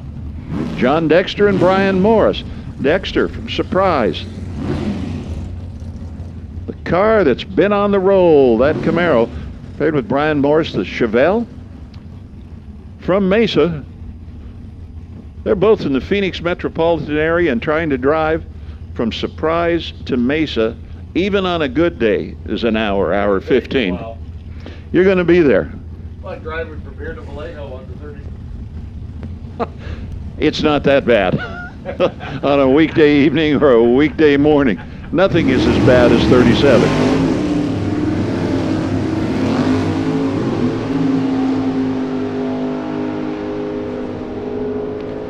You better have a full tank of gas when you head either direction, and it will be a win to John Dexter. The Camaro in the Toyota lane, 1097 and 137. Brian Morris had a starting line advantage, but did not run the number. Let him go. 1101 at 129 for the Chevelle.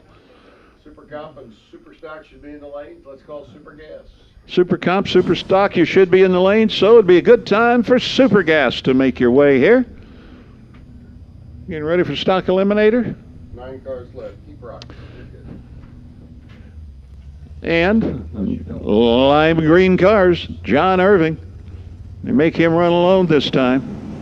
Well, the ladder came down that way. He was the number 3 qualifier in that 400 cubic inch powered Irving Family Racing satellite from Boulder City.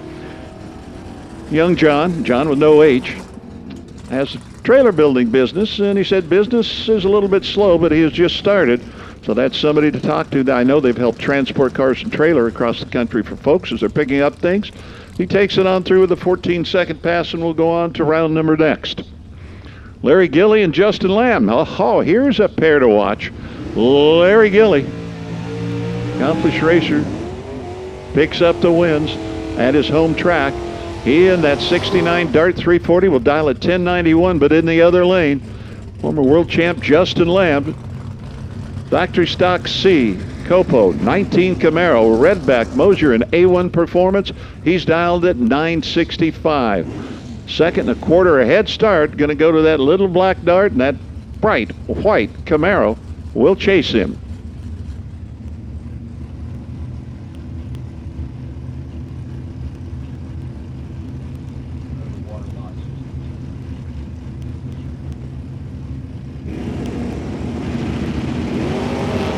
There's Gilly. Justin Lamb, that Camaro. White car, black car, black car, white car chasing black car, white car. Catches black car. Justin 009, then a 969 on the 65 at 131. Gilly, 25 light. He was 4 over also. 1095 on the 1091, 15 thou. Pair coming to the line. Let's see, with 9 cars, there's going to be a bye next round, and this pairing, Ryan Mangus and Kyle Rizzoli, get the twofer, because one of them, the winner, has us automatically going to make it to the semis. Ryan, number 9 on the window, the E-Automatic 70. Silver Camaro left side, or gray, shiny and sparkly, and Kyle Rizzoli, the white 69 Bridgewater Equipment Camaro to 1042. Ryan and Kyle. Been there and won that, and this time it is Ryan Mangus. 1086, 200 over 119. 1043 for Kyle, 100th over 122. Ryan won the starting line battle. Finish line, he wins by 7 thousandths of a second. Earl Farmer, D-Automatic. His AAR style Barracuda from Las Vegas, dialed to 1077. Sublime, I think they called the color back in those days. Doug Gibson, that C-Stock Automatic 396 67 Camaro, dialed at 1064. And the lucky winner comes back to face Justin Lamb. And it will be Earl Farmer, 1083 at 119, 1072 for Gibson. Both off of the throttle and off it a bit. Earl wins it by 9 thou. Pairing Steve Wan, Jeff Taylor. Here we go, Wan. A-Automatic, Mr. 41362 Fury. Jeff Taylor, number 3 on the window. Factory stock B15 Camaro. 62 Furies are ugly cars, but this one is so neat. And that Copo Camaro going to try and take out the number 1 qualifier, and he does it. Jeff Taylor, 933 at 138, takes the win in the Camaro. 1007, 6 off at 130 miles an hour for Steve Wan. Taylor a little bit quicker off the line, and that is that round. Taylor runs John Irving for the bye to the finals next round. Jeff Taylor and John Irving meet for the bye to the finals next round. I think Gas to the lanes. If you're not there yet, come on down. Super Gas, if you're not there, head this direction. Should have Super Comp, Super Stock, and Super Gas in the lanes. Super Comp, Super Gas, and Super Stock should all be in the lanes and just about ready to go.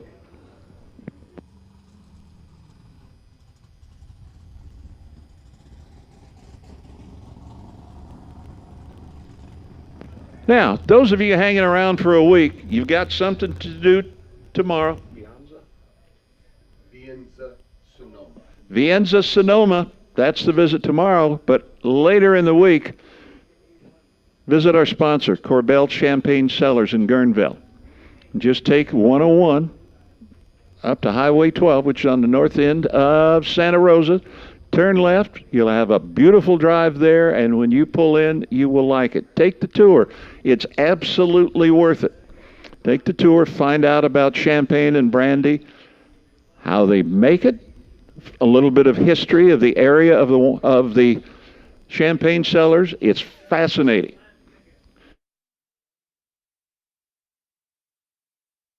Ultronics, the leader in performance electronics. Racers know and depend on their state-of-the-art systems every day. Perform Air Pro and Perform Air Eclipse are the racing industry standard, high-tech, easy-to-use weather systems. Power-Light lithium batteries, the super powerful lightweight energy source for your machine. And the Data Quest Power Quest, the most innovative data recorders and touchscreen switch panels you can find. Check out ultronicsinc.com for these products and more. Ultronics, the choice of champions.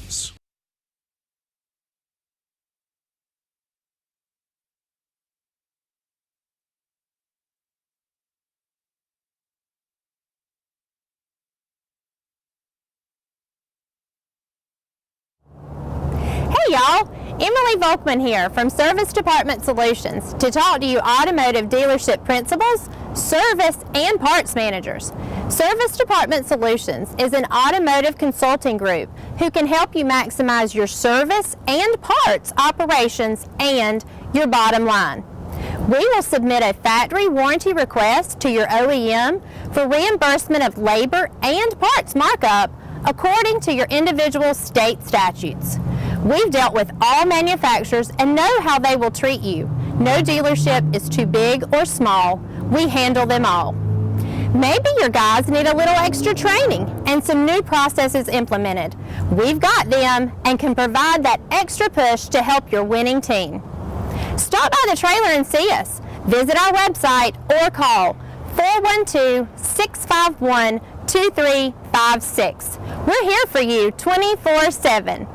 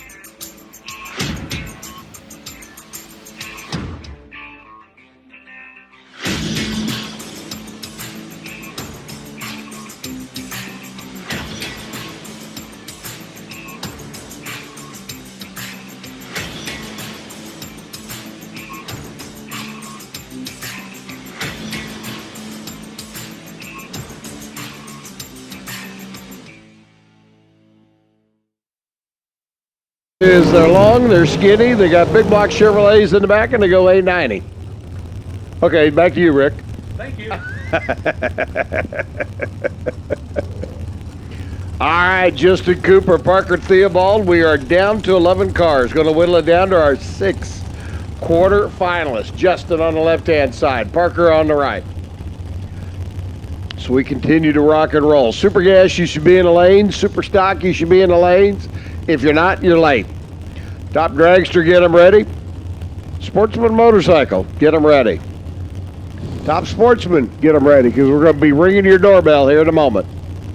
Justin left side. Parker on the right. 890's a pair up on the scoreboards because, well, this is the 890 class.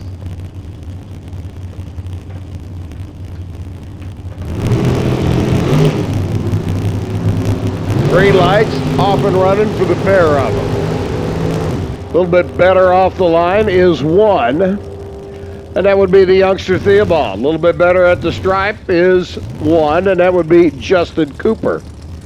As he gets the win down at the other end of the racetrack, he runs 8.906 to beat the 8.93 of Theobald. So Cooper moves to the round of 6, the quarterfinals in Super Comp. Randy Beck and Nick Cobb come rolling in next. Randy, of course, the reigning division champ. Coming up on the left-hand side, the Toyota lane here at Sonoma Raceway. And again, tip of the cap to everybody at Corbell, California Champaign, for their support of our doubleheader event this weekend. Cobb over here on the right-hand side out of Murrieta. Off and running again, green lights up there. We like green lights. You know why we like green lights? Because that means we can make a race out of it for 1,320 feet. It's going to be Nick Cobb getting the win. 894.9 beats the 897. Beck had the better light. Cobb gets the win light, though, by 16 thousandths of a second down at the other end of the racetrack. So Cobb and Cooper going to the round of 6. Can Mike Cornelius make it Cobb, Cooper, and Cornelius? But then again, it could be Clark, because Tom Clark, over here on the right-hand side, out of Spokane's going to give it a run as well. So we know we got Cobb, we know we got Cooper. Is it going to be Clark or Cornelius? I'll tell you what, if your last name begins with a C in this round, you seem to be doing good. It's going to be Tom Clark, 892 at 166. 892.8 beats an 892.1. Clark goes one more round in eliminations, and Clark on the short side of the ladder, and I think by now you're beginning to understand the short side of the ladder is a good place to be as long as you can keep winning, because one of them is going to get a bye run to the final round. It'll either be Clark or Steve Kasner or Val Torres, because the winner of this pair comes back to run Tom Clark in the next round for that bye run. Kasner there on the left-hand side. Val Torres on the right, the TNT chassis machine. Off and running, and Torres, your winner. Kasner lights the red bulb by 6 thousandths of a second off the starting line. And Steve's day is done. Val moves on. He runs it out the back door. He was 007 on the tree. Runs 885 through the back gate. Mark Potts and Matt Woodard come rolling in next. Winner here is going to come back to run Nick Cobb in the next round of elimination. We will be down to 6 of our long, skinny 890 cars.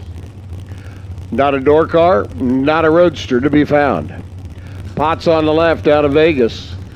Woodard over here on the right out of Petaluma.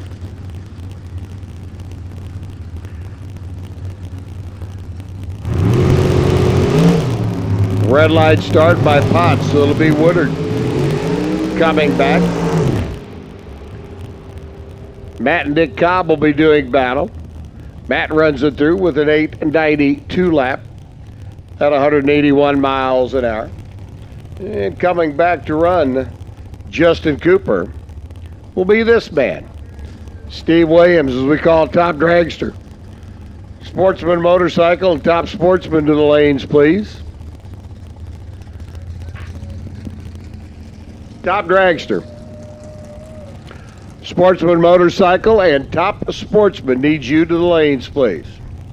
So Williams and Cooper, Val Torres and Tom Clark, Matt Woodard and Nick Cobb, your 6 contestants left in our Super Cup field.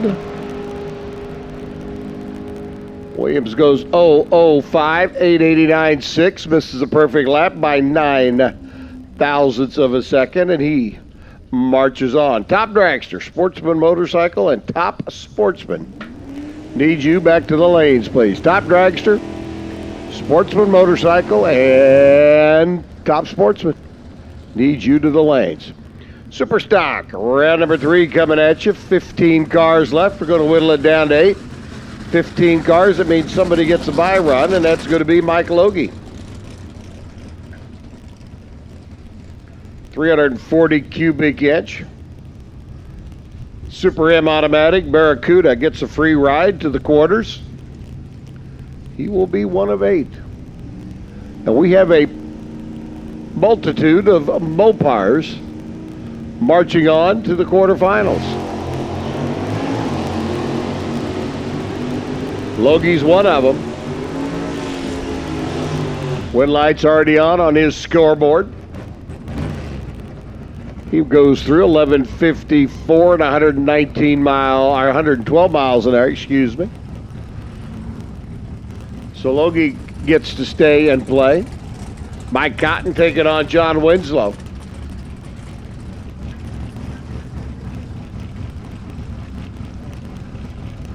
That's 2 more Mopars. Continue to play. The 70 Plymouth Barracuda taking on the Dodge Dakota. Handicap start, as small as it is. Went to Mike Cotton on a 988 dial. Winslow on a 984. Winslow gets the win, runs 987 at 132 miles an hour. So Winslow in the truck gets the win by 16 thousandths of a second. He moves on to the round of 8. Craig Shear and Lindy Lindholm.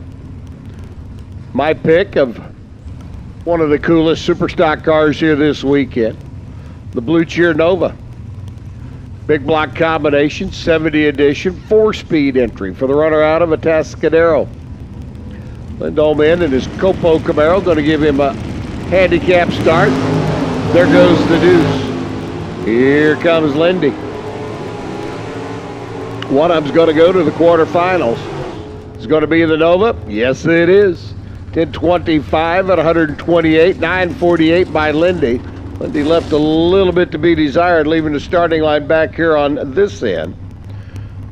So it'll be Craig Shear and John Winslow in the next round of eliminations, as we continue working our way through Chevy and Mopar in that pair.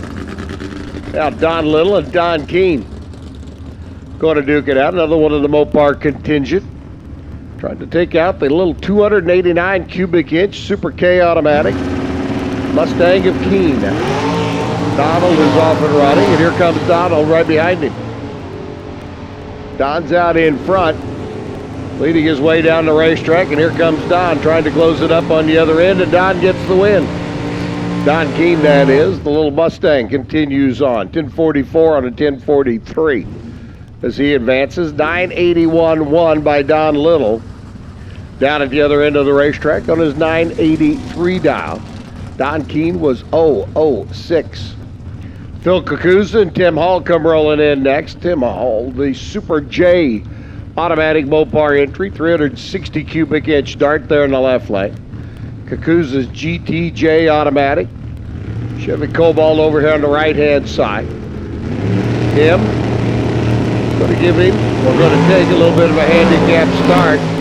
Kakuza on the right hand side, headed down the racetrack. We are 0-0 a pair. Tim Hall goes 006, 1036. Phil Kakuza goes 005, 988. Kakuza takes the stripe and breaks out down at the other end of the racetrack by 4 thousandths of a second. And another one of the Mopar machines marches on. Tim Hall getting the win. Justin Lamb at the wheel of the A Super. Chevy Cobalt there in the left lane, and Randy Logie's Mopar ride. Winner here gets to come back and take on Tim Hall's machine. Is it going to be the reigning champ, Justin Lamb for Silver State, Madcap and Goodyear? Or is it going to be Randy Logie for Logie Stein Racing? Big handicap start goes to Randy Logie. He pulls out his axe, chops down the tree, goes 001, and Lamb still gets around him at the other end. 875.9, dead on the dial with a 9. 1052.6, Randy Logie.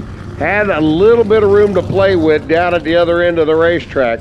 Just misjudged the closing speed of that A Super machine. The Cobalt of Justin Lamb, and Lamb sneaks by for the win by 23 thousandths of a second.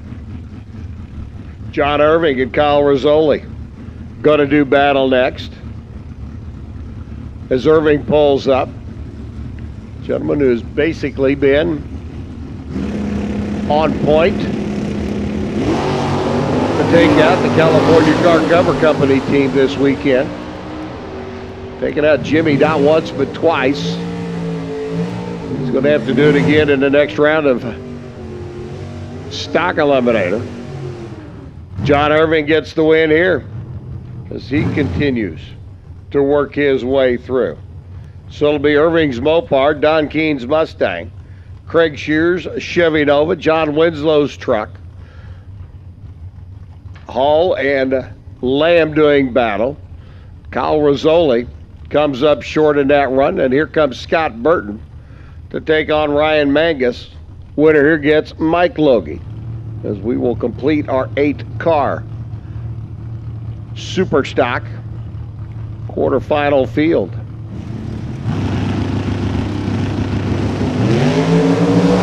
Green lights a pair, and away we go. Mangus for Lamb and Unruh. And Mangus gets the win, continuing on in the factory GTC machine. Ryan and Logie, Shear and Winslow, Irving and King, Hall and Lamb.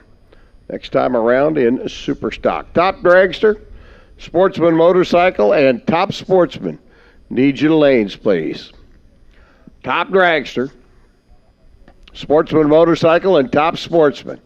As we now go to Super Gas, and it's the battle of the door cars versus the roadsters. Todd Barton said he was going to pick the pocket, take home Tricky Ricky's wrinkled up $1 bills. I say the roadster guys are going to do it. They're going to pick my pocket for those 2 brand new, fresh, crisp, uncirculated $2 bills. That you won't want to spend, but the wrinkled up 2 $1 bills will buy you enough gas to get to Highway 37. Maybe. Depends on what kind of mileage you get. Depends on which way the wind is blowing. We talked about it. Fuel is a tad more expensive in California than where we both hail from. Wherever else you're from, yeah. Yeah, like I said, I filled up $2.09 a gallon the other day. And I was $2.32 by the time I got my 3-cent discount at Sheetz. Woo, hot doggies. And that's not bad, but my Lincoln likes premium, and it says, so I'm going around paying the $2.33. There's a couple more 2s. You going to donate them to the pot? All right, so we're now up to $4. Well, we got matching $4 pots. $2 from the gentleman who lost his phone earlier today and is out there snapping photos. His $2 are going to go in with your $2. That was good because I wasn't going to get any more allowance money. Super Gas, we got 11 cars left. We're going to whittle it down to 6. And we shall see. We know one of them's going to be a door car because our first pair is a pair of door cars. Then we got another pair of door cars.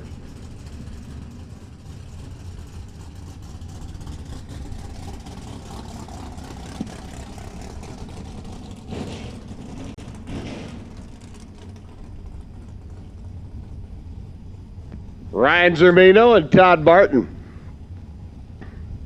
So we get ready to work our way through this round number 4 of Super Gas.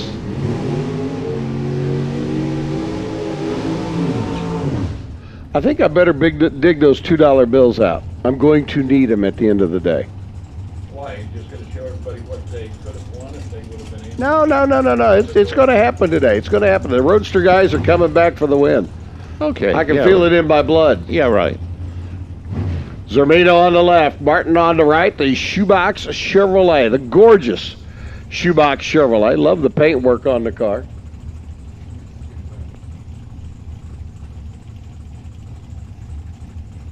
See, the reason the pot's bigger that you'd give out, I've already given out some money to the winners.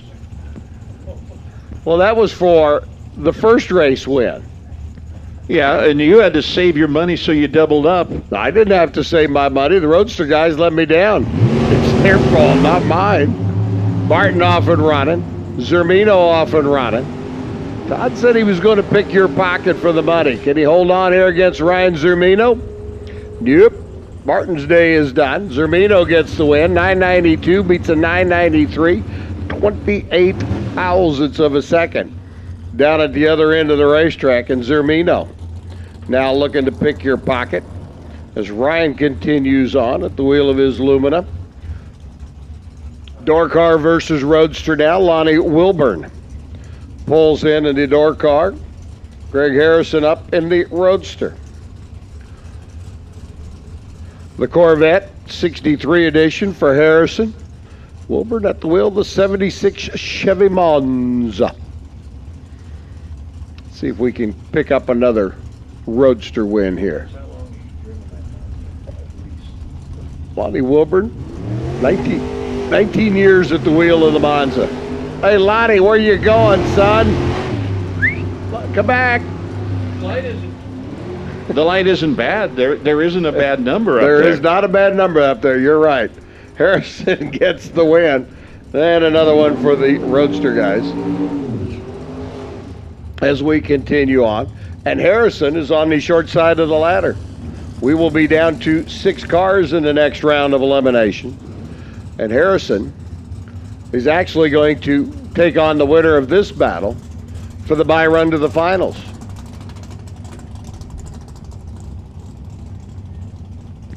As Blodgett comes in the door car, Koss comes in the Roadster.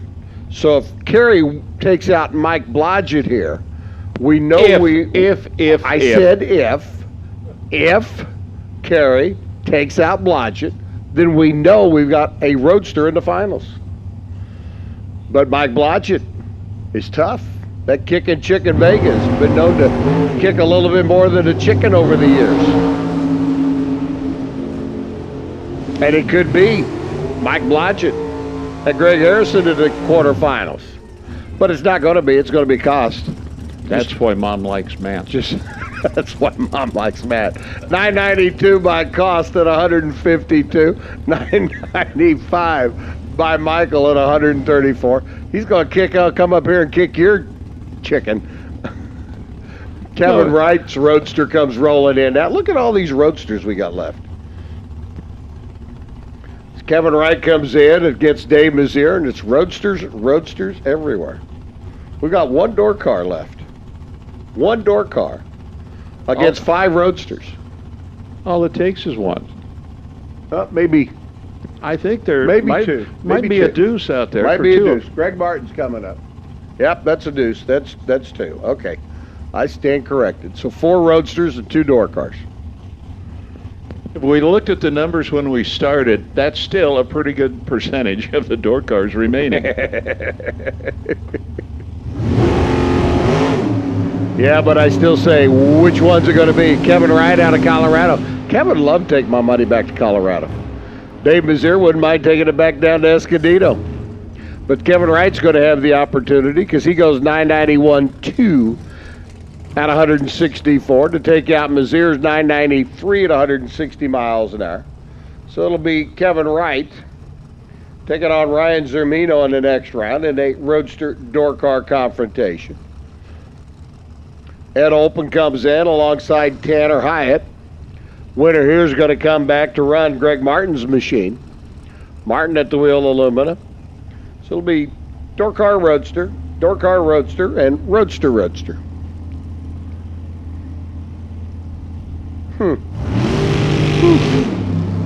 All I want to know is which roadster guy is going to get my money. You can give it to anybody you want. I'm going to give mine to the winner. Tanner Hyatt goes through 993 at 140, but that's a oops, because Ed Open gets the win by 2 thousandths down at the other end of the racetrack. 992 at 162 with a margin of victory of 002. And Ed Open moves on, and he'll be back to take on Greg Martin's Lumina. Greg Martin going to do everything Greg Martin needs to do, and that is pull in, stage the car, accept the green light, and move on to the next round of eliminations. He's going to save wear and tear. So it's Wright and Zermino, roadster versus door car. Open and Martin, roadster versus door car. And Harrison and Cost, roadster versus roadster. In the quarterfinals of Super Gas. The Mike and Matt story that's probably got about 20 years behind it. Okay. When we do that. Okay. Top dragster getting ready to roll in. We need all of our winners and all of our classes back to the lanes, please. All winners, all classes. Boys and girls, if you made it this far, put a little extra fuel in them, put a little extra charge in the battery, and get them back to the lanes. All winners, all classes need you back to the lanes, please. We're down to the short road. Quarterfinals here in Top Dragster. Coming up next, we have 6 cars left. Jennifer Weens and Don Knobloch going to do battle. Jennifer over on the left-hand side, 6:35 the dial. The young lady celebrating an anniversary today, her and Ted. Taking on Don Knobloch's Mullis chassis car out of Summer, Washington. And Don, I know, has it in his heart not to upset the anniversary plans of Ted and Jennifer.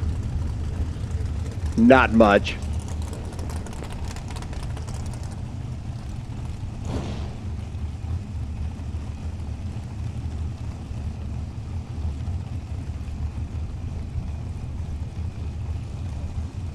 Jennifer Weeds left side. Going to give Don Knobloch over here on the right. And he can't start. Don. Oh, Don. See, like I said, I had it in my heart that Don was not going to upset Jennifer's anniversary plans, and Jennifer gets the win, 650, and moves on to the semifinals in our top dragster category. Knobloch dropped the top bulb on the tree. He was fighting the car on the starting line. Did manage to go 699 at 191, but it wasn't exactly the run he was looking for. Now, Steve Kasner and Paul Darrow. Woo, doggies. A couple of guys who finished top 10 in the world last year. Going to do battle now to see which one comes back to take on the anniversary gal. Jennifer's made it to the final semifinals, the final 3 cars left in competition. Steve Kasner or Paul Darrow is going to join her in the next round of eliminations. And then we got the twofer in the water box. Out of the gate they go. Kasner left side. Your reigning champ over here on the right-hand lane, it's going to be Darrow. Getting to win 669 on a 667. 667.8 by Kasner. Had the better light, got the stripe. Took it by 35 to break out by 2 down at the other end of the racetrack. That's enough to make you look at the time slip and go, golly gee willikers. All right, so Kasner's day is done. Darrow and Weens moving on to the next round. Dan Provost and Cody Weber. Winner here, 3 cars left in the semifinals, has the bye run to the final round. So this is a twofer. Not only do you go automatically, or not only do you go to the semifinals, I'll spit it out in a minute, but you also go to the finals. Provost, the Rad Torque Systems, Sonny Leonard built 762 cubic inch combination. Cody Weber over here on the right-hand side, the Madcap Racing. Race Tech chassis entry on the right. 690 for Cody. He's going first. Can he hang on against Dan Provost? Ooh, it's going to be a battle. 6-pound difference between them off the line, but Cody Weber, the young man out of Kingman, Arizona, dead on 5 for the win. Margin of victory, 15 thousandths of a second. Down at the other end of the racetrack, and Cody Weber just punched his ticket all the way to the final round. The 21-year-old will either take on Jennifer Weens, the anniversary gal, or he gets to take on the reigning world champ. One of the two. Sportsman Motorcycle coming up next, and here's Ricky.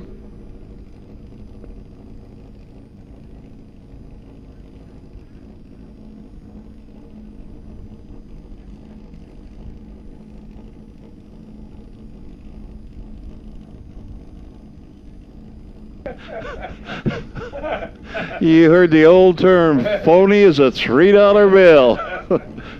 Ron Alves from Calusa, the Alves Farm in Kawasaki, 838. Leo Shaver's Ninja from Vegas, right side at 886. Red bike, yellow and blue bike, and it will be the red bike of Ron Alves. 845 and 148 in the left Toyota lane. Leo Shaver at 10th off the dial, 896 at 144. He had the starting line advantage, gives it up, and Alves wins by 8 thousandths. All winners, all categories. Cool 'em, fuel 'em, and roll 'em on down. Rick Newport now and Denny Alves. Rick Newport, Matco Tools distributor from Salt Lake, and Denny Alves from El Cerrito. His Kawasaki versus the Suzuki of Newport. Newport 791, Alves 786.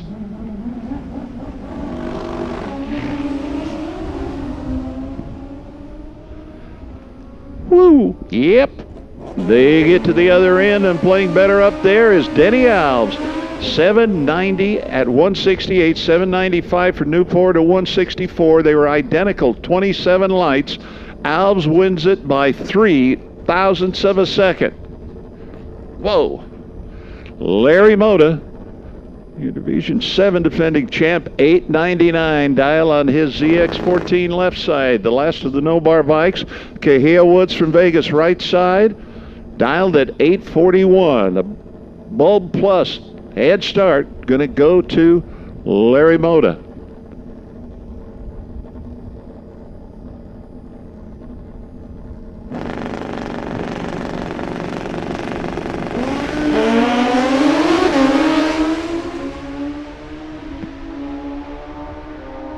Mota out first. Cahia trying to catch him, not able to do so. Cahia, I think of the entire 4 days we've been here, that was Cahilla's worst reaction time. 906 for Larry Mota. He takes the win at 128. The Utah racer and from Las Vegas, Cahilla, 852 at 148. He did not run the number either and was tardy. So that's this round of the bikes. Sean Herbst, his Pontiac Firebird, 709 in that left Toyota lane, the right O'Reilly lane. Jeff Gillette, his GTO, dialing at 687 from Benicia. A pair of Pontiac bodies and big Chevrolets under the hood.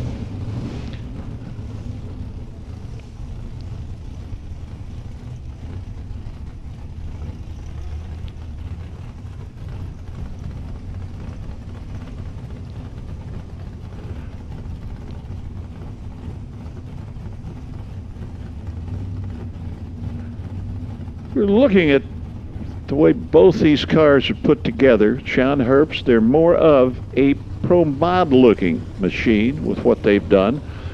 Jeff's is the Pro Stock style.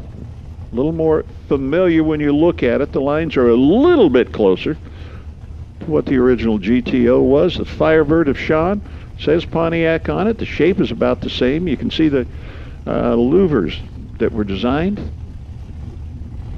the quarter panels, but that's about it.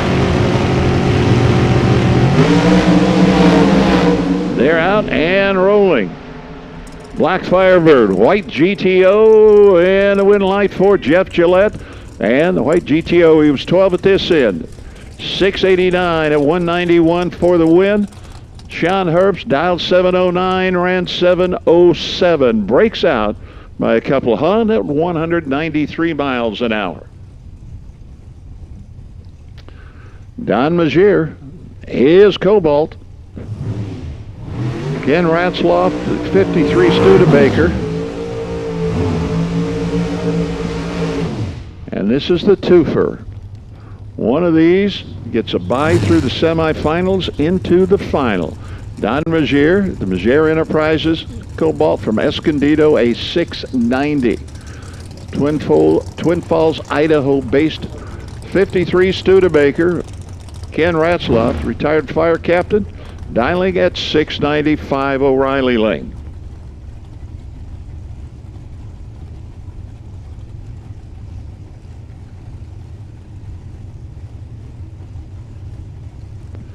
You can see the nitrous system being purged by Don Magier. No, and it's a little bit different than what you get in the dentist chair. I don't know if we're going to have time for the nitrous story. I've got an interesting one for you. When I was with Super Shops, we had a store that sold more nitrous in Escondido than any place in the country.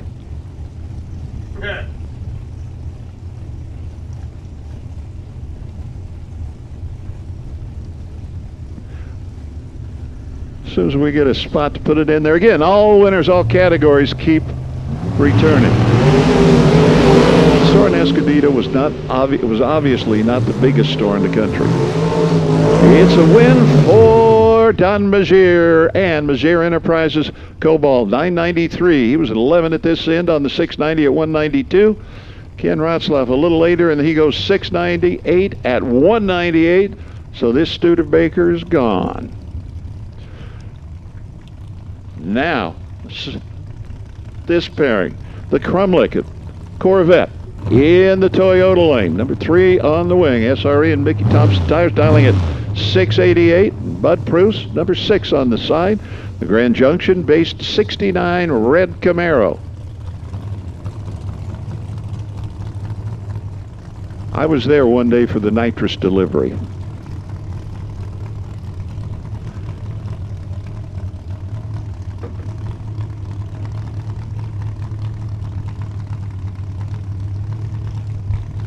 And I saw the customers line up with big nitrous bottles. Not a single one of them was a car guy.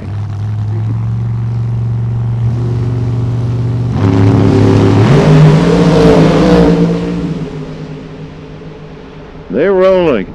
Corvette Camaro, it's going to be the Camaro of Bud Pruce, 008. Then runs a 690 on the 687 at 195. Crumblick a little bit later, he goes a 690 on the 688 at 198. Add the little numbers and big numbers, subtract 1 lane, and you get 4 thousandths of a second. The delivery truck, nitrous oxide, you get basically 2 styles. That Commercial, medicinal. is correct. Medical and commercial. Almost every other location in the country gets commercial nitrous oxide. We had medical being delivered. And the difference being, the commercial is flavored. The medical is straight, it's stronger, and it's great for parties. Commercial is great for cars and trucks and bikes. We were getting medical grade delivered. No one had ever corrected it. I did, after I'd been there 2.5 years, because I liked having the #1 nitrous selling store. But again, the supply company paid no attention to where it was going, and we had the medical marked bottles coming in, and we had a lot of customers for nitrous then. Nitrous oxide, when combined with oxygen, commercially allows a bigger boom, making it simple. when taken internally to medical, you get a buzz, I've heard. Well, I've been to the dentist and you do. You do. So that made us the #1 nitrous selling location in all the super shop stores. That's the rest of the story. We get to this time of the race weekend. All weekend long, these racers had a reasonable amount of time to work on the cars between lanes, refuel them, get everything cooled off, have fans, recharge the battery. We get to this part of the day and we start pushing a little bit because we don't have as many other competitors remaining, so there is less time between each round. And as we go through the day, there is less time and less time and less time. And we're now to the point where you need to just cool it, fuel it, and as quickly as you can get back to the lanes, racers, all categories remaining in competition, keep returning to the lanes.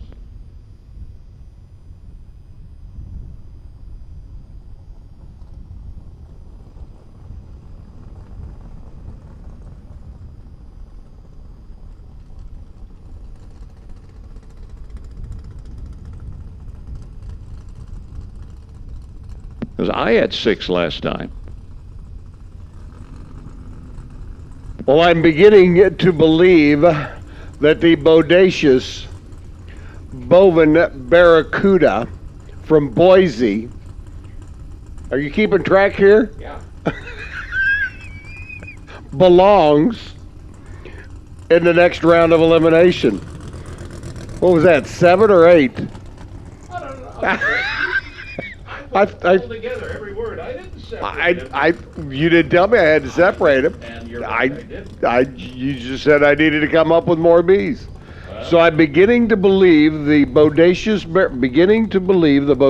Barracuda from Boise belongs here in the final round or in the semifinals. That's a bad Barracuda. That's a bad Barracuda. You're right. It is. Dave Gotts is after him with that big 500-hour Camaro. You got the Throw me down a gauntlet and I'll take you up on it. Beginning to believe the big bad bodacious Barracuda from Boise. Yeah, that'll work. Gordon Boven up. His 72 Barracuda out of Boise. If you can't have fun doing this job, I mean, why do it? Come on, Roadsters. Dave Gotts on the left-hand side, the K&N filters. High mile an hour Camaro. Big 427 machine going to be chopping at the bit. Get down to the other end of the racetrack as we have 8 cars left in Super Street action. We're going to whittle it down to the final 4. And I need Gordon Boven to win so that I can really put the crimps on Rick in the next round of eliminations to come up with 8 Bs in a row. Or 8 Bs to describe him. Well, it's going to be interesting. Gordon and Dave working their way down track. Oh, Boven goes out because Dave Gotts gets the win. 1085.4 beats the 1084.5. Same numbers, different order. So Gotts marches on. He is now one of our final 4 contestants in the Super Street category. Alan Makem and Sean Elling going to do battle, see who comes back to run Dave Gotts in the final 4. And again, racers, if you're in, you're in. We need you to splash them and cool them and fuel them and charge them and come on down. All winners. Need you back to the lanes, please. Red light start by Allen, so it'll be Sean Elling. Dave Gotts duking it out on one side of the ladder for a shot in that final round of eliminations. 1086. 130 miles an hour by Sean. Makem goes through 1095, but he left the starting line way early on this end of the racetrack, and, well, that just doesn't work so well. Joe Greco got the Jungle Jim Pinocchio nose on the Ted Kellner-owned Vega here on the right-hand side, taking on the reigning D6 champ, Justin Cooper. Good matchup here between these two. Question is, which one of them's going to the final 4? Because only one of them is. Cooper left side. Greco on the right-hand lane.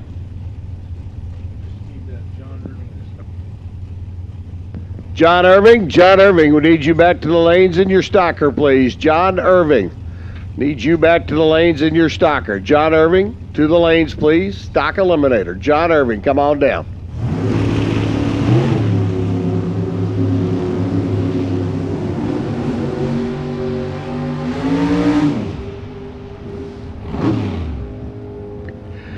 Greco goes through, but it's going to be Justin Cooper, the reigning champ, doing what he does. 1087.5 beats a 1085.9. 16 thousandths the margin for Cooper down at the other end of the racetrack. So 3 of our 4 semifinalists in Super Street. We know Justin Cooper is going to be there. Now, who's he going to take on? Is it going to be James Ernst, or is it going to be John Dexter?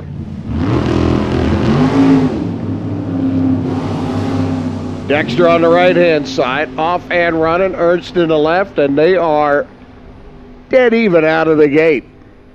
One light's going to go on for James Ernst. 1088.2 beats a 1088.1. Can you say 1/1000th of a second?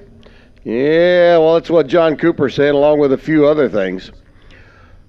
1088.2 beats a 1088.1. True margin of victory for Ernst is 18/10,000ths of a second. Stock eliminator getting ready to roll in next. We're down to 5. Ryan Mangus has the bye. Jeff Taylor taking on John Irving, but we do not see John Irving in the lanes yet. And Earl Farmer taking on Justin Lamb. Here comes John Irving down. Is that Irving? Nope. Should be a line green. There comes John Irving. Rolling down the hill and into the staging lanes, and they will wave him on forward for his matchup with Jeff Taylor. And that's the pair that has the twofer. Win here will put the winner of John Irving and Jeff Taylor automatically into the final round of stock eliminator action. Again, racers, if you're in, you're in. Need you back to the lanes, please. If you are in, you're in. We need you back to the staging lanes, please.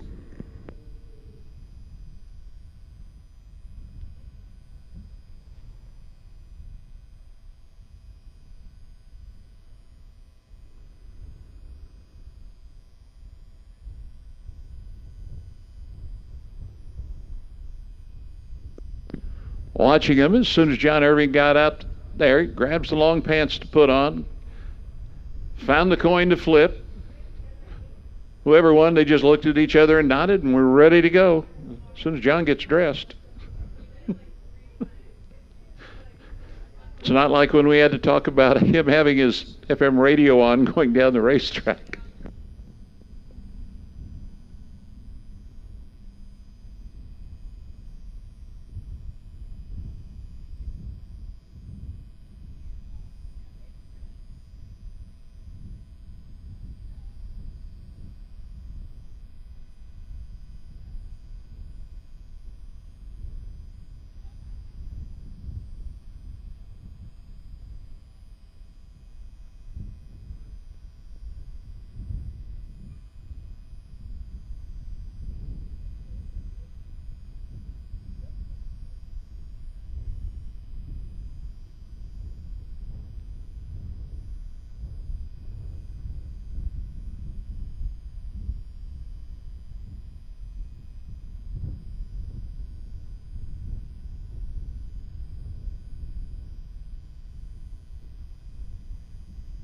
So 5 cars left in stock, all 5 of them sitting here. I see the rest of our contenders making their way down the hill and into the staging lanes. So, again, racers, if you're in, you're in. Need you back to the lanes, please. Semifinals, quarterfinals, finals, wherever we're at in your particular category, needs you back to the lanes, please.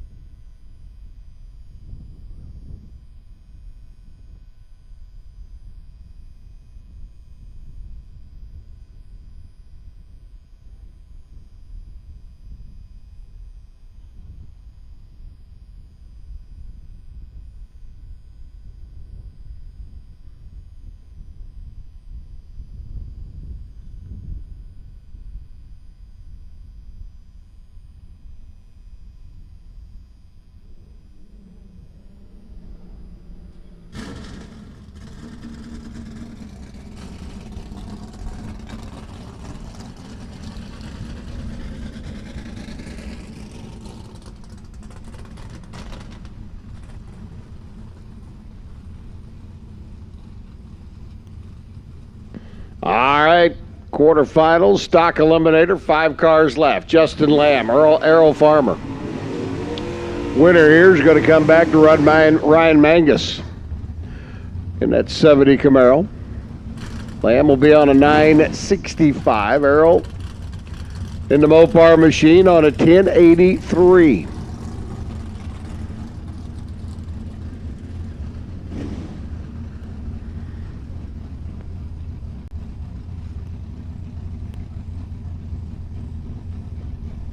So the 340 cubic inch Plymouth Barracuda for the multi-time Jegs All-Star rep, looking on the former champ. Justin Lamb over there on the left-hand side. Jeez Louise.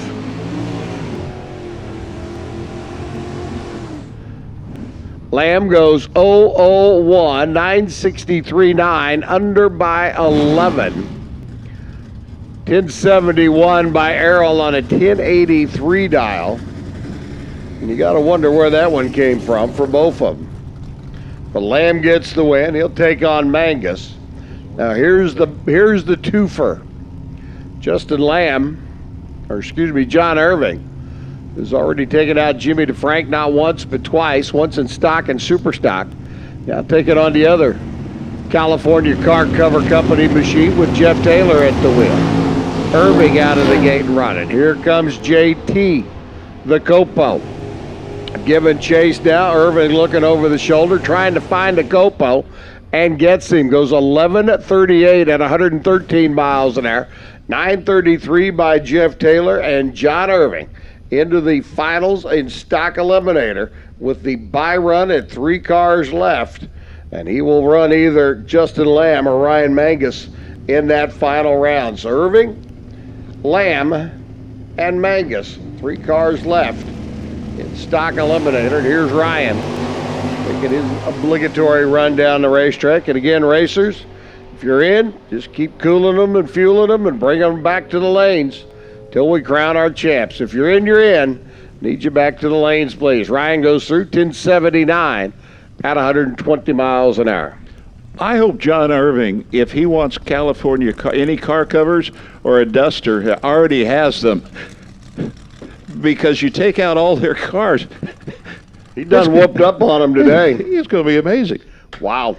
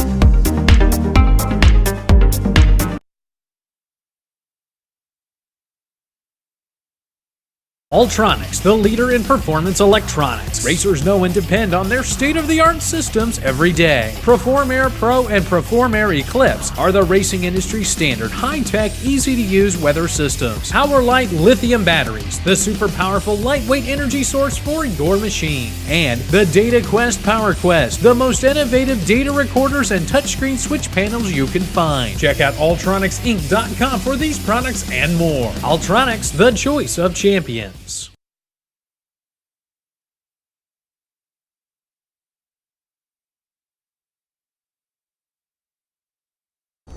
McLean love to have the opportunity to run Tony again in race number 2. But to do that, he's got to get around your number 1 qualifier, Kurt Hugger. Kurt's Pro Stock truck, the Hugger Motorsports, commercial refrigeration boss man over there on the left-hand side.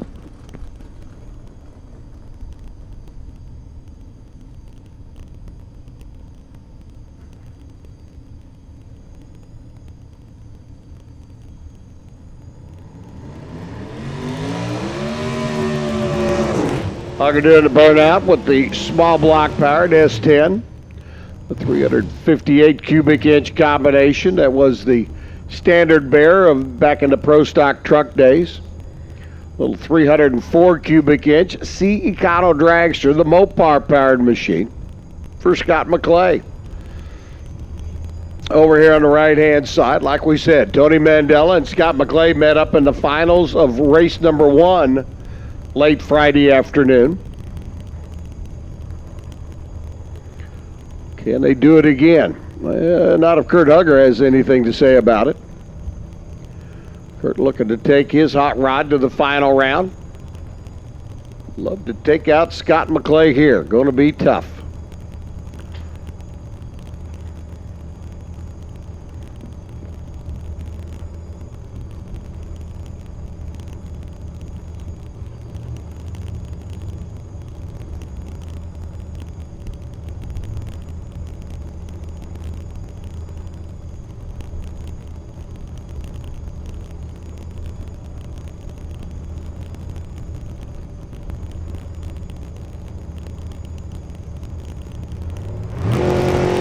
Hugger's in, McClay's in, tree comes down, we're clean and green both sides. Whoa, baby.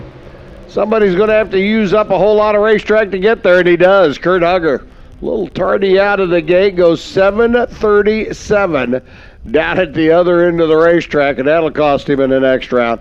Hugger had to use a little bit more than he wanted to. Scott McClay cut the better light on him, made him use it up at the other end of the racetrack. As Kurt Hugger goes screaming into the final rounds of Comp Eliminator.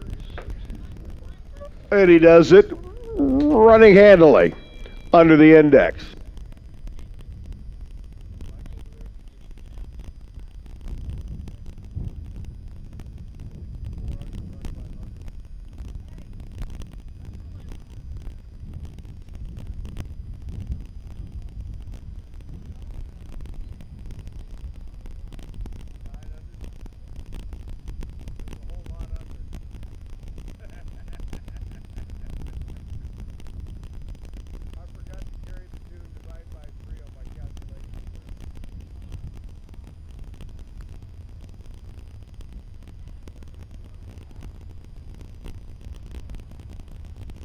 So Hugger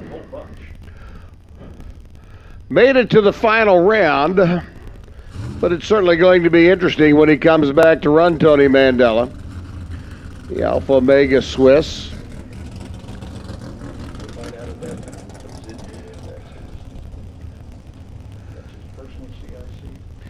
Over here on the right-hand side of the racetrack, Mandela's going to make his run through.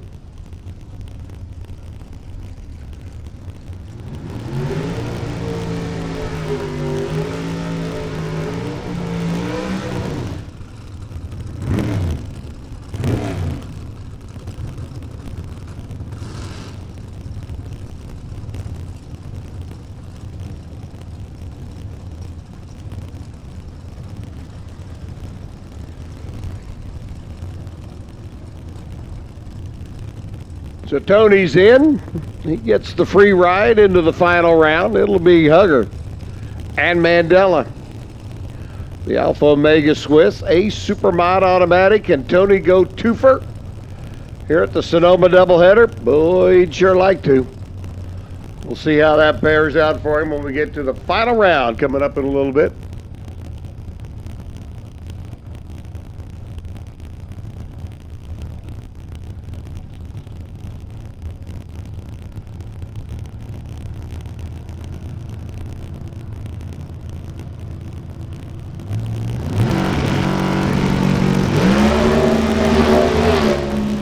Tony comes off the line. The car makes a move towards the center stripe before he eases it back into the groove and steps off the throttle. It goes through with an 890 lap. 8.907 at 113. Wonder if he'd like to enter Super Cup.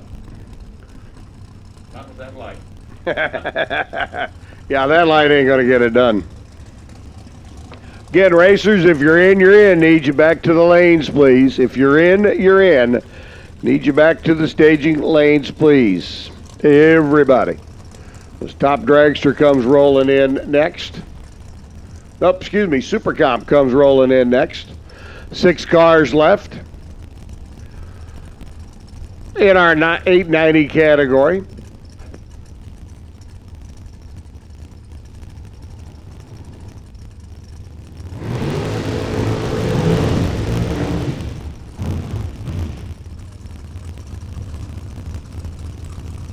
Matt Woodard and Nick Cobb. Going to see which one of them can advance now. They are on the heavy side of the ladder.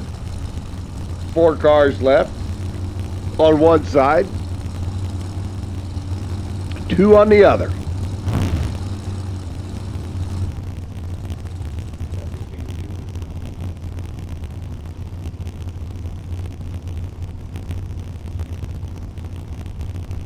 Cobb rolling in, right-hand side for Mickey Thompson and Race Pack.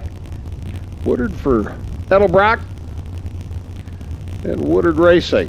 Petaluma-based entry there on the Toyota side of the racetrack.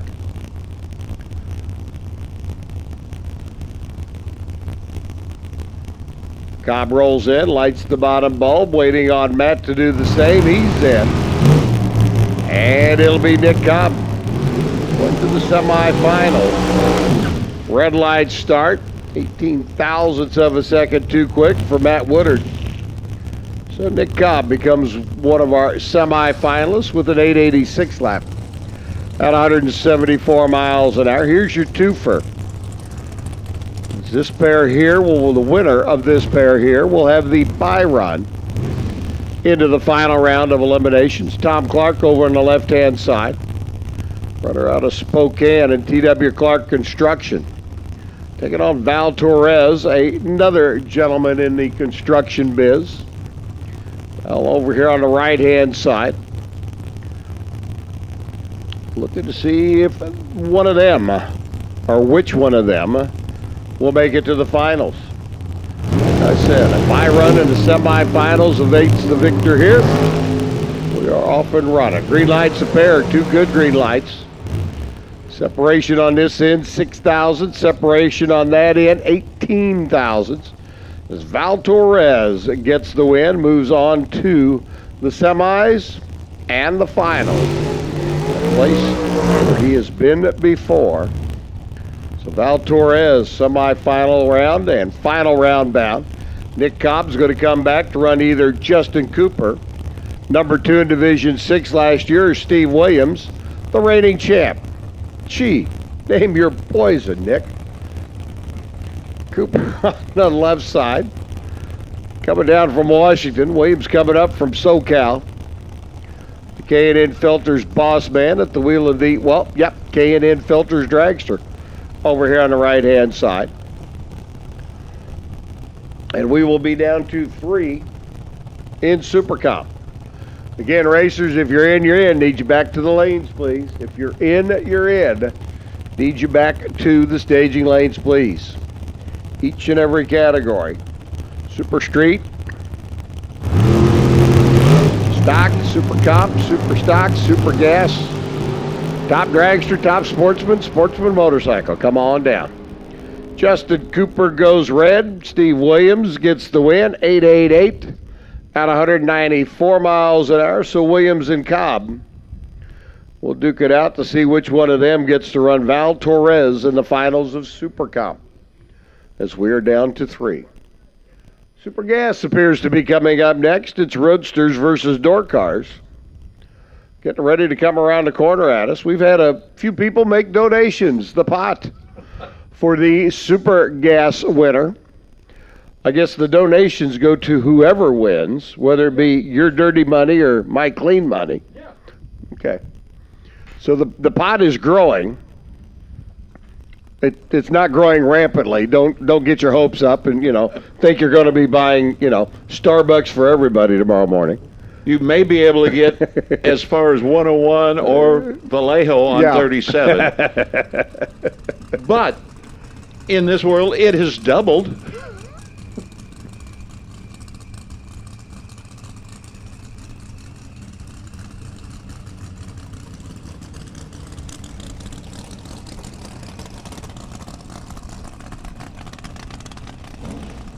And it looks like we're going to run into Top Dragster rather than Super Gas, as we are down to 3. Paul Narrow and the anniversary girl, Jennifer Weens. Now, we saw earlier how Don Knobloch didn't want to do anything to upset the apple cart of the anniversary couple. Jennifer was able to get around and move on into the semifinals. Paul Narrow, Steve Kasner matched up on that great pair in the last round of eliminations. Winner gets to come back and take on Cody Weber because, well, that's Cody sitting right there, and we got 3 cars left. And I don't know if you use old school math, new school math, or if you want to use Common Core math, we're going to be gone by the time you'll get it figured out.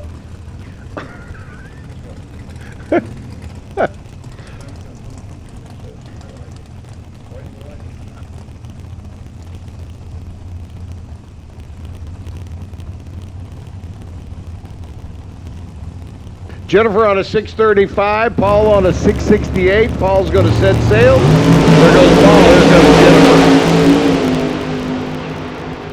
Can the anniversary girl keep it going? No, Paul Narrow's going to get the win. 668, 199. Jennifer had the better light, did not run the number down at the other end of the racetrack. And Paul Narrow and Cody Weber will duke it out in the finals of Top Dragster. Cody go to pull up, do what he needs to do to get down the racetrack, and he'll come back to run Paul in the finals. So we're set with our finals in Comp Eliminator now. Between Hugger and Mandela, our finals are now set in Top Dragster between Weber and Narrow.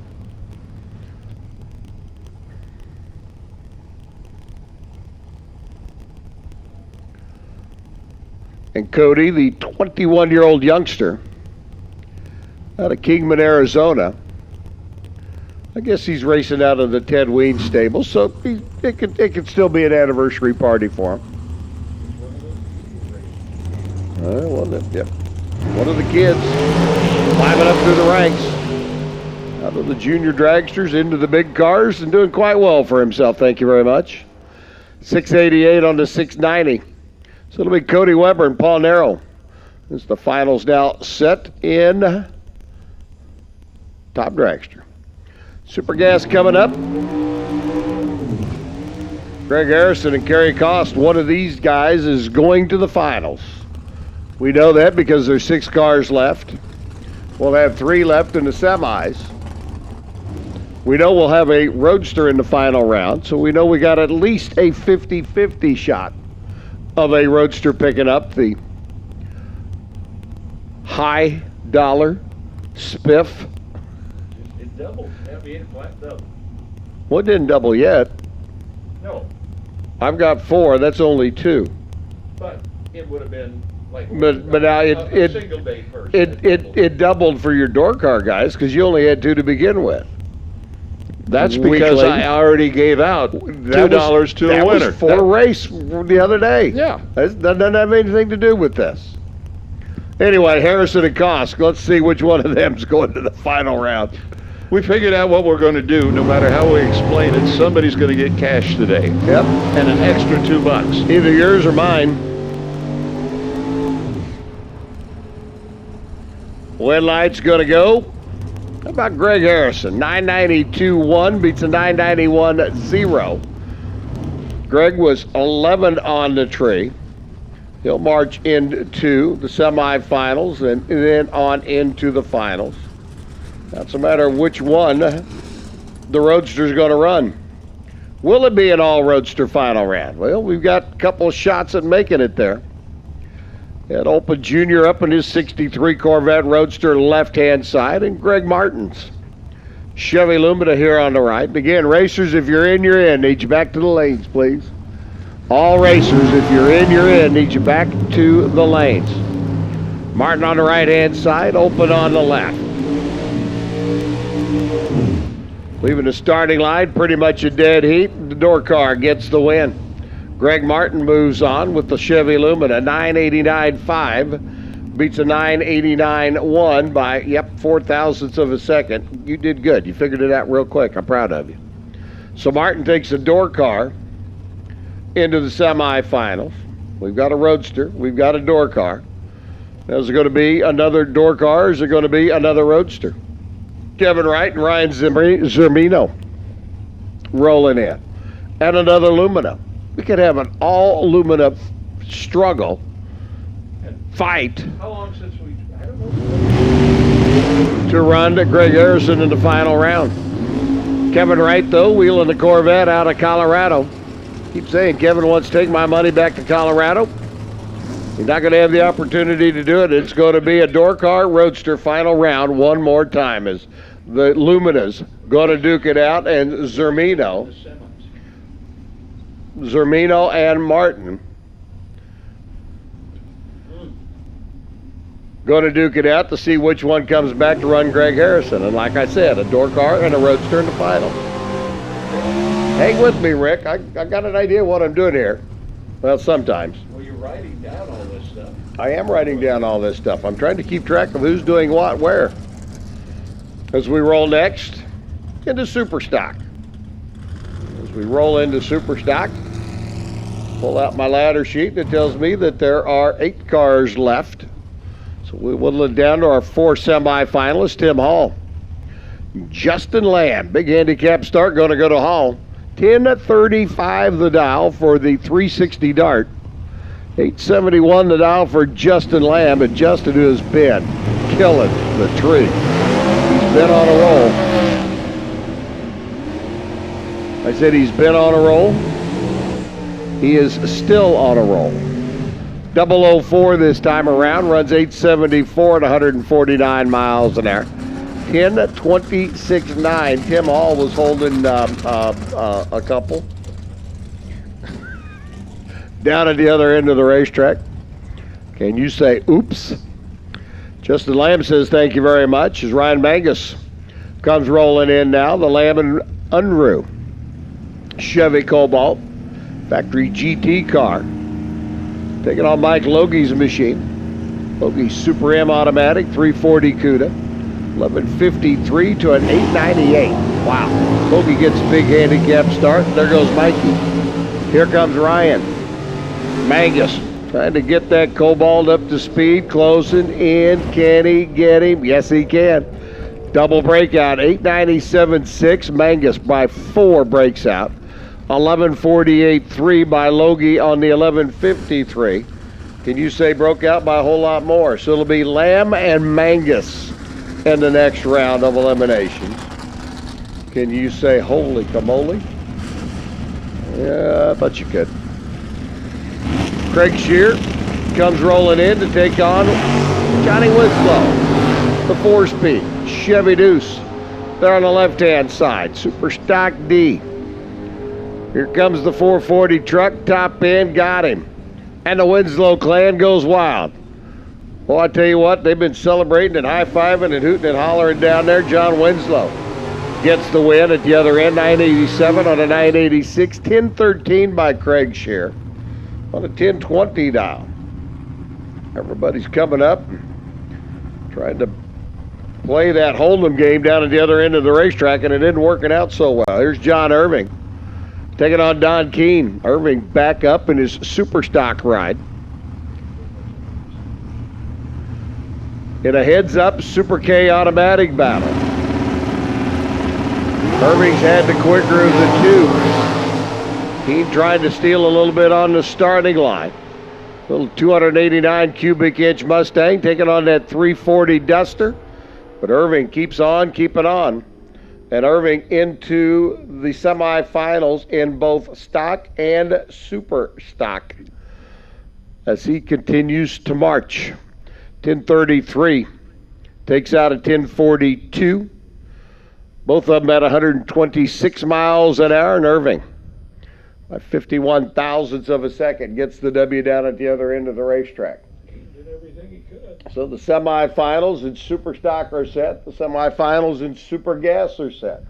Semifinals in Super Comp are set. We're down to the semifinals in Stock. Our semifinals in Sportsman Motorcycle. We know who our semifinalists in Super Street are. Top Dragster, Top Sportsman.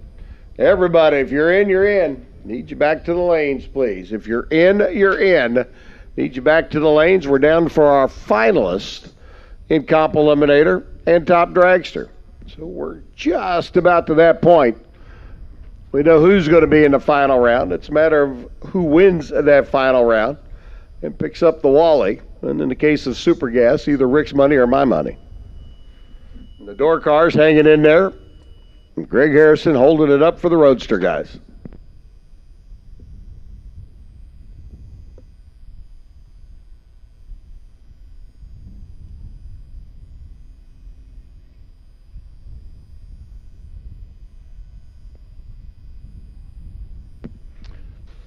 Top Sportsmen making their way up now.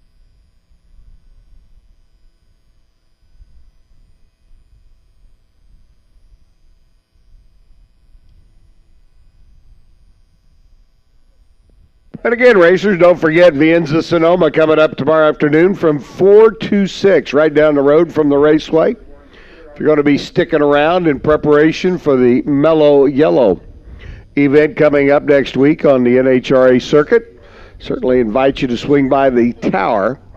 Talk to Mr. Seipel, pick up your tickets for the Vienza Sonoma, the official wine tasting right down the road from the track. You get your own private wine connoisseur to help, a cheese plate. You can purchase your tickets from Kyle. He can fill you in on all the information, but it's tomorrow from 4 to 6. Vienza Sonoma, right down the road here from the Sonoma Raceway. Certainly invite everybody, if you're going to be sticking around, to partake of the countryside here in the wine country of Northern California. Top Sportsman coming alive now, semifinals. We know who our two finalists are going to be in Top Dragster with Cody Weber and Paul Nero. We know who our two finalists are going to be in Comp Eliminator with Tom Hugger and Tony Mandela. We know one of our Top Sportsman finalists is going to be Don Mazier. The question is, who's he going to run? Well, as they say, we're fixing to find out, because here comes that pair that'll make that determination. Jeff Gillette coming up on the right-hand side. Brett Bruce on the left. Sign maker out of Grand Junction, Colorado. Bruce will be dialed in at a 690. Gillette on a 686. In drag racing parlance terms, Bud Bruce has the first opportunity to go red. And he will have that opportunity by 0.04 of a second. The object is not to go red, but to cut a light, run the number, and move on into the final round. One of these gents is going to be able to say they did that. But only one. Bud coming out of the number 11 qualifying spot. Jeff coming out of the number 9 qualifying spot. And our Very tough top sportsman field here this weekend. As we said, winner's going to come back to run, Don Mazier.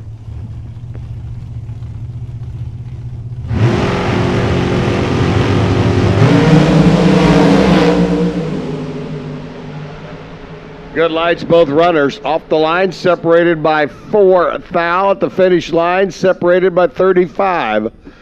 Technically, Bud Pruitt goes too quick, runs 6:89.1 on his 6:90. 6:88.6 by Jeff Gillette, so it's Gillette, Barry Polly, Darren Seeley going to the final round with the Engineer Reserve to take on the Mazier Motorsports entry. Don over here on the right-hand side of the racetrack.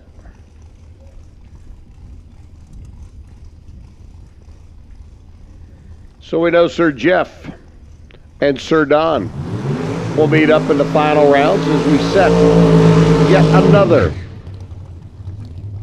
one of our final pair. Sportsman Motorcycle semifinals going to be coming up right behind Don Mazier's run down the racetrack. Those of you listening in via dragracer.tv and maybe not following along with your own ladder, would like to point out to you, as Warren Evans pointed out to me a moment ago, in Superstock you have 4 cars left.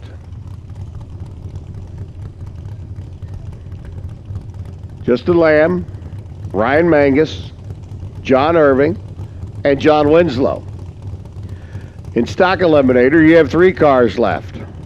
Justin Mann, Ryan Mangus, and John Irving. Ooh! Totally different type vehicles. Such fun we have, isn't it? So Don Mazier getting ready to make his way down the racetrack, and a tip of the cap to Warren for catching that. It'll be interesting. Super Street, we're down to 4. Sportsman Motorcycle, we're down to 3, soon to be down to 2. Our final 2. Don Mazier is going to make his run down the racetrack. The Mazier Enterprises. Chevrolet Cobalt gets it down track, shuts it off, coasts across, 741. And our finals are set in Top Sportsman. We're soon to set the finals. Sportsman Motorcycle, and to take us through Sportsman Motorcycle and some more of our eliminations. Turn the microphone back over to Rick Carlson, a longtime voice here in Division 7 competition. A gentleman who's making his farewell tour here in 2019. Going to set the microphone down. Does that mean you're going to drop the mic? I watched that, but the people that own the microphones yell at you. And sometimes after yelling, they don't give you the check or they deduct the cost Of the microphone, yeah, we just set it down. Okay, all right. Here you go, Sportsman Motorcycle. Larry Mota out of Orem, Utah, off and rolling on that ZX14, and here comes the Kawasaki of Denny Alves trying to catch him. It will be Denny Alves, 795 on that Kawasaki in the O'Reilly lane. 902 for Larry Mota. Denny started 006. We'll have an all Alves final in Sportsman Motorcycle. Here is Ron Alves. His red Kawasaki. He's dialing at 811. The farmer from Calusa, Alves Farming.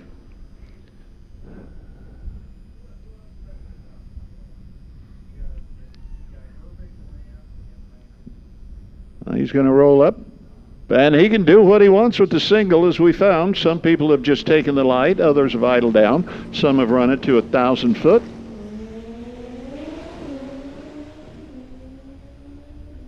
Pushes the tree a bit to find out where he needs to go, and he finishes 812. 812 of 163. So Denny Alves and Ron Alves will meet in the final of Sportsman Motorcycle. All winners, keep coming on back as soon as you can. While we get this little break waiting for the next category to fill up and get here, I want to, reminisce for a little bit about a change that happened a year and a half ago. I pretty much sit in this chair and have at all the Lucas Oil events here for 20 years. And I always sit in this chair because that chair was occupied by Jim McComb. We lost him a little over a year and a half ago. And that was a voice and a racer that people have known for years. Not just as the guy that sat up here, but originally as a fellow racer and then as your friend. I mean, everybody here that raced were his kids and his friends. When Lynette gave me a call, and it was the morning before I went in for a heart procedure. And we were up most of the night. Very tough time for the track because they lost not just the voice of the track, but in many ways, part of the heart of the track. So Jimmy, we're thinking of you. Here in the Jim McComb announcer booth. And realistically, that chair is yours. We have people sit in it occasionally, but that will always be Jim's chair. Because that was where Jim could read the computer screens. And a little bit of an angle makes a difference. He could read them there, and then with the screen that is in front of you, he would use that and give us all the updates, but that was the voice for years. From Fremont to here. Jim, we miss you as a family. Thank you for all that you helped show me and all the others who have followed in your footsteps announcing here at Sonoma Raceway. We miss you. And Lynette. With that, we'll do what Jimmy always wanted to do. Let's go racing. And we're going to do that. Super Street coming out next. I had all my B's set to go, and Dave Gotts put an end to that, and he is paired with Sean Ailing, a regular here. Now in this Corvette, Dave Gotts in his 67 K&N Filters Lucas Oil Camaro, big mile an hour car. Sean with that Corvette and a small block under the hood. 1090 will be their target numbers.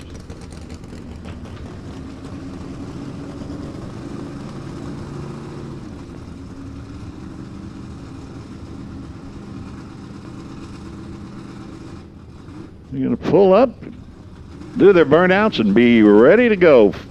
4 remaining. Semi-finalists to decide which final pair will make it to the line. Ailing with his burnout. Gotts with his. Dave Gotts had an issue yesterday during the time run. But now he is ready to go, making it this far. Gotts, left side from Corona. That Just because I'm a roadster kind of guy and I got an extra $2 bill, Sean Elling wins Super Street in his Corvette Roadster. I'll give him a $2 bill as well, because I'm that kind of guy. You are generous this weekend. I've never seen you pick up a tab before, but you're generous here. Gotts and Ailing, they are rolling. Chevys both sides, 1 Roadster, 1 door car, and it's going to be the door car. Dave Gotts, 1091, 138 miles an hour, 1093 for Sean. Dave started 008, and he played all the way down. Dave Gotts, one of our finalists. James Ernest is El Camino, the wheel-standing El Camino. He's from Vacaville. Justin Cooper down from Medical Lake, Washington. Trying to pick up a win down here in D7. Is he going to do that? James Ernest saying, I am close to here, I race here. I think I'd like a win. It's going to be the D6 defending champion. So we've got Camaro and Chevelle, 67 model years each. 67 Camaro, 67 Chevelle. Dave Gotts, Justin Cooper will be back for the final in Super Street.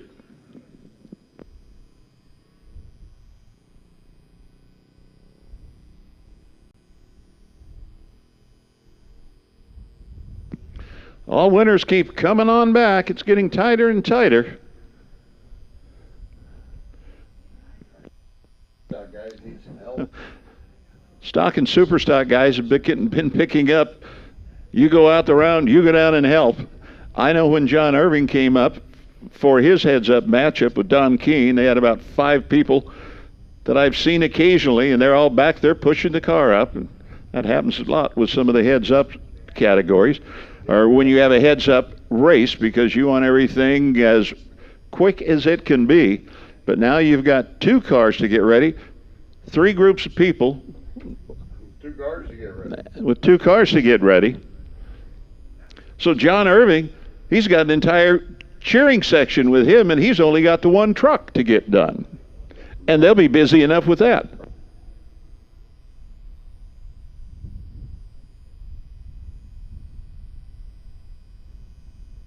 Nope, I mean Winslow, John Winslow Jr. with his purple Dakota. They only have 1 vehicle, but they've got lots of help, so they'll be able to do that. But everybody else has 2 vehicles, and I think they're using people from all around to give them a hand.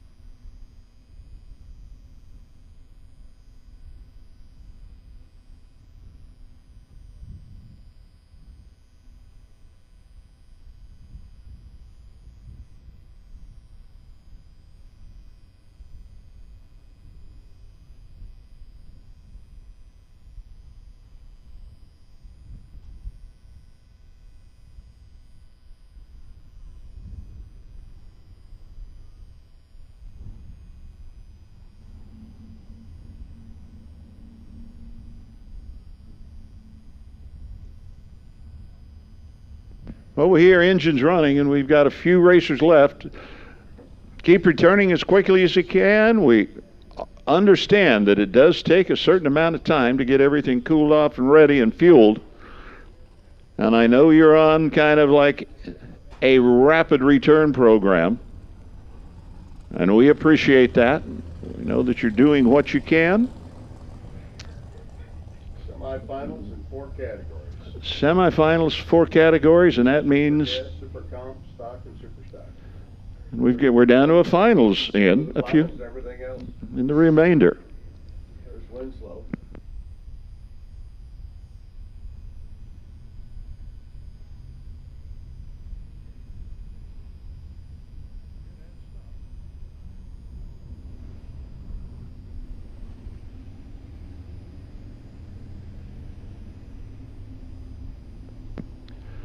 And semifinals in stock rolling around the corner right now.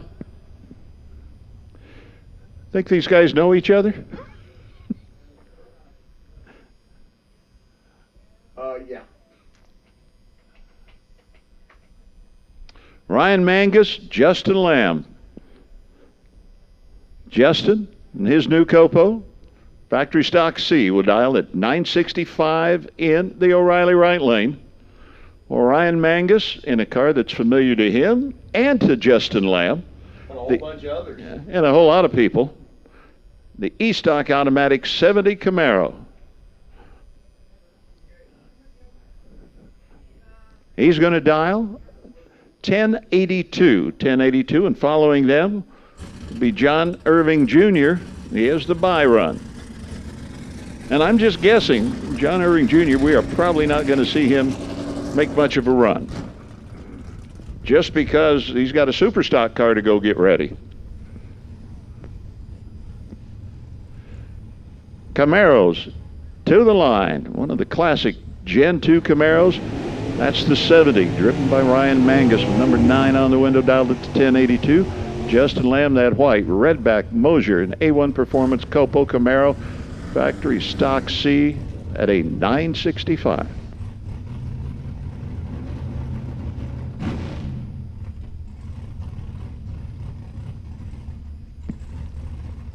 Winner of this has to take that reasonable amount of time getting ready, and then they'll be right back for the finals. 350 in a carburetor, 376 in a fuel injection. There goes Ryan. Here comes Justin. Justin closing in on Ryan, is not able to get the win. He drives around him, but had to go too quick in doing so. 963 under by 11 thou. 1082 on a 1082 for Ryan Mangus in that 70 Camaro, and that Camaro has been good to many people, and it is being good to him. He's being good with it. John Irving with his I-Automatic 73 Satellite, 400 cubic inches, takes the light, backs up, and he'll park that car over to the side and be ready for the finals in stock. And he, as the two that just ran, will go get their super stockers ready and bring them down. John Winslow Jr. saying, well, I'm ready, I'm here. Who has to run whom in super stock? Lamb and Mangus. And the pairing in the super stock semi.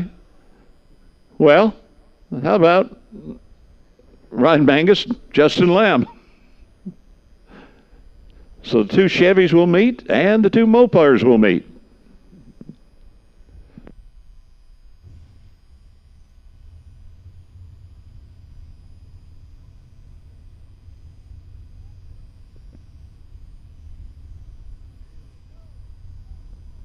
Now we've got Super Comp coming around the corner. Val Torres is the first car.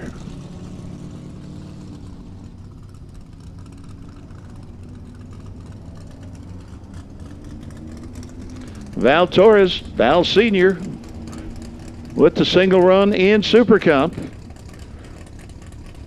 Be the 890 number on the scoreboard, and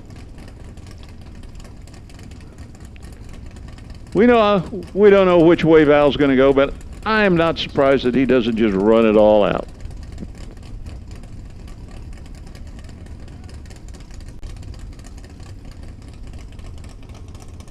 Gabe is up there, hot footing around the starting line, going to find the sticky spots.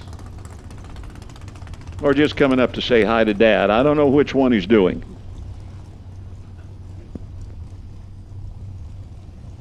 Oh, now he's going to go say hi to Dad.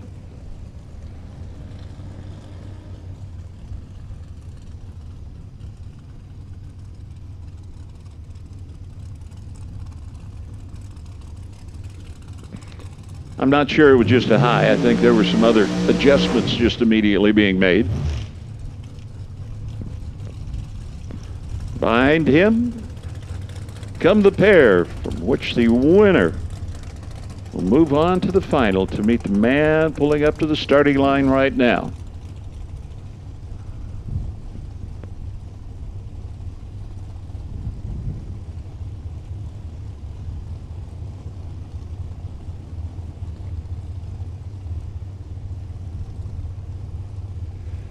He's rolling forward very carefully.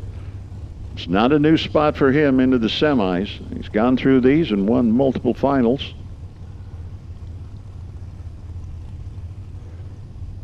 Former division champ.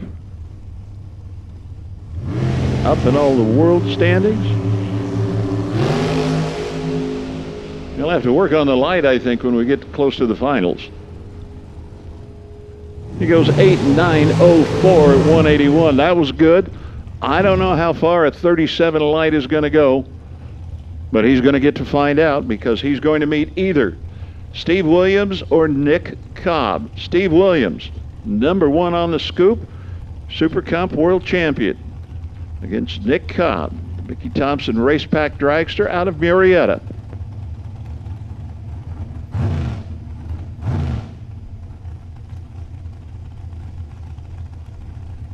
So Nick Cobb, the young man, going to do what you do. You run your race best you can.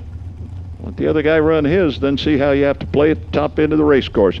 Steve Williams, K&N Engineering, left lane. Nick Cobb, the right side.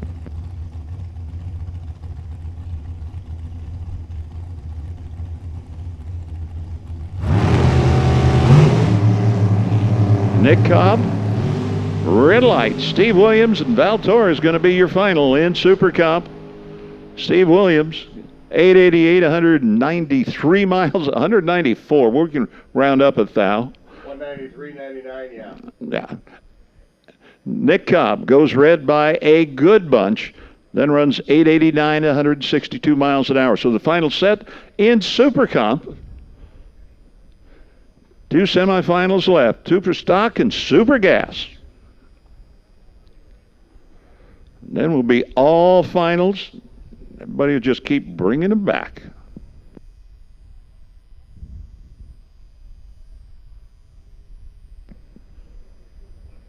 I think the weekend has been a good weekend here.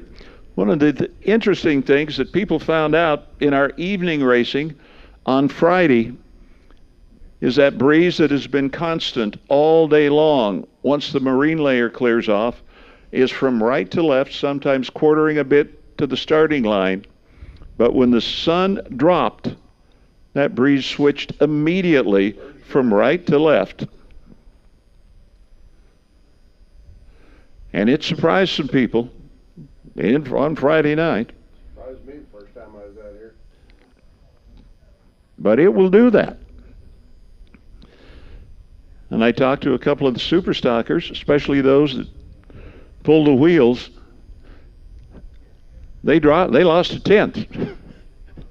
One of the racers was up there and had the two carburetors off when starting on the intake manifold. When one of the other racers went over and said, "Don't need to do that," kind of explained what was happening, because with all your weather stations and where the wind is, you still have to keep an eye on the burnout smoke in front of you and take a look at the flag that is right by the starting line. Make sure everything's ready. See our three super gas cars. How many do we have? 2 door cars and a roadster. And they are there and moving right now. So we know what our final is going to be, door car and roadster. And we're going to have a matchup of Luminas. Which Lumina against Greg Harrison's roadster? Yep. The blue one or the orange one?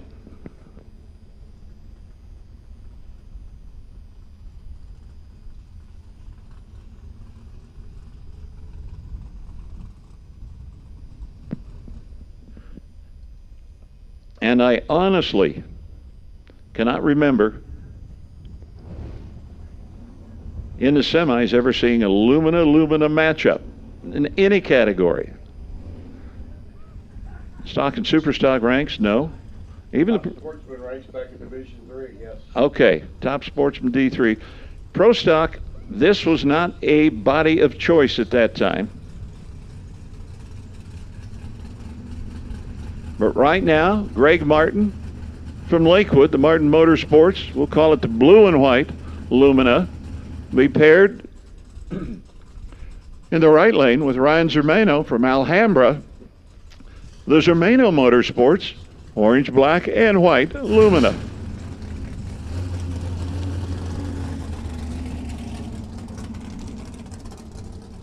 These are super stock semi to the lane, Angus, Lamb, and Irving. Super stock semifinalists, make your way to the lanes. It looks like we have, Justin's over there. we need two more. We need Mangus and Irving back to the staging lanes. Need our last two finalists.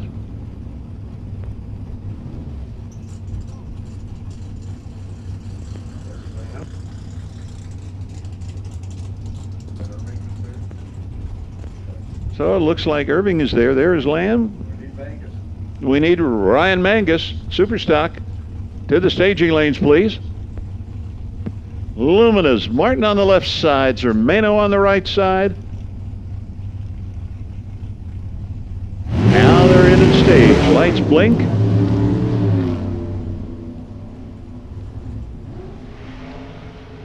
Greg Martin never moved a lick. Ryan Zermano, 10:18 at 128. And they are pushing Greg Martin back. I'd say there is one disappointed guy and a family that's not happy. Decided that the engine was going to give up the ghost. Right on the starting line, Ryan Zermano is going to be back for the finals.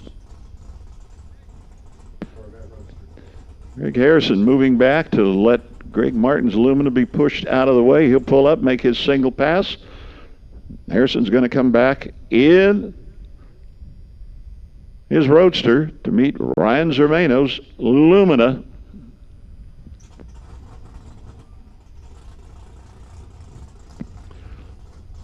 Whatever happened, he was in, staged, and then it quit.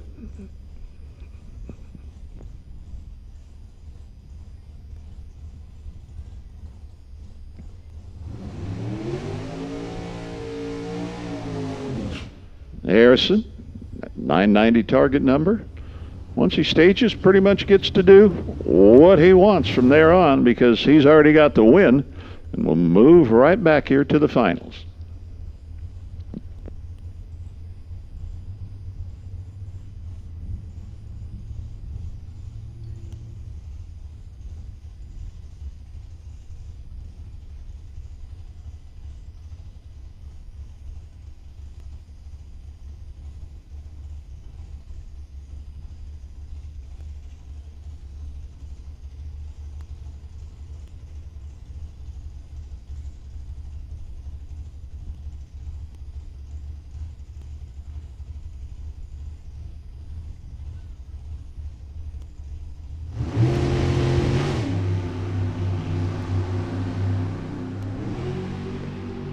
Harrison starts with a 12, and he'll go through with a 985 at 163. So that matchup will make the final decision on who gets the big bucks in Super Gas. Now we're waiting. We need one more Super Stocker.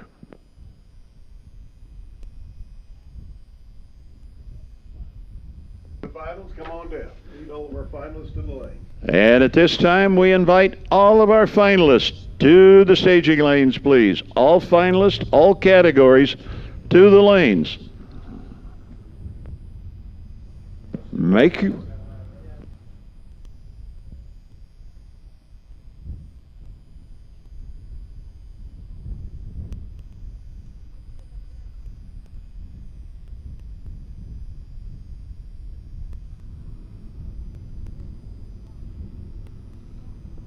And we hear him now.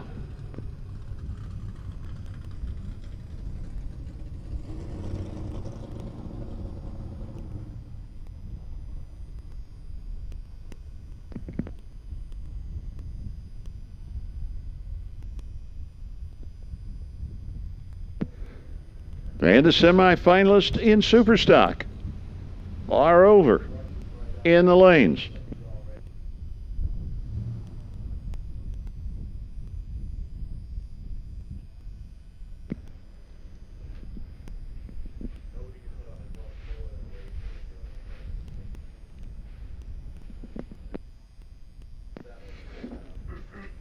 Two Chevys, two Mopars left in the final. John Winslow Jr. in his Dakota. John Irving, his Duster.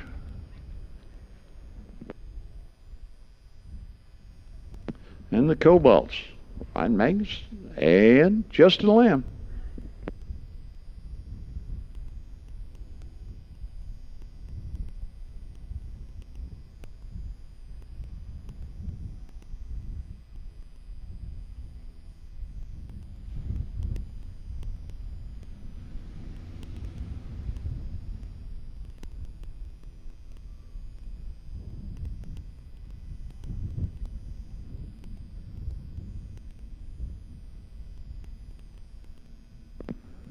All four right there together, making their final preparations. Pull out.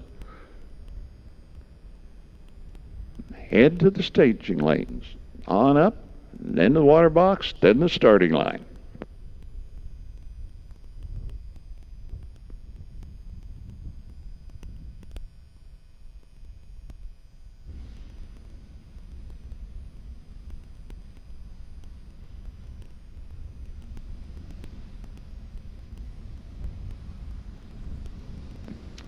John Winslow Jr. pulls out first.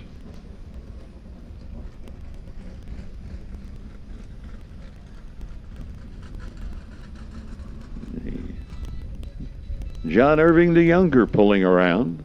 He's the John with no H in his name.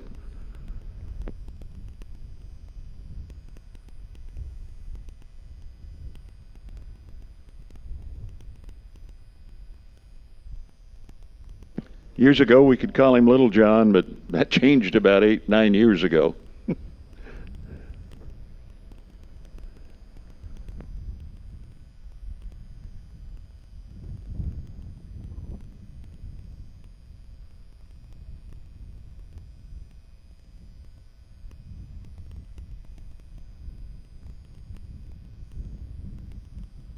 John Winslow Jr., GT Truck A, Palmdale. Greenwood, Chrysler, Jeep, and Dodge, the roofing contractors, Dakota, 440 cubic inches of Dodge under the hood. John Irving Jr., the 71 Duster 340 out of Boulder City, Nevada. When you head to the dam, you drive right through Boulder City. When you head south, you drive right by Boulder City.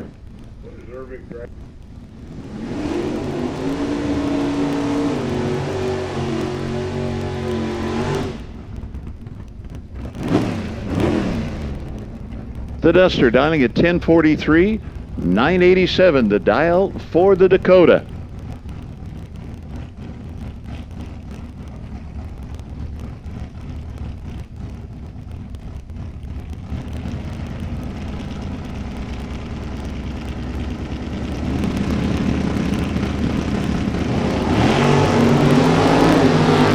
They are rolling. Duster moves first. Here comes that Dakota. Close the ground. They hit the finish line, and it will be a double breakout. John Irving Jr., 1038, under by 500. John Winslow Jr., 981, under by 6. So closer to the dial-in, John Irving moves into the finals in Super Stock Eliminator.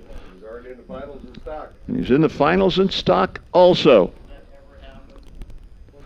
John Winslow, better reaction time, but at the top end, John Irving able to get the win light in that Toyota lane. Need our next pair rolling up. Ron Magnus and Justin Lamb, their Cobalts.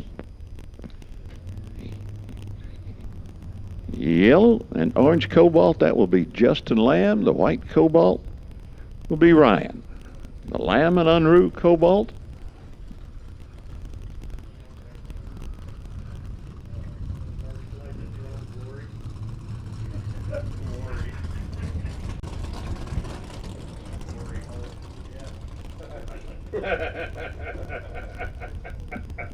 Ryan Bangus, the white Cobalt.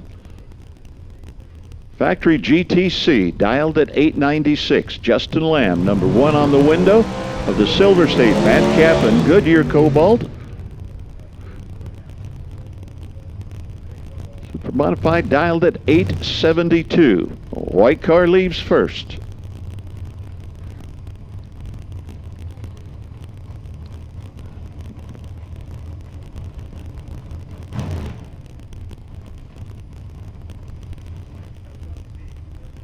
Justin Lamb, his Cobalt. Ryan Mangus, Phil Unruh, and Justin Lamb owned Cobalt.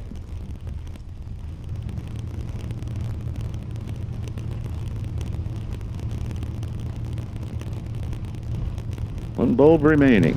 All lit.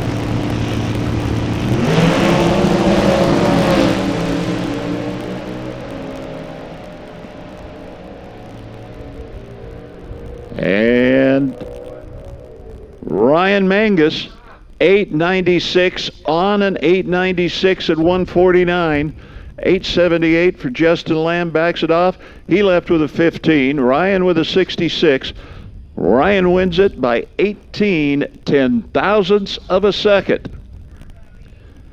Justin drove the starting line and Ryan drove the finish line.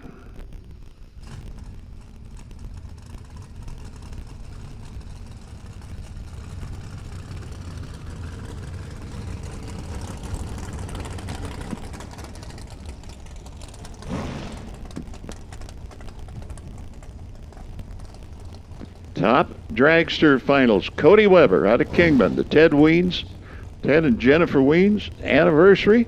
Would like to celebrate it, and Cody with a win. They're paired with Paul Nero, the Racing RV's world champion from Eugene, Oregon. Nero, O'Reilly right side, dialing at 668, while Cody Weber has dialed at 688.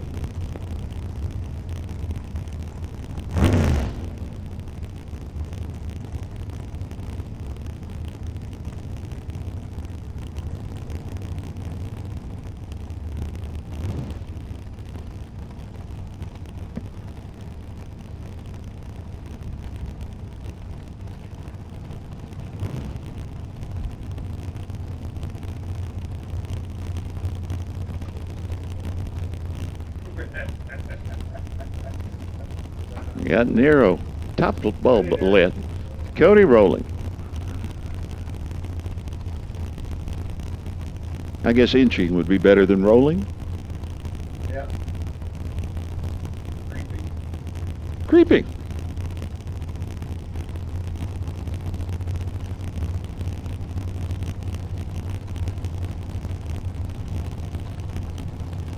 Trying to see if, there we go. All four bulbs are lit, lights blink down.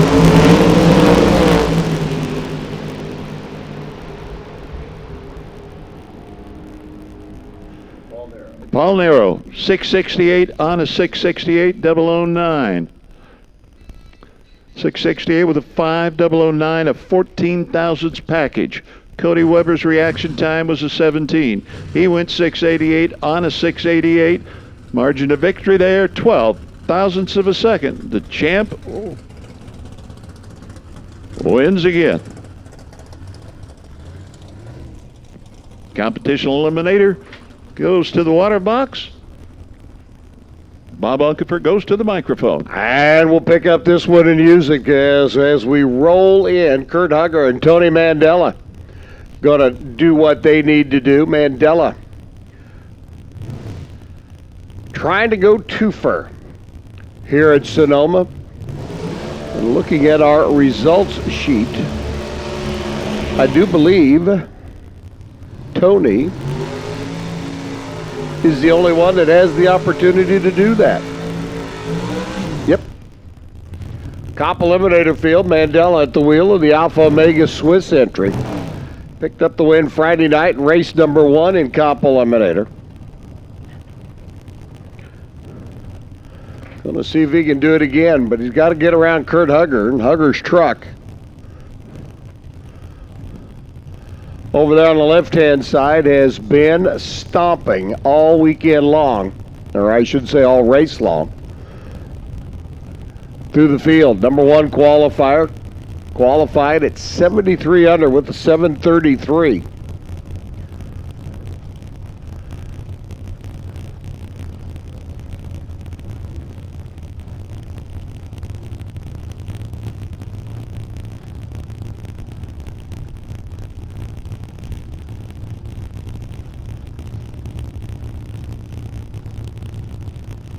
Hugger on a 788 number, Tony Mandela on an 848 for the marbles. See if which one of these drivers is going to join Paul Nero in the winner's circle. Picking up the win in top dragster. Tony off and running. Here comes Kurt. Hugger going to have to really push the gas pedal through the floorboard of the truck and didn't have enough to do it. Tony Mandela gets the win, 789 1 at 174, 745 180 for Kurt Hugger down at the other end of the racetrack. And Tony Mandela, Phil Mandela, Randy Jones, Alpha Omega Swiss, going to the winner's circle for the second time in 3 days. They visited Friday night to pick up the Wally. They're going to visit it this afternoon to pick up Wally number 2 here at the Corbell. California Champaign, Lucas Oil Drag Racing Series events. Congratulations, Mandela and crew. Good run for Kurt Hugger through the field. Just didn't quite have enough steam there in the finals in Comp Eliminator to be able to get that Wally. Get all of our finalists. Need you back to the lanes, please. All of our finalists. Need you back to the lanes. Crown our champs. Pass out some Wallies. Slap some high fives and pass out. Or get some winner circle photos taken care of, I guess I should say. Super Street, Super Gas, Stock, and Super Stock. How about Stock and Super Stock? You have John Irving taking on Ryan Mangus in the finals of both Stock and Super Stock. I don't know that it's ever happened before, so I sent Lewis Bloom a text, and I said, to your knowledge, has this ever happened before? Lewis Bloom's response, that's insane. So I'd take that as a no. So it'll be interesting to see as John Irving and Ryan Mangus, can one claim both? Will they split them? Well, we're going to find out. Right now, we're just waiting on all of our final round contestants to make their way back to the lanes. Ryan Zermino and Greg Harrison in Super Gas. Steve Williams and Val Torres in Super Comp.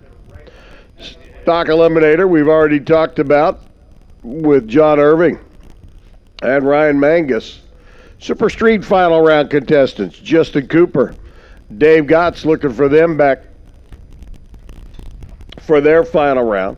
Sportsman Motorcycle, how about the Owls? Denny and Ron going to do battle. And top sportsman category, Jeff Gillette and Don Mazier. Stock and Super Stock certainly raising a few eyeballs. I'm sure the internet keyboards are a-chattering as we work our way through. Final eliminations as John Irving and Ryan Mangus have earned their way into the final round confrontation, not only in Stock, but in Super Stock as well. And that, boys and girls, that's some pretty stout driving and some pretty savvy runs down the racetrack. Final round contestants, need y'all back to the lanes, please. Come on down. And again, racers, do want to remind you, if you want to make a move in your pit spot, please check in with race control prior to doing so. The pit area is effectively laid out for the race weekend coming up next weekend. Would like to be able to make sure that you only move once, so please check in with race control before you do any kind of moving at all. And again, don't forget Vienza Sonoma, the wine tasting tomorrow afternoon from 4 to 6, right down the road from Sonoma Raceway. Get some little wine sampling in, a cheese plate for you, and your own official wine connoisseur to help you detect the fragrances and the variety of the wine that's available here in the wine country.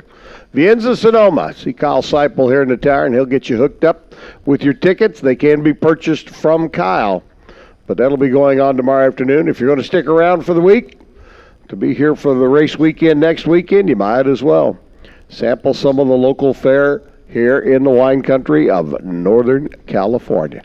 Finalists, need you back to the lanes, please. All of our finalists, back to the staging lanes, please.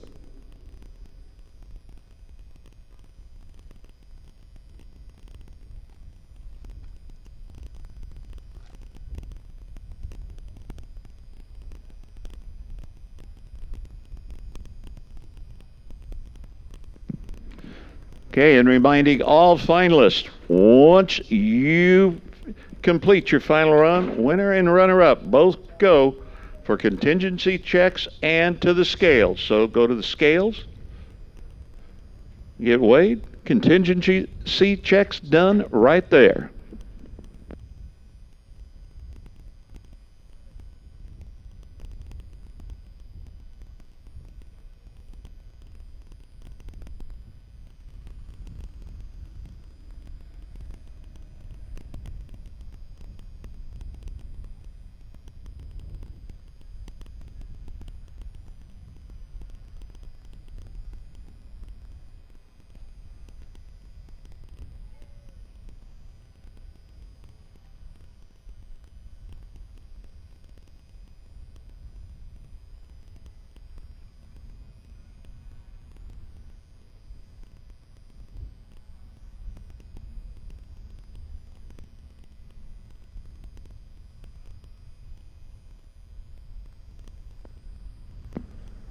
top sportsman here in front of us, Don Mazier, the Cobalt from Escondido, Mazier Enterprises, dialing at 691 in the Toyota left lane. O'Reilly right side, Jeff Gillette from Benicia, the Indigene Reserve White GTO, dialing at a 688. They're going to be 300ths apart. If you're in an area where you can see both sides of the Christmas tree, 300ths, that's about the first time that the untrained eye can tell a difference when they come down.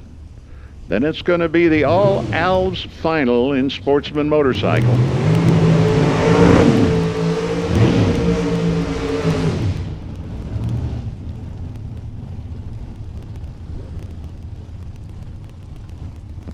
Burnout's complete.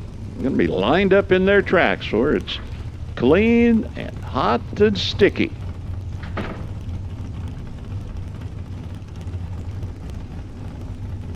Swinging the doors a little bit to get the excess smoke out. Well, we see our stock finalist moving into the lanes. Lime green, satellite, and the Camaro's coming around the end of the guardrail. Nitrous being purged. That's the spray that you see coming up right out of the blinker fluid reservoir.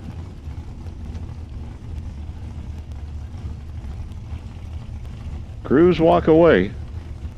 They are on their own. Jeff Gillette, pre-staged. Don Bazier, pre-staged. Roll forward that final 6 to 9 inches. White car in. Blue and silver car in. They're racing.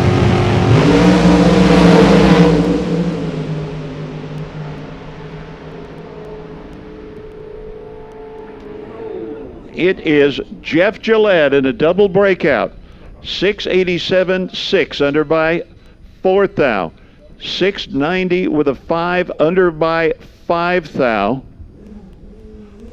Don Mazier was 001. Jeff Gillette was 32. So Don Mazier got there by 300. And it was too much. Jeff Gillette, your top sportsman champion. Now we go to the motorcycle finals. Ron Alves and Denny Alves. Ron, red Kawasaki left side. Denny, the orange Kawasaki, right side. Denny at a 790. Ron at an 811. All Alves finals. Ron from Calusa. Denny from El Cerrito.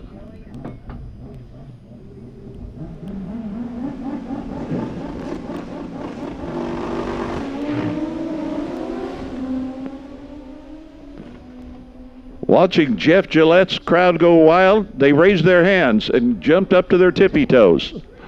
And the win is Ron Alves, 811 on an 811, 009 light, 811 with a 6, a 15 thousandths package for that red bike in the Toyota lane. Denny Alves, 786, too quick by 400ths. He breaks out. Ron Alves is your winner.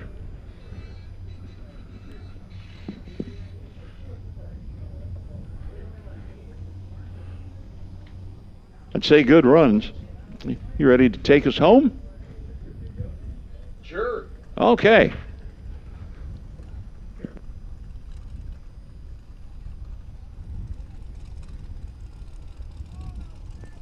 I don't know, but the Alves clan was pretty happy back here, standing on the center stripe behind everybody. Looks like Super Street final round, getting ready to come around the corner.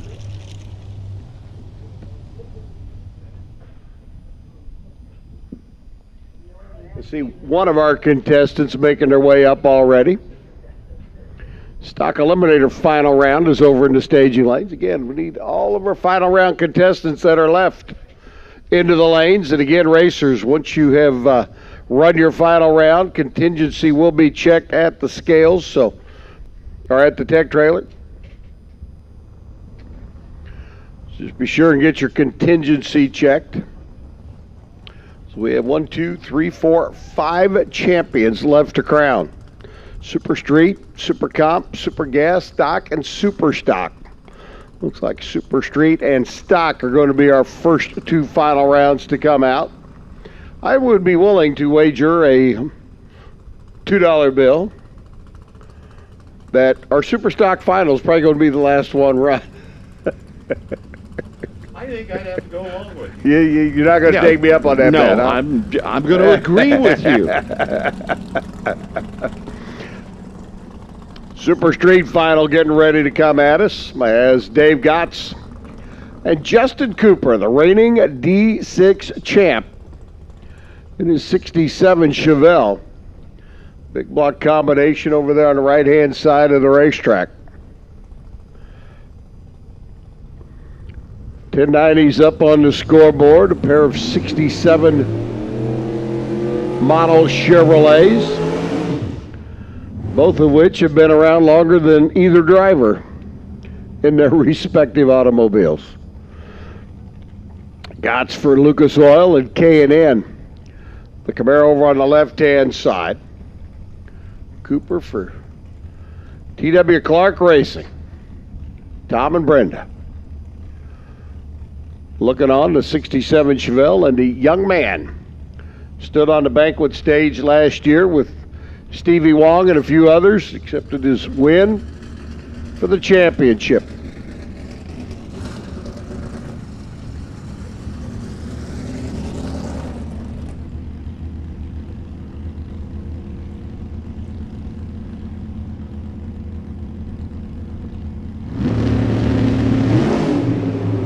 We're clean and green.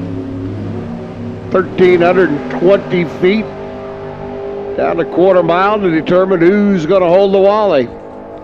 It's going to be Gotts or Cooper. It is going to be Justin Cooper on a double breakout. 1086.1 over a 1085.3. True margin of victory for Justin Cooper.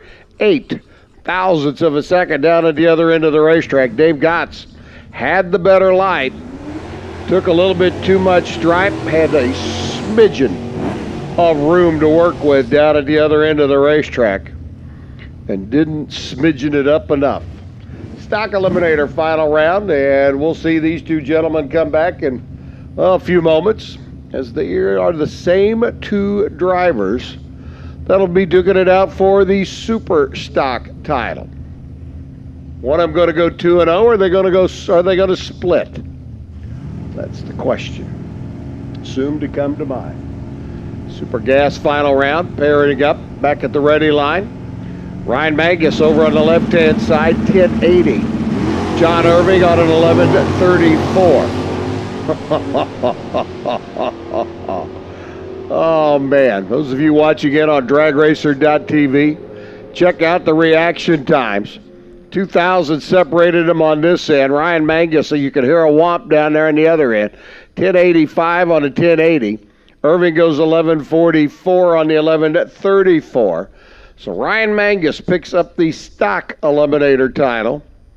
Can he come back and duplicate it in Super Stock? Or is John Irving going to hold out for a measure of revenge when they come back for the Super Stock finals? And that'll be coming up here in just a bit. Right now it's all about Super Gas, and it's all about the bounty, the bonus money. Door car versus roadster. We whittled race number 1 down to a door car roadster matchup. And in Super Gas, it was Ron McKenzie's Corvette.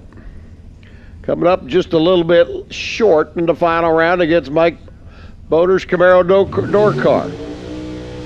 Now, once again, we have a Corvette roadster and a door car in the final round. The bounty has been unclaimed. Those fresh, brand new, and crisp $2 bills could be going with Greg Harrison to Livermore. To do it, he's got to get around Ryan Zermino. Zermino gets the win. He gets a couple wrinkly old ones from Rick Carlson. And tell me, what do you want? Do you want fresh, crisp money, or do you want old, wrinkly money? We'll find out. Zarmino up on the left-hand side. 990s up on the scoreboard. Big blocks of pair, one underneath the hood of the Lumina, one underneath the hood of the Corvette.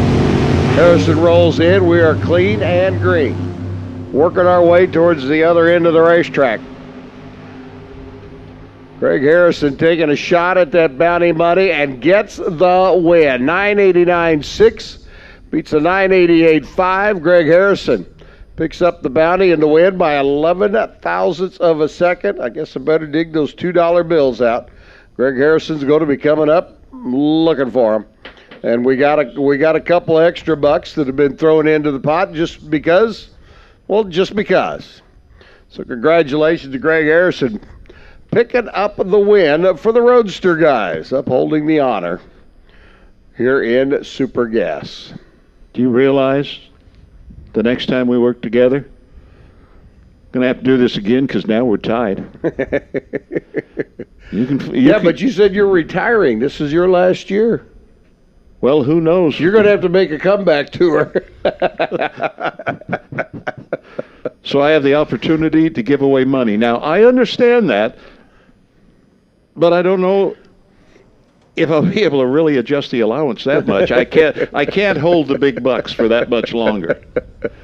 Or you're going to have to come down to Phoenix on your way to the finals. Well, there you go. You never know. Val Torres and Steve Williams are going to come around the corner now as we roll into our Super Comp final round, and we are down to 2. Williams and Torres and Irving and Mangus for the Super Stock title. And John will make his way back here. Brian will make his way back here, and we will put the Corbell California Champagne Lucas Oil Drag Racing Series double header officially into the record books.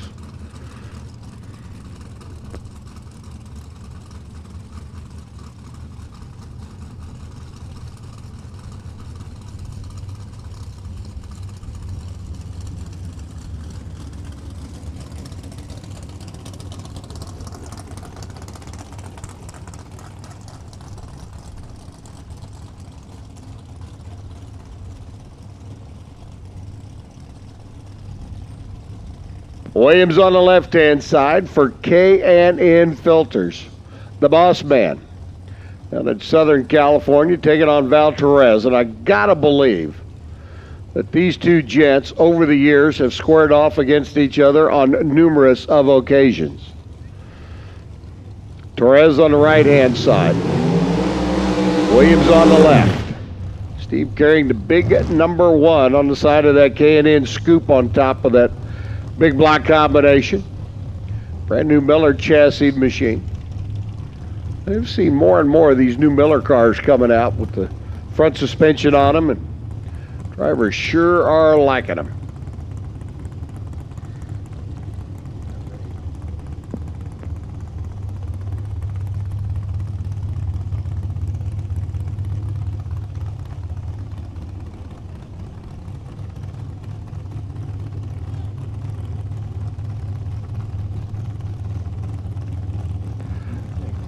Torres on the right-hand side.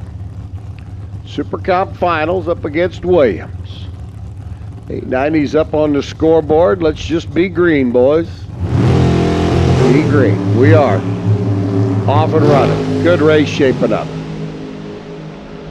Steve looking over at Val. Val looking over at Steve. One light's going to go to Val Torres. 8.902 at 176 miles an hour. Gabe says, yeah. Williams at the stripe, backing way off. 894, only 176 down at the other end of the racetrack. And for a car that's been running over 190 all weekend long, you got to believe that Steve thought he had pushed Val hard enough down at the other end of the racetrack, and dang near did. Torres took the stripe, goes 8.902. Clean by 2 thousandths of a second down at the other end of the racetrack, and Val Torres throws his name into the record book as a winner here this weekend. Congratulations to our first race winners.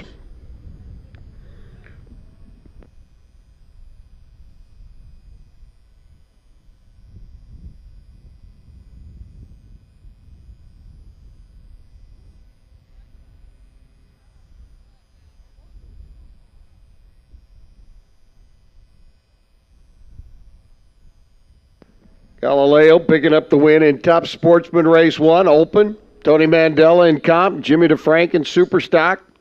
Justin Lamb won in Stock. Russ Stevenson in Super Comp. Mike Boehner, Super Gas. Fred Murphy won Super Street in race number 1.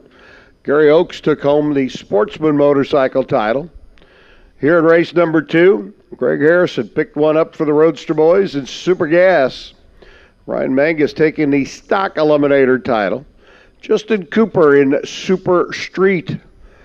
Clay did what he needed to do. Ron Alves and Denny Alves duking it out for the Sportsman Motorcycle Wally, with Ron getting bragging rights. Jeff Gillette and Don Mazier. Great final round in our top sportsman category, with Gillette getting to take home the trophy. Tony Mandela made it 2 for 2 here in the wine country. Paul Nero over Cody Weber in the top dragster final round. And, of course, yesterday's winners, an alcohol dragster, Sean Cowie and Brian Howe in Funny Car. And we are down to 1. And that will be our Super Stock final round, getting ready to come up as soon as Mr. Irving and Mr. Mangus can make their way down. Again, racers, do want to remind you, contingency going on and taking place up at the top end. Be sure and get checked for your contingency. Winter Circle photos will be snapped over in the Sunoco Race Fuels Victory Lane area at the conclusion of the event.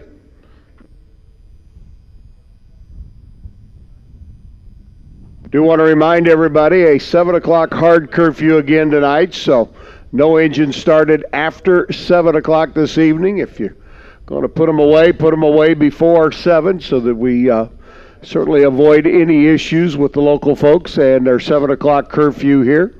Those of you that are sticking around for the race next weekend as part of the NHRA Mellow Yellow Tours Western Swing, certainly want to remind you that before you pick up and move your pit spot, please check in at Race Control. Kyle or Sally will help you pick a spot where you can move to, where you only have to move once. Because moving twice is a pain in the tuchus. Can I say tuchus? I can say tuchus. Okay. Moving twice is a pain in the tuchus. And we don't want anybody to have to move twice. So check in with Race Control. And again, those of you that like to partake of the local fair tomorrow, the Vienza Sonoma Winery right down the road, the wine tasting with cheese and your own official and private wine guide to help you through the wine tasting. 4 to 6 tomorrow afternoon. See Kyle Seipel here in the tower, and he can get you squared away. To everybody listening in on dragracer.tv, it's been a pleasure having everybody on board this weekend. Thanks for listening in. Got one more final round to go before we put this one into the record books. And Warren packs up and heads for Heartland Motorsports Park, Topeka next weekend. And I'm going to join him at my home track back in the Heartland. Understand the weather's supposed to be a little bit. No, let's change that. Weather's supposed to be a lot better next weekend than the heat that has rolled in over the Central Plains this week. So that's looking better for everybody making their way to Heartland Motorsports Park next weekend for the Division 5 doubleheader. So 4 days here in the wine country, 4 days in the heart of America. And certainly want to invite everybody to listen in next weekend if you're not going to join us at the event at Heartland Motorsports Park, or you're not going to be joining everybody here at Sonoma for the NHRA Mellow Yellow event as part of the Western Swing. The middle of the swing. They're finishing up in Denver right now at the Mopar Mile High Nationals. Here in Sonoma next weekend, and then off to Seattle the weekend after next for the final leg of the Western Swing. And I do see our Super Stock final round contestants rolling up. And they'll get ready, flip the coin, figure out who's going to be in which lane, and we will crown our final Wally champ here this weekend. On behalf of everybody here at Sonoma Raceway, certainly want to thank everybody for coming out and joining us this weekend.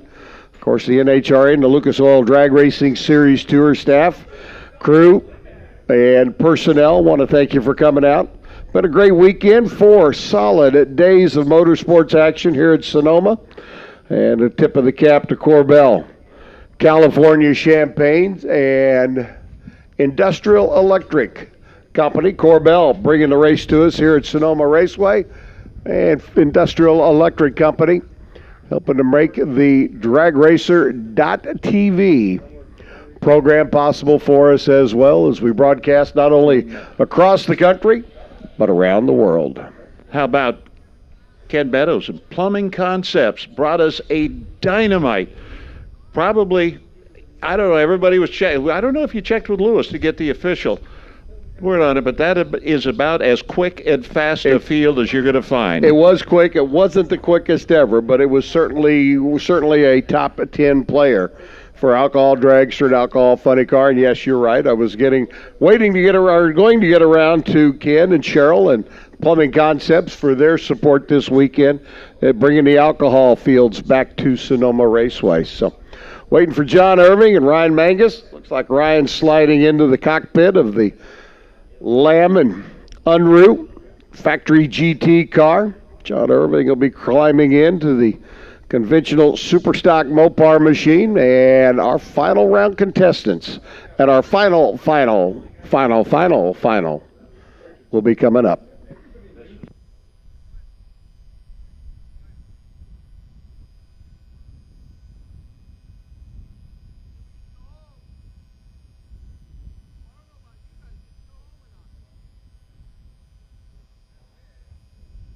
And Greg Harrison, wherever you may be, don't forget to come see us here in the tower.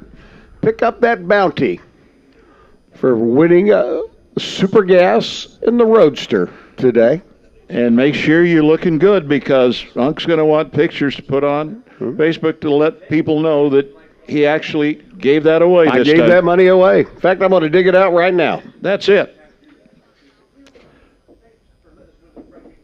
And I'll say that I had a ball this weekend. The weather, absolutely gorgeous. Nice and warm during the day, a little bit of a breeze, and as soon as the sun goes down, we all put on long pants and jackets. That's just what it's supposed to be. We know that. Had a good fun. Thank all of you. And I'll thank racers that I won't see for a while. It's been 27 or 28 years. Had a pretty good time. A lot of you are like family. I've made friends with many of you. Many of you have called me names. And other names. And other names. Besides Rick?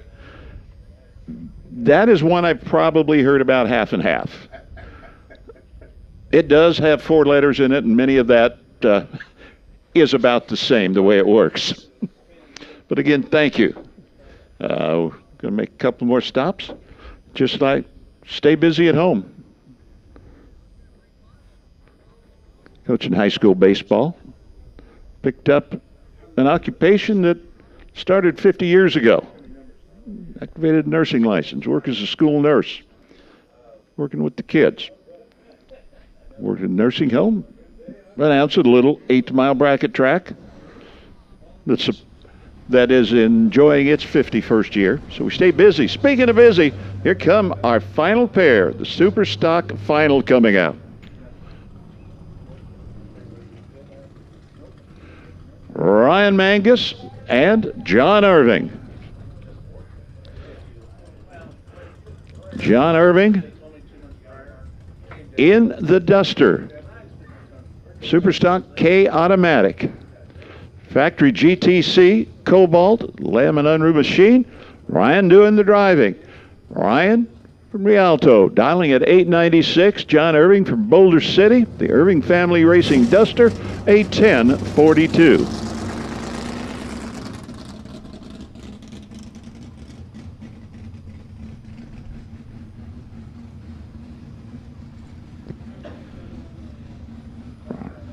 Ryan rolled in. John Irving, of the senior, that's Dad, put him in. Now, one of the things that we have noticed, John Irving has been able to take out the white cars. We'll see if he keeps up that record. He has done that today. Ryan Mangus taking out anybody that's in the other lane. That's just been the way the day has gone for him.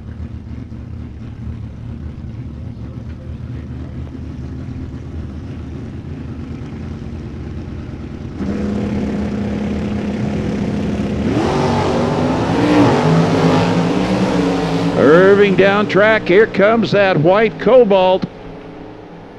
Can he reel him in? Can we both stay good? It is John Irving, 1042 with a 2 on a 1042. 124 miles an hour, 899 for Ryan Mangus. 3 hun off. That didn't work.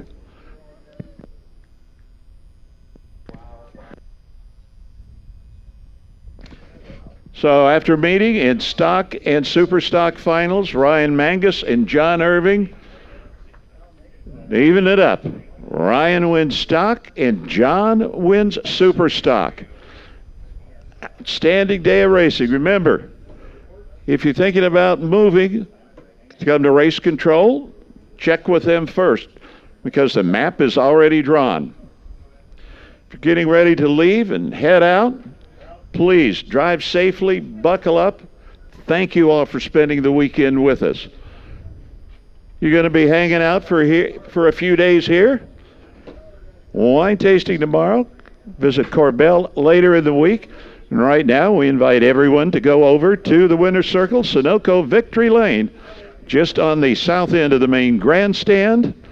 Watch him taking the pictures. It'll be a good time had by everybody. Good time had by all, and again, thanks to everybody. Certainly appreciate you being a part of a huge race weekend here at Sonoma Raceway. I know on behalf of Kyle Seipel and everybody at Sonoma Raceway, certainly want to thank you for being a part of it. For Mike Rice, NHRA, the Lucas Oil Drag Racing Series, thanks from them as well. Everybody be safe and secure on your way home. If you're sticking around, as Rick just said, don't move without checking in with race control.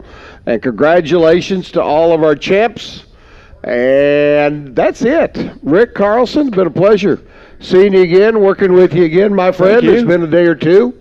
But maybe we can do this again before you officially hang up the microphone. I'll always be there if somebody hollers and said we need a grouchy old guy around the tower.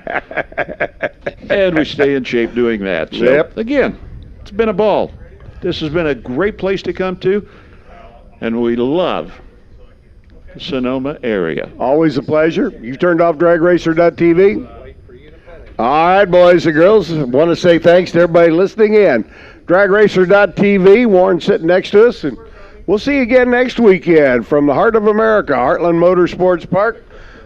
Congrats to our double winners here. We'll look for some double winners there in Topeka next weekend, and the march goes on towards crowning the Lucas Oil Drag Racing Series 2019 champions. For DragRacer.tv, for Sonoma Raceway, for NHRA Lucas Oil Championship Drag Racing, good night, everybody. For Rick Carlson, I'm Bob Unker for Ta-Ta for now. See you next week.